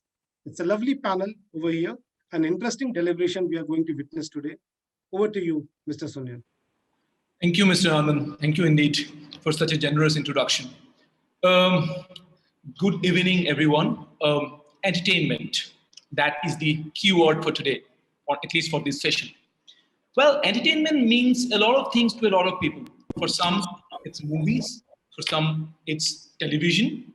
For some, it's live entertainment. But if we look at our life, if we analyze our life a little bit, we'll be able to understand that entertainment dominates a significant part of it. And particularly in 2020, when the world was under the grip of coronavirus and everyone was locked inside their homes, entertainment was basically our lifeline. It wouldn't be long to say that entertainment is in fact a sunrise industry, so to say. And more so, if you look at entertainment today, you will find out that entertainment is taking different shapes across the world, in fact. 2020 was a watershed year in terms of a lot of things, in fact. Not just in terms of content, but in terms of format as well. We saw the re-emergence, or rather, the popularization of the OTT platforms. Films were being released through OTT platforms, and the format changed. And it's important today that we discuss entertainment, and we discuss the future of entertainment as well. And I think what better to talk to some of the giants of the entertainment industry. We have the first speaker for the day, for the session, Mr. Jaman J. Taylor. As a screenwriter, as a photographer, I'm sure he had his tryst with the entertainment industry. And it would be great if he could enlighten us on what does he think entertainment is going to shape up in the next few years, and how has entertainment been shaped up in the last 1.5 years when COVID or other coronavirus was there across the world, in fact. Over to you, Damon. Hello, thank you very much for the introduction. And yeah, there has been obviously a lot of changes that have happened just in the last year.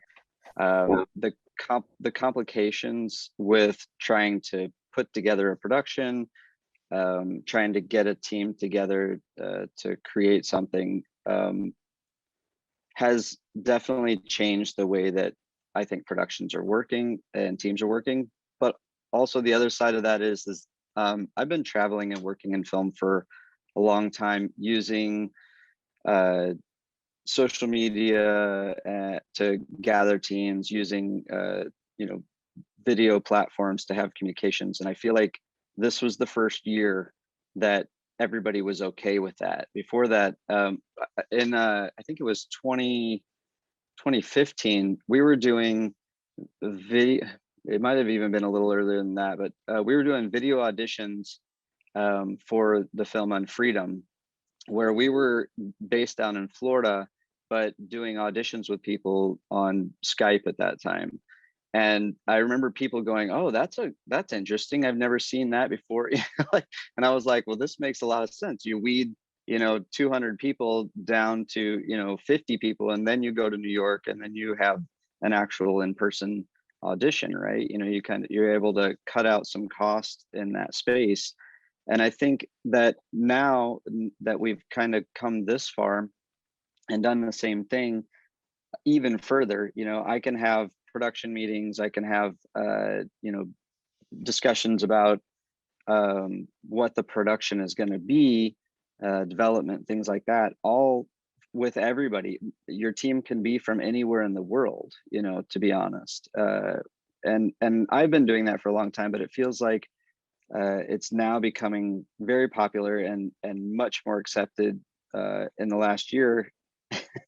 It feels like, to me, that's a positive. It's something that is going to help create diversity within teams, I think is something. I mean, a good example is Mr. Aftab, as right here. He's basically we've been working together for years, and he has all of our communication has been through either video or phone, except for whenever the few times that we're able to get together and be in the same space, so that's definitely a positive space that I think is going to continue. I'm seeing teams grow on social media. I'm currently running a we're about to launch a crowdfunding campaign, and we have a team of about 20 people that are all managing through either a Facebook group or through chats and organizing our content and everything. And we're in different places all over the world, so that's one positive thing. The other side is the negative side, where we are struggling, and then all of 2020 was basically limiting productions, because you have to be safe. You have to not only just taking precautions when you are in the same space, but sometimes not even being able to have productions, right? I would say that moving forward, if there is a continuation of the health risks and everything that are happening, what I've seen it do is it slows down productions, which means that it could potentially cost more money for productions. One, to take precautions. Two, because you have an added level of complications. I'll give you an example. I was recently on a shoot, and we had a lunch, ordered from a restaurant, and after the lunch was prepared, we found out that that lunch was prepared by people not using gloves or a mask. So the whole production did not think that it was safe. So that means we had to push lunch, which meant in the States, it means meal penalties. It means the production gets charged more for not being able to provide meals within a timely manner, sort of thing. So, and then also you have a crew that's dealing with continuing to work without food, so those kind of complications are going to continue to add to production's plate and add to problems as we move forward. And you just have to plan for them. You have to make steps to try to let those problems happen less and less. But in the long run, I think what'll happen is, as I've heard some of the other speakers talk about before this one, is that we're getting to a place where the bigger companies and the people who provide the money for commercial work, including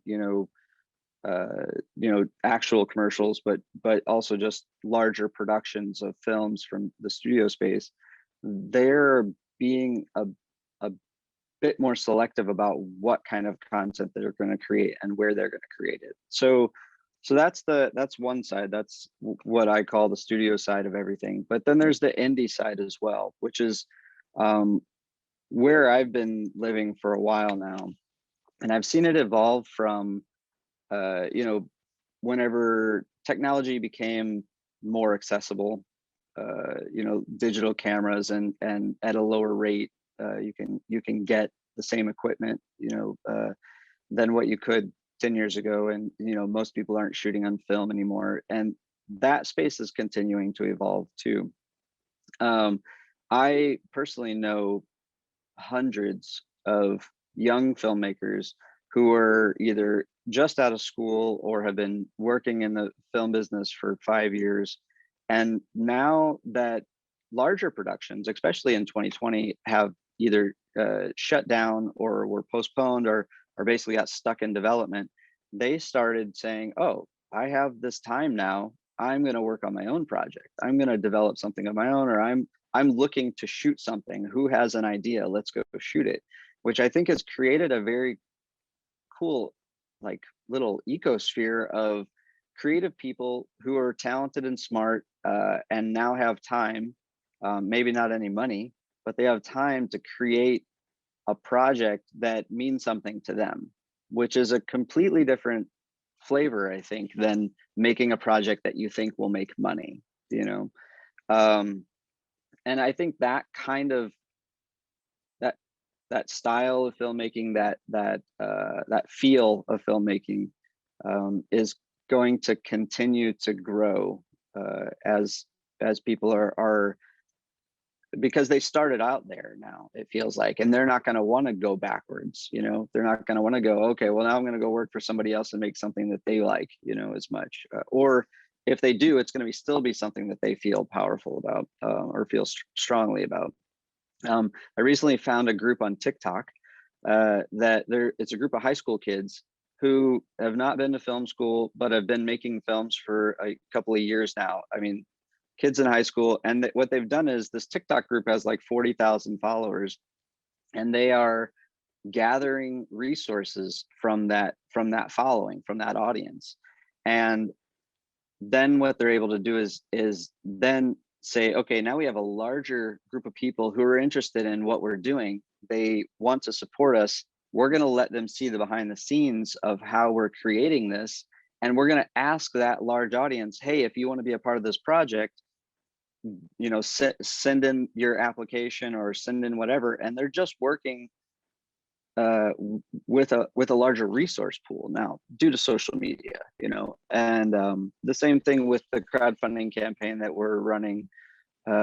It's you're reaching out to a new audience that I don't think was accessible before, and is going to allow a different kind of filmmaking to emerge, and has, I feel, is going to be a good step in the right direction. So I feel like that covers it, right? That pretty much covers it. Yeah, thank you very much.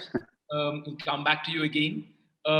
So I had this question for Aftab, and I'm sure that he's the right person to answer this question as well, because he has been in the film industry for a while now, and he has been making some independent movies that have garnered appreciation at all levels.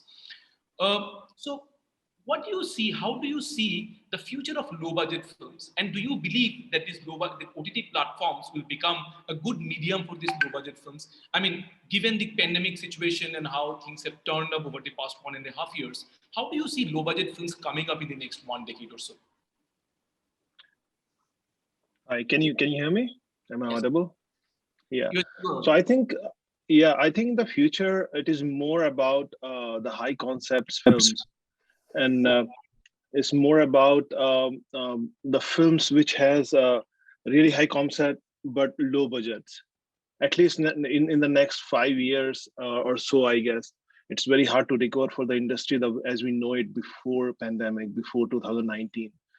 I think as Damon mentioned also that the accessibility of the equipment which used to stop people to make actually films is so cheap now. I mean, there's a company called Blackmagic which is launching so many cameras. They just launched a 6K Pro camera last week, which is unimaginable like 5 years ago or 10 years ago to have a cinema camera under 3,000 in your hand.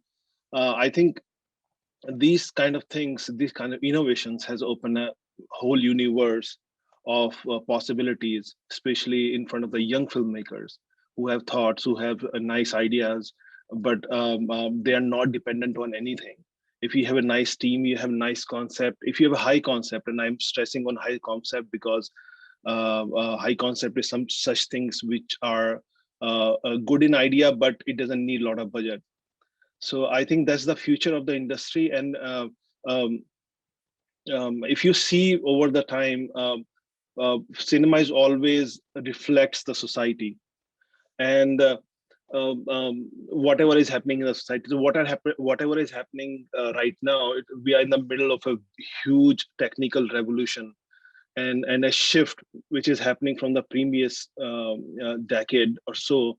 We are in the middle of it, and I think it's going to benefit the small filmmakers most, and especially with the origin of platforms like OTT, Netflix, and all these kind of stuff. I think people who are making films, and especially the small budget films, they can release directly to OTT platforms and save hugely on P&A kind of cost, which generally costs 15 crores to 25 crores in mid to high budget films in India and overseas too. I think having these new platform introduced is a big plus for new filmmakers and a huge opportunity if they can think of. If that's the answer you're looking for. Okay, we'll come back to you Aftab again because there are a hell lot Sure. of discussions we have. Now I'd like to turn to Joy. He has been an iconic name in the television industry for that matter. And everyone knows his contribution to television for that matter. So, so I had this question for you, and I'm pretty sure that this is a question that is permeating in the minds of a number of people who are listening to you right now. How do you see general entertainment channels basically shaping up from here on? I mean, given the pandemic situation and all, and given the changes that have come in the industry over the past 1 decade or so, how do you see general entertainment going from here, from this position for that matter? Yeah. Joy, can you unmute yourself, please? Yeah, can you hear me? So, television and entertainment is, I think, if you look at it from a macro view of where the business is going, there will be two major areas of development. One is going to be propelled by technology, and the other by data. Now, in terms of technology, what we have to understand is a couple of things are happening. And in fact, what COVID did to us is actually it hastened the process of adopting technology, because what happens with television is we are very secure with what we have. We are happy with the kinds of infrastructures we work with, the studio systems that we have. But with this whole lockdown, it has made us rethink what are our priorities. So in fact, this year and probably even the next year is going to see a lot of financial prudence on the part of broadcasters.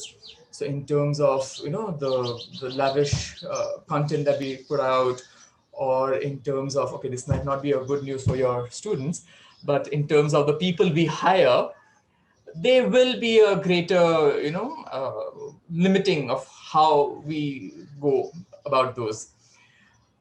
But one area which I think which will still see significant investment by all broadcasters will be this technology, where it will be in three areas, either in terms of virtualization, wherein we will try and put everything on cloud so that work can happen from remote places, which leads to the second point of remote production. This whole thing of everybody getting there and doing it all together, face to face, teams and everybody hanging together, that will probably change, where we will look at different parts of the production being done in different places. It's not a whole circus which is getting constructed every time, but independent places which are working to put the entire show together. And the third part will be machine learning, in terms of how we are able to deal with content, research, understanding of our audiences, etc. So these three areas, I feel, are going to be the big focus for the broadcast industry from a tech perspective. The other part, which I think will be important, will be this whole data-focused approach to work. In India, we have been so far quite inward out, if I may put it, in terms of content making, where people who make the content they think they like doing, and it's then being broadcast to the country, as opposed to understanding what the consumers want and giving them the content they want to see. So this inward out will change with this data focus, where not only are we going to look at a greater way to get data from our audiences. Currently, we are in touch with our audiences, but we are not asking them for their data. That's going to change. And of course, the big learning comes from the way OTT operates, right? Where they know exactly who is watching what and what minute he's watching, what minute is dropping out, what episode is not doing well, which one is being left out, and when are they coming back, etc. So that detailing, that granular understanding of consumer appreciation of content, use of content, and bringing that into a big data lake, which will help drive content from a perspective of, okay, this is what is the need and how do we solve for that need. So I think these two areas, data and tech, will be the two big areas of push in the coming years. Right. I think Damon also pretty much emphasized on the same thing, the infusion of technology into the entire process of entertainment, for that matter. I had this question for Aftab because he has been an independent filmmaker and he understands the concept of budgeting for movies, because money is a very big important factor. So Aftab, do you believe, and we have all seen that 2020 has not been a great year for blockbusters. A lot of films came and they bombed in the box offices. So I had this question, and I'm sure a lot of people had this question, and my students also had this question, that do you believe that these big budget blockbusters are going to come back anytime soon? Do you see any possibility of them coming back anytime soon, or do you believe that they're a relic of the past for that matter? I think films are facing an extreme challenge right now. And can you hear me, guys? Yeah. I think films are facing an extreme challenge right now. The industry is going through an extreme high level of financial pain. Things are becoming more challenging with the news of things like the AT&T of Warner Brothers will release like 17 films, including like Dune and the Matrix 4 and thus Suicide Squad to its HBO Max. And they're streaming, I guess, 17 films in a row. Streaming services. I think they are going to release every film every weekend or something like that for 31 days. And this is a very different approach what these people, the studio, used to take before. I think they set a kind of benchmark for rest of the world to follow, especially in the English belt around the world. And the thing is that there is something called a theoretical window when people used to release the film in the theater, and then it comes to TV. And I think that window is like 3 months or something like that. Now they have reduced it, I guess, to a point, and it was happening even like they wanted to do it before, but now because of the pandemic, I think it like expedited, and now it is releasing. The people want to see the film the same day. They want to have more options, I guess, and they're trying to experiment with this idea that if you release the film in the theater and release the same thing on the OTT platform, the streaming platform, on different things, is it going to work? And nobody knows what is going to happen. I mean, yes, there are so many studies is going to happen, and 2020 is going to be a year of research. People are going to study different ways and going to implement different technologies behind it after reading all the data. But again, we are in the experiment right now, so it's very hard to say what is going to happen and how we are going to embrace it. But yes, the future is here right now, and we have to, I think, rely on the technology more and work towards finding the right research and see how people are going to react to these kind of new realities, for sure. I never, when I growing up, like I always loved to go to cinema and watch the that theater feel, going with the friends, eating popcorns and watching everything in the theater. That you can't replace that in home, no matter what. So I think there will, in future, there will be a big shift in how we approach the films. There will be films which are meant for theaters, and there will be like small high concept things, as I described before also, that are meant for OTT platforms. And I think there's a new shift also happening, that people are liking long-term content. I mean, watching the series, at least in India and in the Asian countries, people are not so used to before watching a huge, like 7-10 episodic series on TV. People used to watch 3-hour movie, have an interval, have some food, have fun, and come back. Now people are actually enjoying it. That, okay, you watch something, you have time to go into details, you have time to explore different characters in the movie, you have time to explore, for example, art direction and stuff like that. And people are appreciating it more. There's people are getting more intelligent, more sensible towards the cinema which world has to offer. And especially with the streaming platforms, people are streaming a lot of stuff from US, for example. I mean, a lot of people used to do that, but I think that was like 3 or 4%. 95% people didn't even know what is world cinema. But now everybody can see everywhere with the streaming platforms. If film is releasing in US, the same time the people are watching the same film in India, because it's on streaming platform. They are getting, their sensibility are getting sharpened based on that.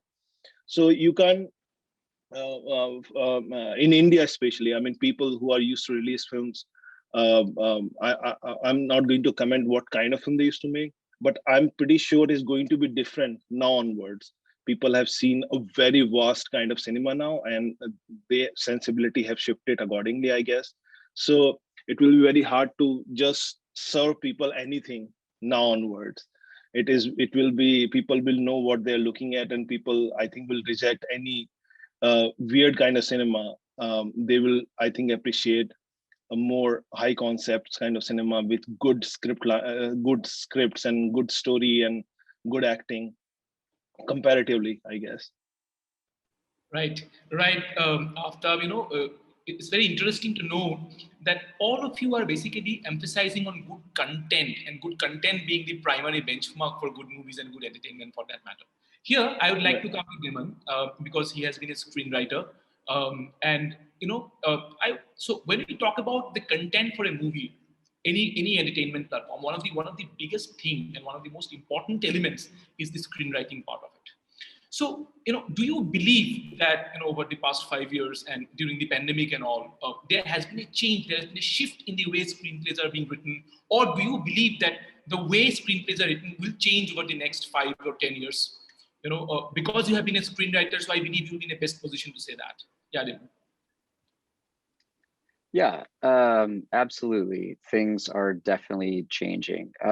Again, I'm going to break this into two parts. There's the large studio system that has been in place for a long time for screenwriting, and statistically, there are very few screenwriters who are making the blockbusters and the large studio films.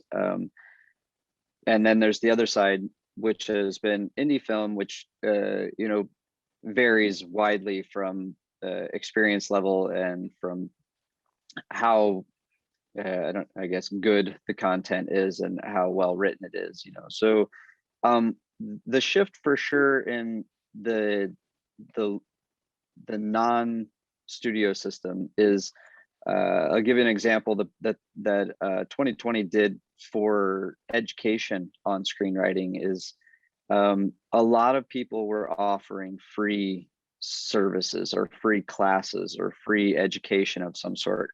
And I personally know many people and the groups that I looked in on and checked in on and tried to understand what they were doing, huge numbers of people. And many of them were not screenwriters before. They came from other spaces. And one course in particular is called Young Screenwriters. It's a professor and a couple of his TAs out of a school in New York, NYU.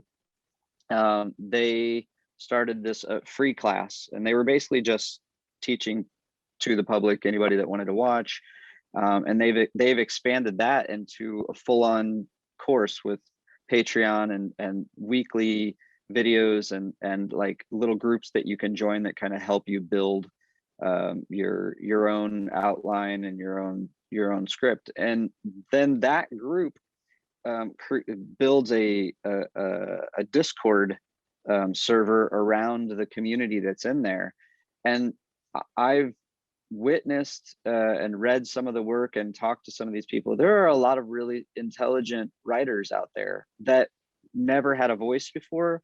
And I think 2020 allowed them, one, the time, and two, the ability to actually be educated on what screenwriting really is, because it's a difficult craft. It's a difficult skill to have, or to master, I should say. But I saw a lot of young people, but also older people who just had more time that were able to begin to actually deep dive into this work, right? And I think that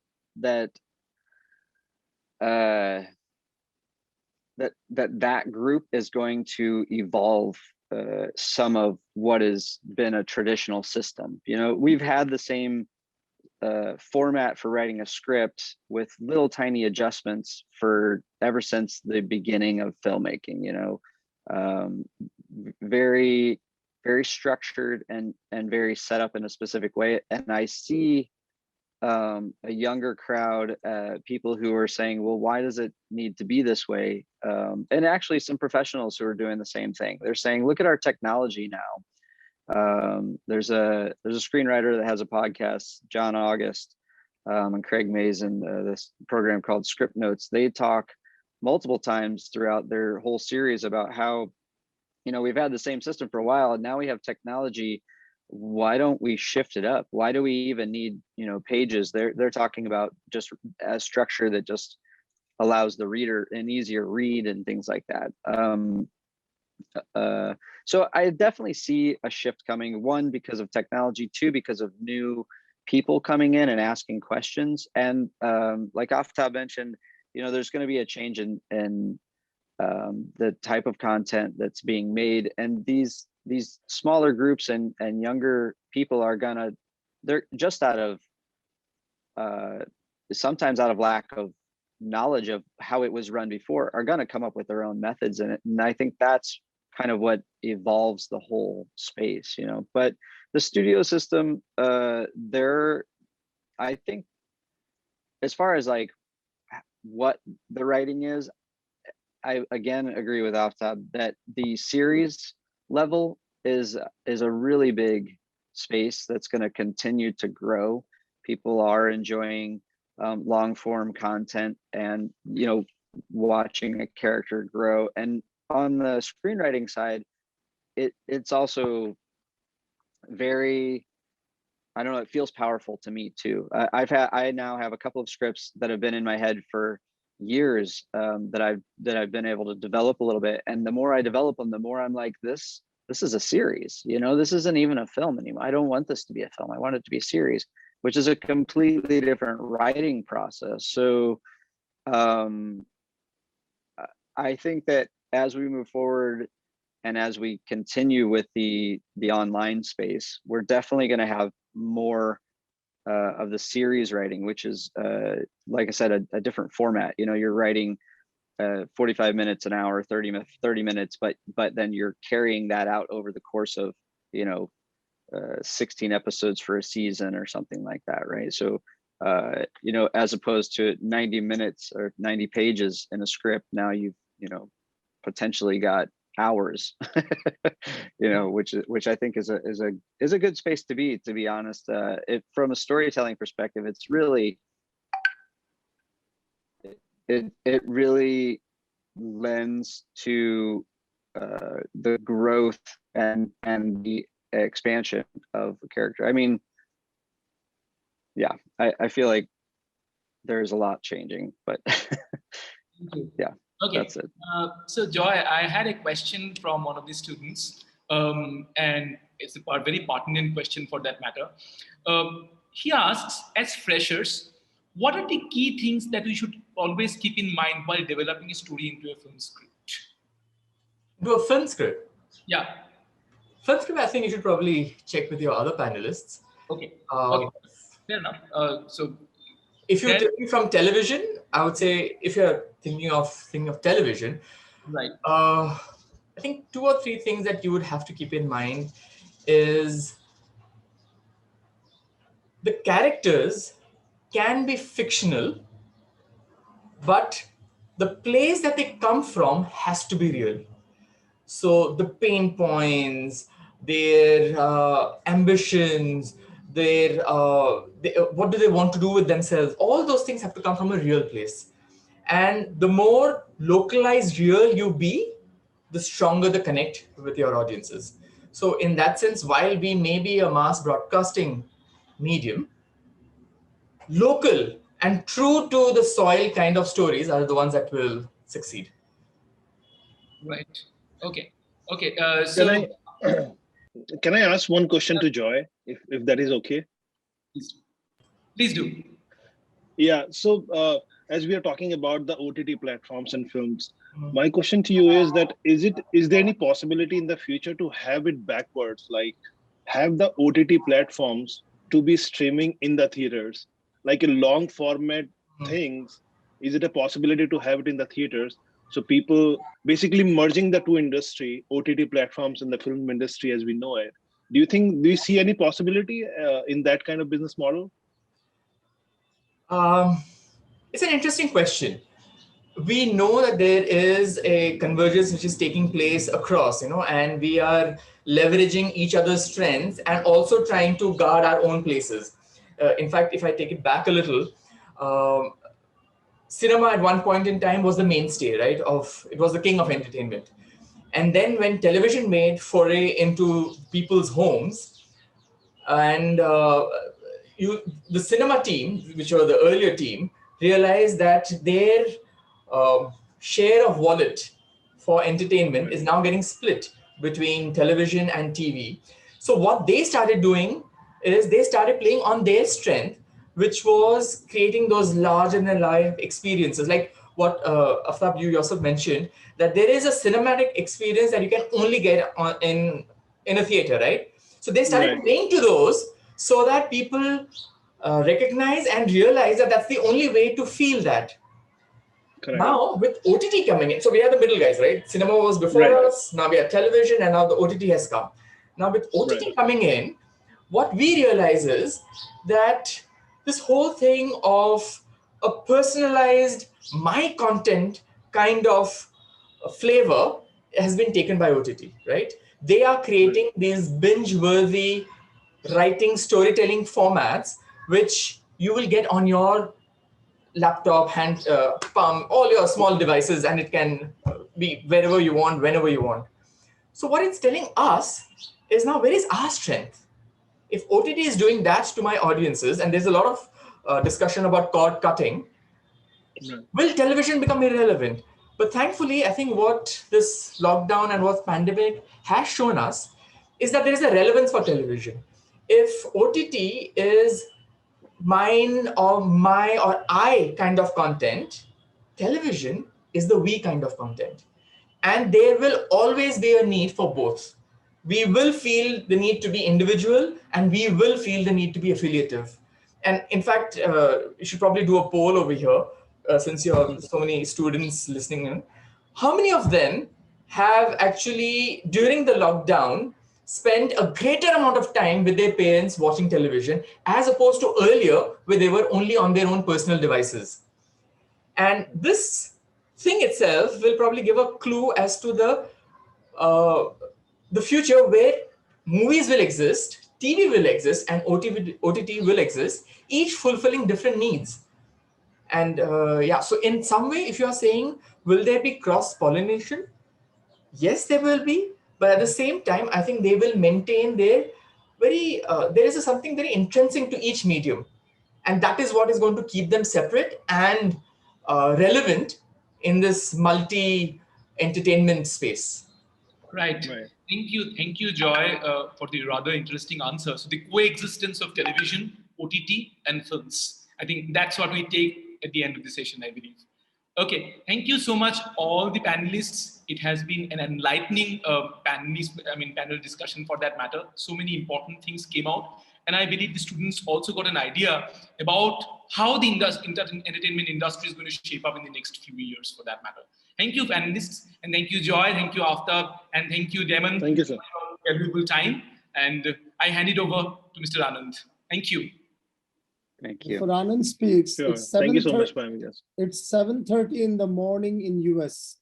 Indeed, Mr. Damon and Mr. Aftab, really congratulations and our gratitude to you that you could join us at 7:30 a.m. You actually joined us at 6:30 a.m. US time. Thank you very much for that. No, pleasure is all You're mine. welcome. Thank you so much for having us. Yeah, you're welcome. Absolutely. Great, sir. So that's the passion and the commitment, Mr. Demon and Mr. Aftab, which you have been actually showing in this platform. And thank you, Joy, for that beautiful explanation of me medium and we medium. You know, I medium and me medium, we medium. That was very good, very timely. Over to Chandan, please. Yes, sir. It has been, in fact, very interesting and lovely moderation done by Sunyanji.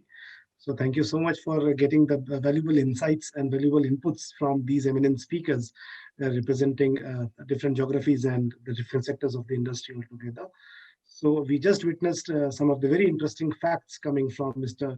Joy Mukherjee, Mr. Aftab ji, and Mr. Demon. So thank you so much for being a part of this event. We are just moving ahead with the flow of the event. There is a formal, launch of our SMX network portal. So I would request if you could please witness this and be a part of this, curtain raiser of our SMX portal. And I would also like to just a second. I would also like to invite a special guest for the day, for the special address, Mr. Dilip Chunay, the Secretary General of FICCI. Yes.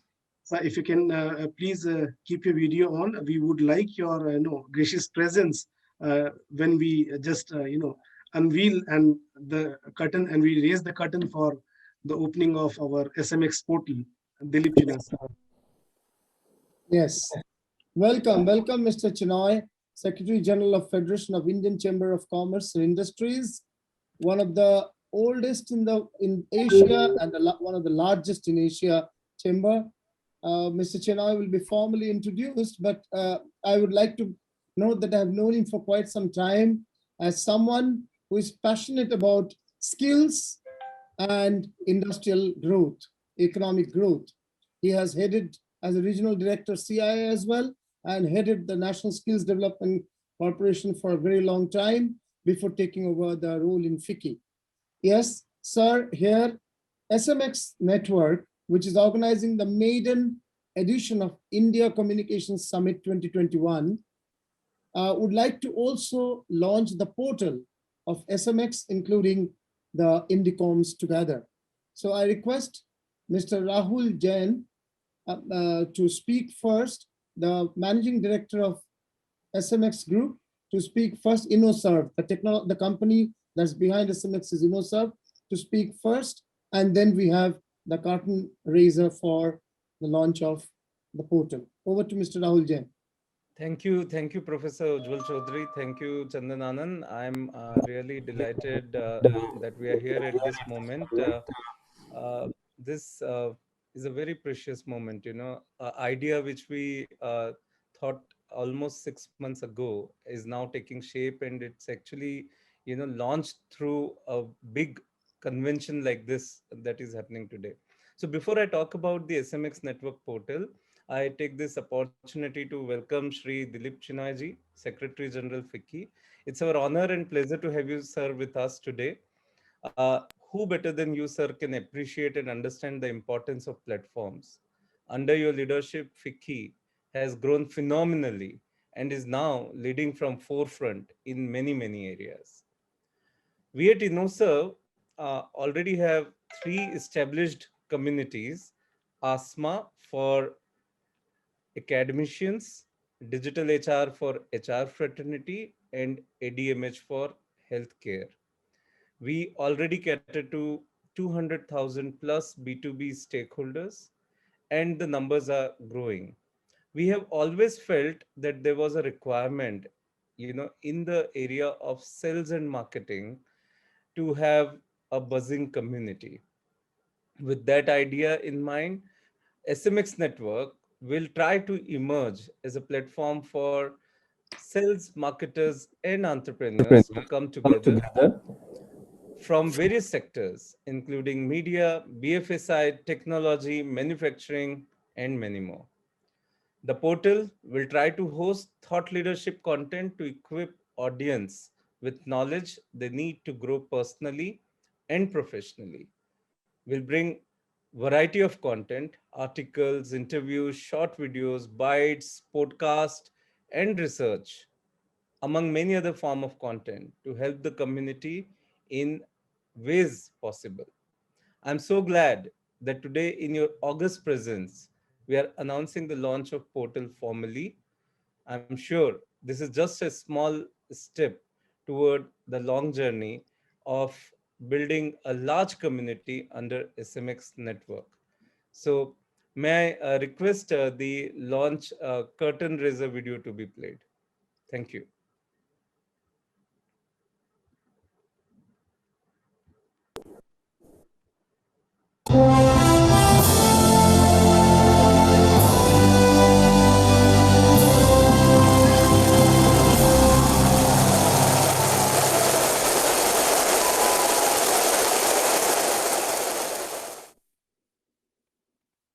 You may show the home page of the portal, please.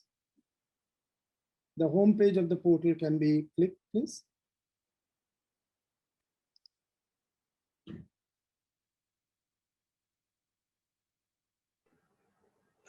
Just give us a second, sir. Yeah. The production team will take.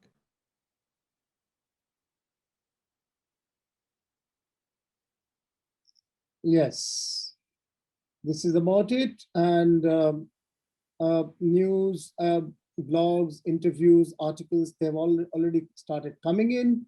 IndiComms is the event which is currently going on, and we are in the valedictory session of day 1. So yes, about us.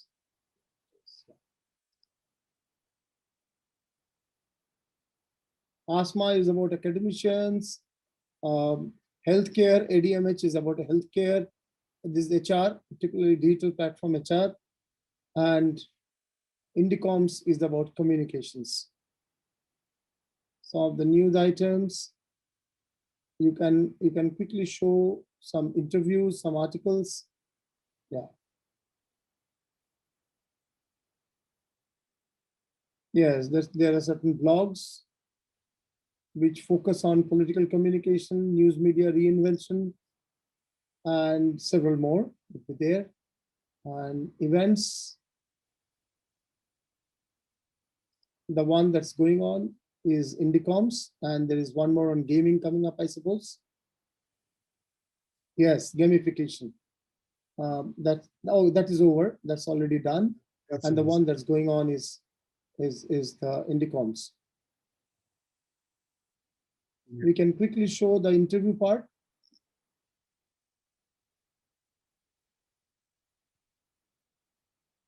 Yes, there are interviews of people from the field of media, entertainment, and communication.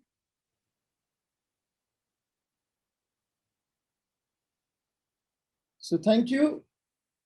I hope this portal provides new insights, new analysis. Yes, that's a mobile journalism trend analysis, an article by Dr. Krishnan. So I hope this portal provides new dimensions, new analysis, trends going beyond just the news. It focuses more on why and how than just what. Thank you, Rahulji, for spearheading this project with able partnership of Chandanji as well. And it's our pleasure to be associated. Now can we have the valedictory talk by the Honorable Secretary General of Federation of Indian Chamber of Commerce and Industries, Mr. Dilip Chenoy, please. Over to you, Dilip sir, but before you speak, this program is focusing on how media and communication industry has fared in 2020 and how is it expected to do in 2021. This is in the last month of the financial year, this program comes, and this is so far in this 2 months long, this year, current year, which has just gone 2 months by. This is the largest media and communication summit happening with 42 speakers across various media. From the morning, more than 21 have spoken so far. And we have the pleasure of having you as the valedictory speaker. We look forward to you on your understanding, interpretation, and guidelines with regards to the media, entertainment, and communication industry. How you think it has done, what can it do, and how does FICCI look at this particular segment? Because FICCI is the organizer of the largest business meet of media and entertainment called FICCI Frames for the last 22 years. It has taken a great leadership in this sector, both with the government and with the industry. So over to you, sir, Dilip Chenoy, Secretary General, Federation of Indian Chamber of Commerce and Industries. Thank you, Ujjwal. And first of all, I must make a confession that I'm not half as knowledgeable as some of the speakers that you had in the session today. But I really want to actually, talk about. I was going to talk about the growth drivers of the industry, some of the technologies that the industry should leverage. What FICCI has actually found and some of the initiatives of the government. But you actually threw a googly at me and saying that, okay, how is the entertainment and media sector done so far in the lockdown?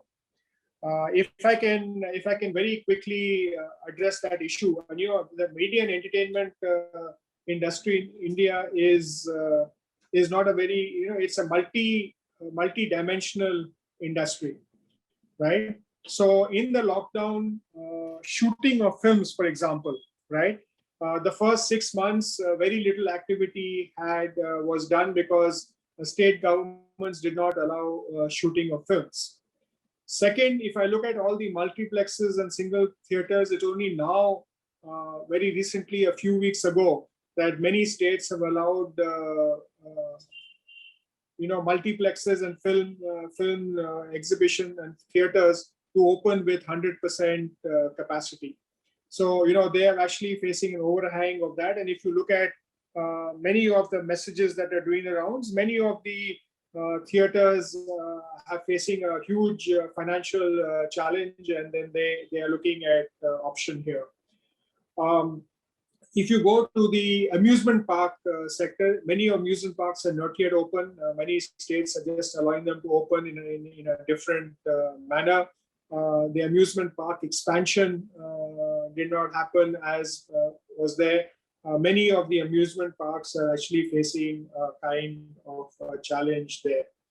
Radio somehow could adapt, but advertisement aspects to radio, no radio channel actually shut down there, although initially there was some kind of a disruption, but I think that was quickly addressed in a very good manner. The sector which really did well in and gained market share was the digital OTT entertainment space. Some of the releases that were planned for theaters actually happened on the OTT space there. Many of them actually got channels. Many OTT channels actually came on during the we tend to only think of Netflix and Amazon Prime, Altpology, Z5, Hotstar, Disney, etc. But there are many OTT channels there. So they had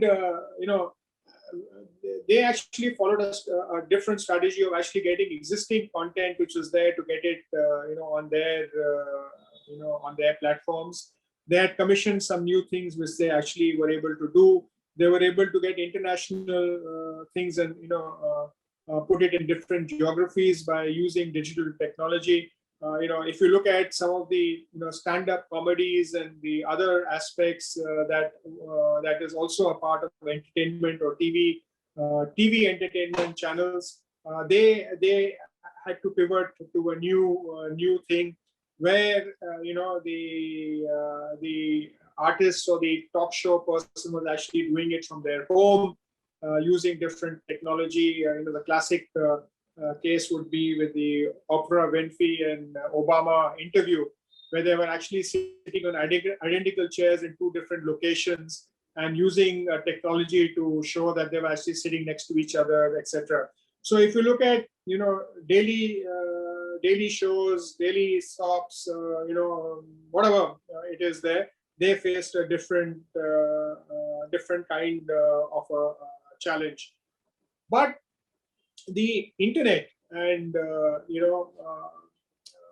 actually provided a huge opportunity, and I would say that if the last decade was known as a decade of consumption, this decade could actually become the decade of creativity, because many of the people who were with a good quality phone, you could actually create videos, so short videos actually gain prominence here as against format here. Many people actually started doing entertainment programs online, individual artists, but monetizing it was a challenge. So if you look at the theater groups, a lot of theater groups have not yet been able to come back. They're also a part of the media and entertainment industry. We tend to kind of look at them differently. But the theater groups, the bands,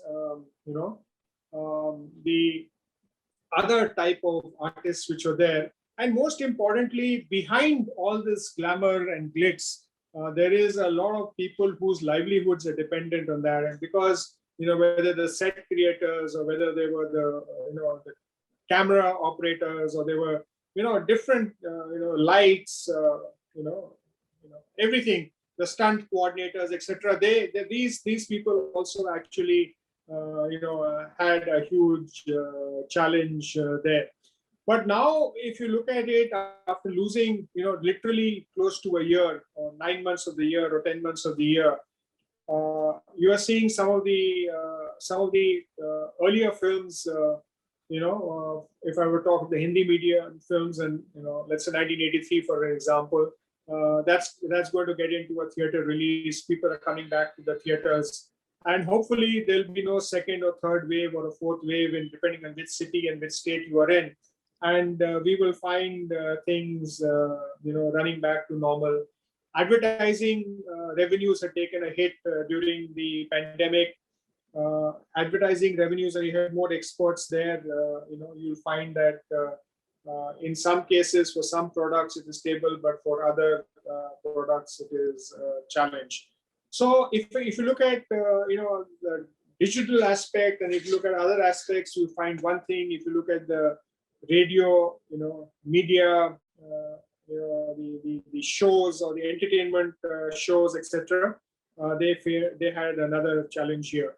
But I think the whole industry has regrouped. You will see a lot of activities actually going forward, and I'm pretty certain that most of the speakers at the summit have already presented many thoughts and provoking ideas on the future of the media and entertainment industry and communications forward. So if I were to look at, from an Indian context, both in terms of, media and entertainment, and I have not touched about gaming, right? So yes. Gaming is one area with gaming actually had exponential growth during this period, both in terms of fantasy sports and in terms of gaming. We saw a lot of Indian companies actually coming in here. In terms of fantasy sports and all, there's a challenge because some states have banned this in the name of gambling and other aspects like that. But some other states are allowing it to happen, and there's a whole change in the entire OTT space. And in the digital space, we've recently seen the government come up with the self-regulatory plus oversight mechanism, which is just been announced, I think, last week. So if you look at this media and entertainment industry as a sunrise sector, FICCI with E&Y brings out an annual Indian media entertainment industry. We had said that it will grow at a CAGR of about about 12% over the next 3 years. 2,34,000-35,000 crores was what the estimate is. As a nation, our per capita consumption of entertainment is much lower than many of our peers. Although we are the largest film producing country in the world, the revenues from film are not sustainable. We are the largest film, seeing nation on OTT, but revenues there are not as good as some of the other countries. Of course, the television and animation, gaming, and VFX segments are expected to lead industry growth with the opportunities in digital technologies as well. The segment had actually produced over 1,600 hours of original OTT content, 1,800 plus films, and over 200,000 hours of entertainment television prior to the lockdown. This would actually multiply several X as we go forward. There has been an increasing liberalization through the FDI, clarification on the FDI. There has been, digitization of the cable distribution network. In India, we've had, of course, the major issue of the viewership data numbers and high-profile media cases, but I think that will also reduce. But with the subscription model coming in an OTT, the relevance of that is now only limited to TV in a manner there. But there is a higher penetration and rapidly, growing viewership on the population, in the young population. And interestingly, the choice of viewing is actually the phone, not necessarily the TV screen. And that is, interesting phenomena in India. Download and replaying is a much preferred option in many cases because connectivity has a challenge. Of course, you are seeing, some of the DTH channels giving you and some other offering you video on demand, which is there. Which again, OTT is a different kind of thing. You're having live streaming of events also on OTT, and they're reaching out to audiences. Digital advertising is also, growing, right? digital, when the report actually came out, 300,000 businesses advertised on digital, as estimated to 12,000 advertisers on television and 180,000 on print. Of course, the rates are significantly different, but given the lockdown scenario and all, and we need to actually see FY21. The predictions are that the digital advertising revenues are likely to outweigh TV advertising revenues. Of course, the IPL may have changed that, but what proportion of IPL revenue is because of its digital platform versus its TV platform is also interesting. Gaming, augmented reality, and virtual reality are actually causing seismic shifts in consumer engagement. I think these are going to disrupt even film viewing and other things going forward. They are looking at, in the whole music industry, music artists could actually live stream their content using VR. You've seen a lot of individuals do it using technology developed at home. Right, and I think the augmented reality is really going to find an increased interaction with the consumers, and thus creating an emotional connect with them. The number of films should be back to normal this year. We might actually have a little more number of films coming in, because one thing which the OTT platforms have done is actually brought in a whole sort of different way of filming, shorter filming times, shorter movies. So in terms of numbers, you'll see films actually increasing. You might see much more digital content on, and you will see a lot of gaming shows and other shows coming up, and the gaming industry will take a huge step in this direction. Of course, again, I would like to very clearly divide it into fantasy games and gaming. Recently, we had the Toy Fair. Actually, Toy Fair is extended. It's on today. A lot of gaming companies came in, and gaming for gamification of education also is going to lead the way. Little more cash has come into the hands of the DTH players because the API limits have been raised both in cable and DTH satellite platforms, and there's a lot of other aspect which is coming.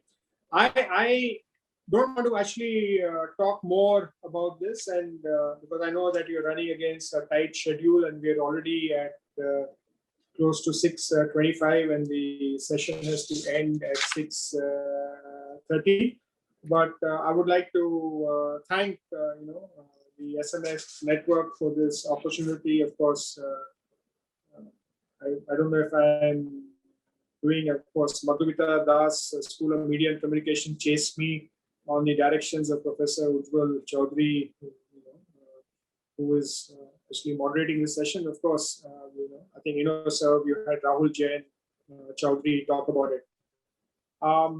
I believe that the whole area of skill development and training is a big area which is required here, and I think the ability of individuals is rapidly growing exponentially greater than the ability of training organizations to serve them. So, some form of recognition of prior learning, and actually, the digitization of learning is actually going to be there, because we're going into micro degrees and micro bytes so people can consume and accumulate that. So that's also going to lead to a great opportunity here in the gamification of the learning abilities, other than what you see in the the Baijus and others in education, etc. So to end, I'll just say that great challenges during the COVID pandemic. I think the industry survived and is in the process of revival.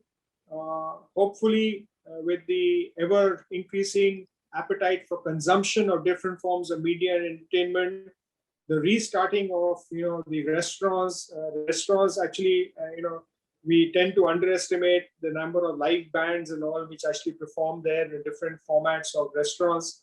The reopening of the normal this thing, and when business travel gets back, I think this whole sector should be there. There are different estimates that when you would come back, ranging from 9 months to 1 year to 2 years, looking at where the firms will come back into profitability and into sustainability going forward. There will be some who will do that much faster than the others, depending on the availability of resources. In these times, of course, cash is king. So those who can conserve cash and get access to cash will survive. But I think as a community, we have to collaboratively work to ensure that all different stakeholders in this sector actually have the ability to bounce back. As individuals, they're resilient, but as a system, ecosystem, we need to increase the resilience and ensure that we have a thriving media entertainment sector going forward. Again, Ujjwal, thank you for this opportunity, and over to you. Thank you, thank you. In fact, I should tell that from the first speaker, that was Anurag Batra, to you, there is a central idea that's going on with respect to gamification, AR and VR. Even he was talking that gaming, as you said, exponential growth, and he was speaking about mainstreaming of gaming. It's not just one of the elements. And he was speaking of esports, which you have also mentioned in another language. OTT space, yes, we had a full session on OTT space. Good to know that industry revival is happening, and you have given many examples for that. You were talking about our revenue falling short in spite of we being the largest film producing country. I got 2019 figures, 700 plus were the films in Hollywood, $1.8 trillion was the entire business. 1,300 plus films in Bollywood, 2019, $7.3 billion. So that's the huge amount of value chain difference. So there is a long way to go if we can internationalize our cinema. Long back I watched Avatar. I think every one of us had watched it. It was dubbed in 26 languages. And alone, one single film, Avatar, earned $7 billion. And here we have the entire industry of India of cinema, $7.3 billion. So there is a long way to go on that. Thank you for also bringing to force the skill development, digitization of learning, and gamification of education. I think most universities still do not understand how this can be integrated in traditional language, traditional education. You have also very rightly brought the shorter films. Mary Meeker's Internet Trends actually talked about in 2019 that fabulous apps and shorter films will mark the internet in 2020 and 21. Exactly, that's happening. That's happening all throughout 2020. AR, VR, seismic shifts in the consumer engagement. Undoubtedly, I'm looking forward to what you just now said, the impact on music. So looking forward to music and filmic outcome of this AR, VR, the impact of AR, VR in the industry. Thank you. You actually said that it was a googly. It wasn't. You had the entire gamut of changes happening brought forth. We look forward to a very fabulous Picky Frames this year. Because this year, I don't know, it might be blended. I don't know. You will say it could be blended. A smaller number of people could actually physically organize and attend, while a huge larger number can get the benefit of it through the different platforms, digital platforms. So I'm looking forward to that, because this time the web-led communication industry would have a much bigger fillip, and the focus on monetization of content on digital, which is still an unknown game in the Indian context to a large extent, will be another major issue of concern. So we look forward to these two, and thank you for your presence. Very timely intervention, a very right valedictory session to the entire day of 22 speakers speaking across various themes from the very first speaker at 1:30 in the morning. Thank you, 1:30 in the afternoon. Thank you very much, Dilip sir, and see you again another occasion. Look forward. Thank you, Ujjwal. Thank you everybody for your patient listening, and apologies if I didn't add anything new to your wisdom. Thank you very much. You have added, you have summarized it also and revised our learning of the day. Thank you very much. We close this session here. We meet tomorrow, everyone. We meet tomorrow. Over to Chandan to speak about tomorrow's program. Yes, sir. So thank you so much. So it was, in fact, a very lovely, ending session for the day, and absolute delight to hear the engaging and wonderful deliberation since afternoon 1:30. So it's a request to all the attendees over here. So kindly fill the feedback form. We have just flashed that on the chat box, which we have shared this in the chat box. This will help us understand the learning outcomes and how this event was helpful to you. Also, if you attend this session for both the days, and which is very informative and worth attending, and fill the feedback forms for both the days, you become eligible for getting the e-certificate of being attending this event, today's event, the virtual event in IndiComms 2021. So we'll meet you tomorrow, same time, same place, with new speakers and guests, and more important topics and deliberations. Till then, stay safe, stay tuned, and namaste. Keep following the SMX social media handles of Facebook, LinkedIn, Twitter, so that you get the latest updates and the tweets which we had for the entire day today. We also have the live streaming of YouTube, which will be uploaded in the YouTube channel shortly. Till the time, you can just see the live session which is there on the FB page of SMX Network. Bye-bye, everybody. Chandanji, we focused on journalism, we focused on entertainment today. Tomorrow we focus more on brand communication, on advertising, on public relations, on events. These are our focus areas. We bring to you the founder of the Jaipur Literature Festival tomorrow, Dr. Sanjay Roy. We bring to you the president of Events and Experiential Marketing Association of India, Mr. Roshan Abbas, and several others, stalwarts of advertising, PR, and events and branded content industry. These are the new areas. This is where the money is with respect to media and communication. So look forward to everyone joining as soon as we start 1:30 p.m. tomorrow and continue till 6:30, just like today. Thank you, everyone who have stayed from the very beginning till this moment. And thank you, Chandanji, for your patience, your half smile, and your calm nature of bringing every session beautifully to an end.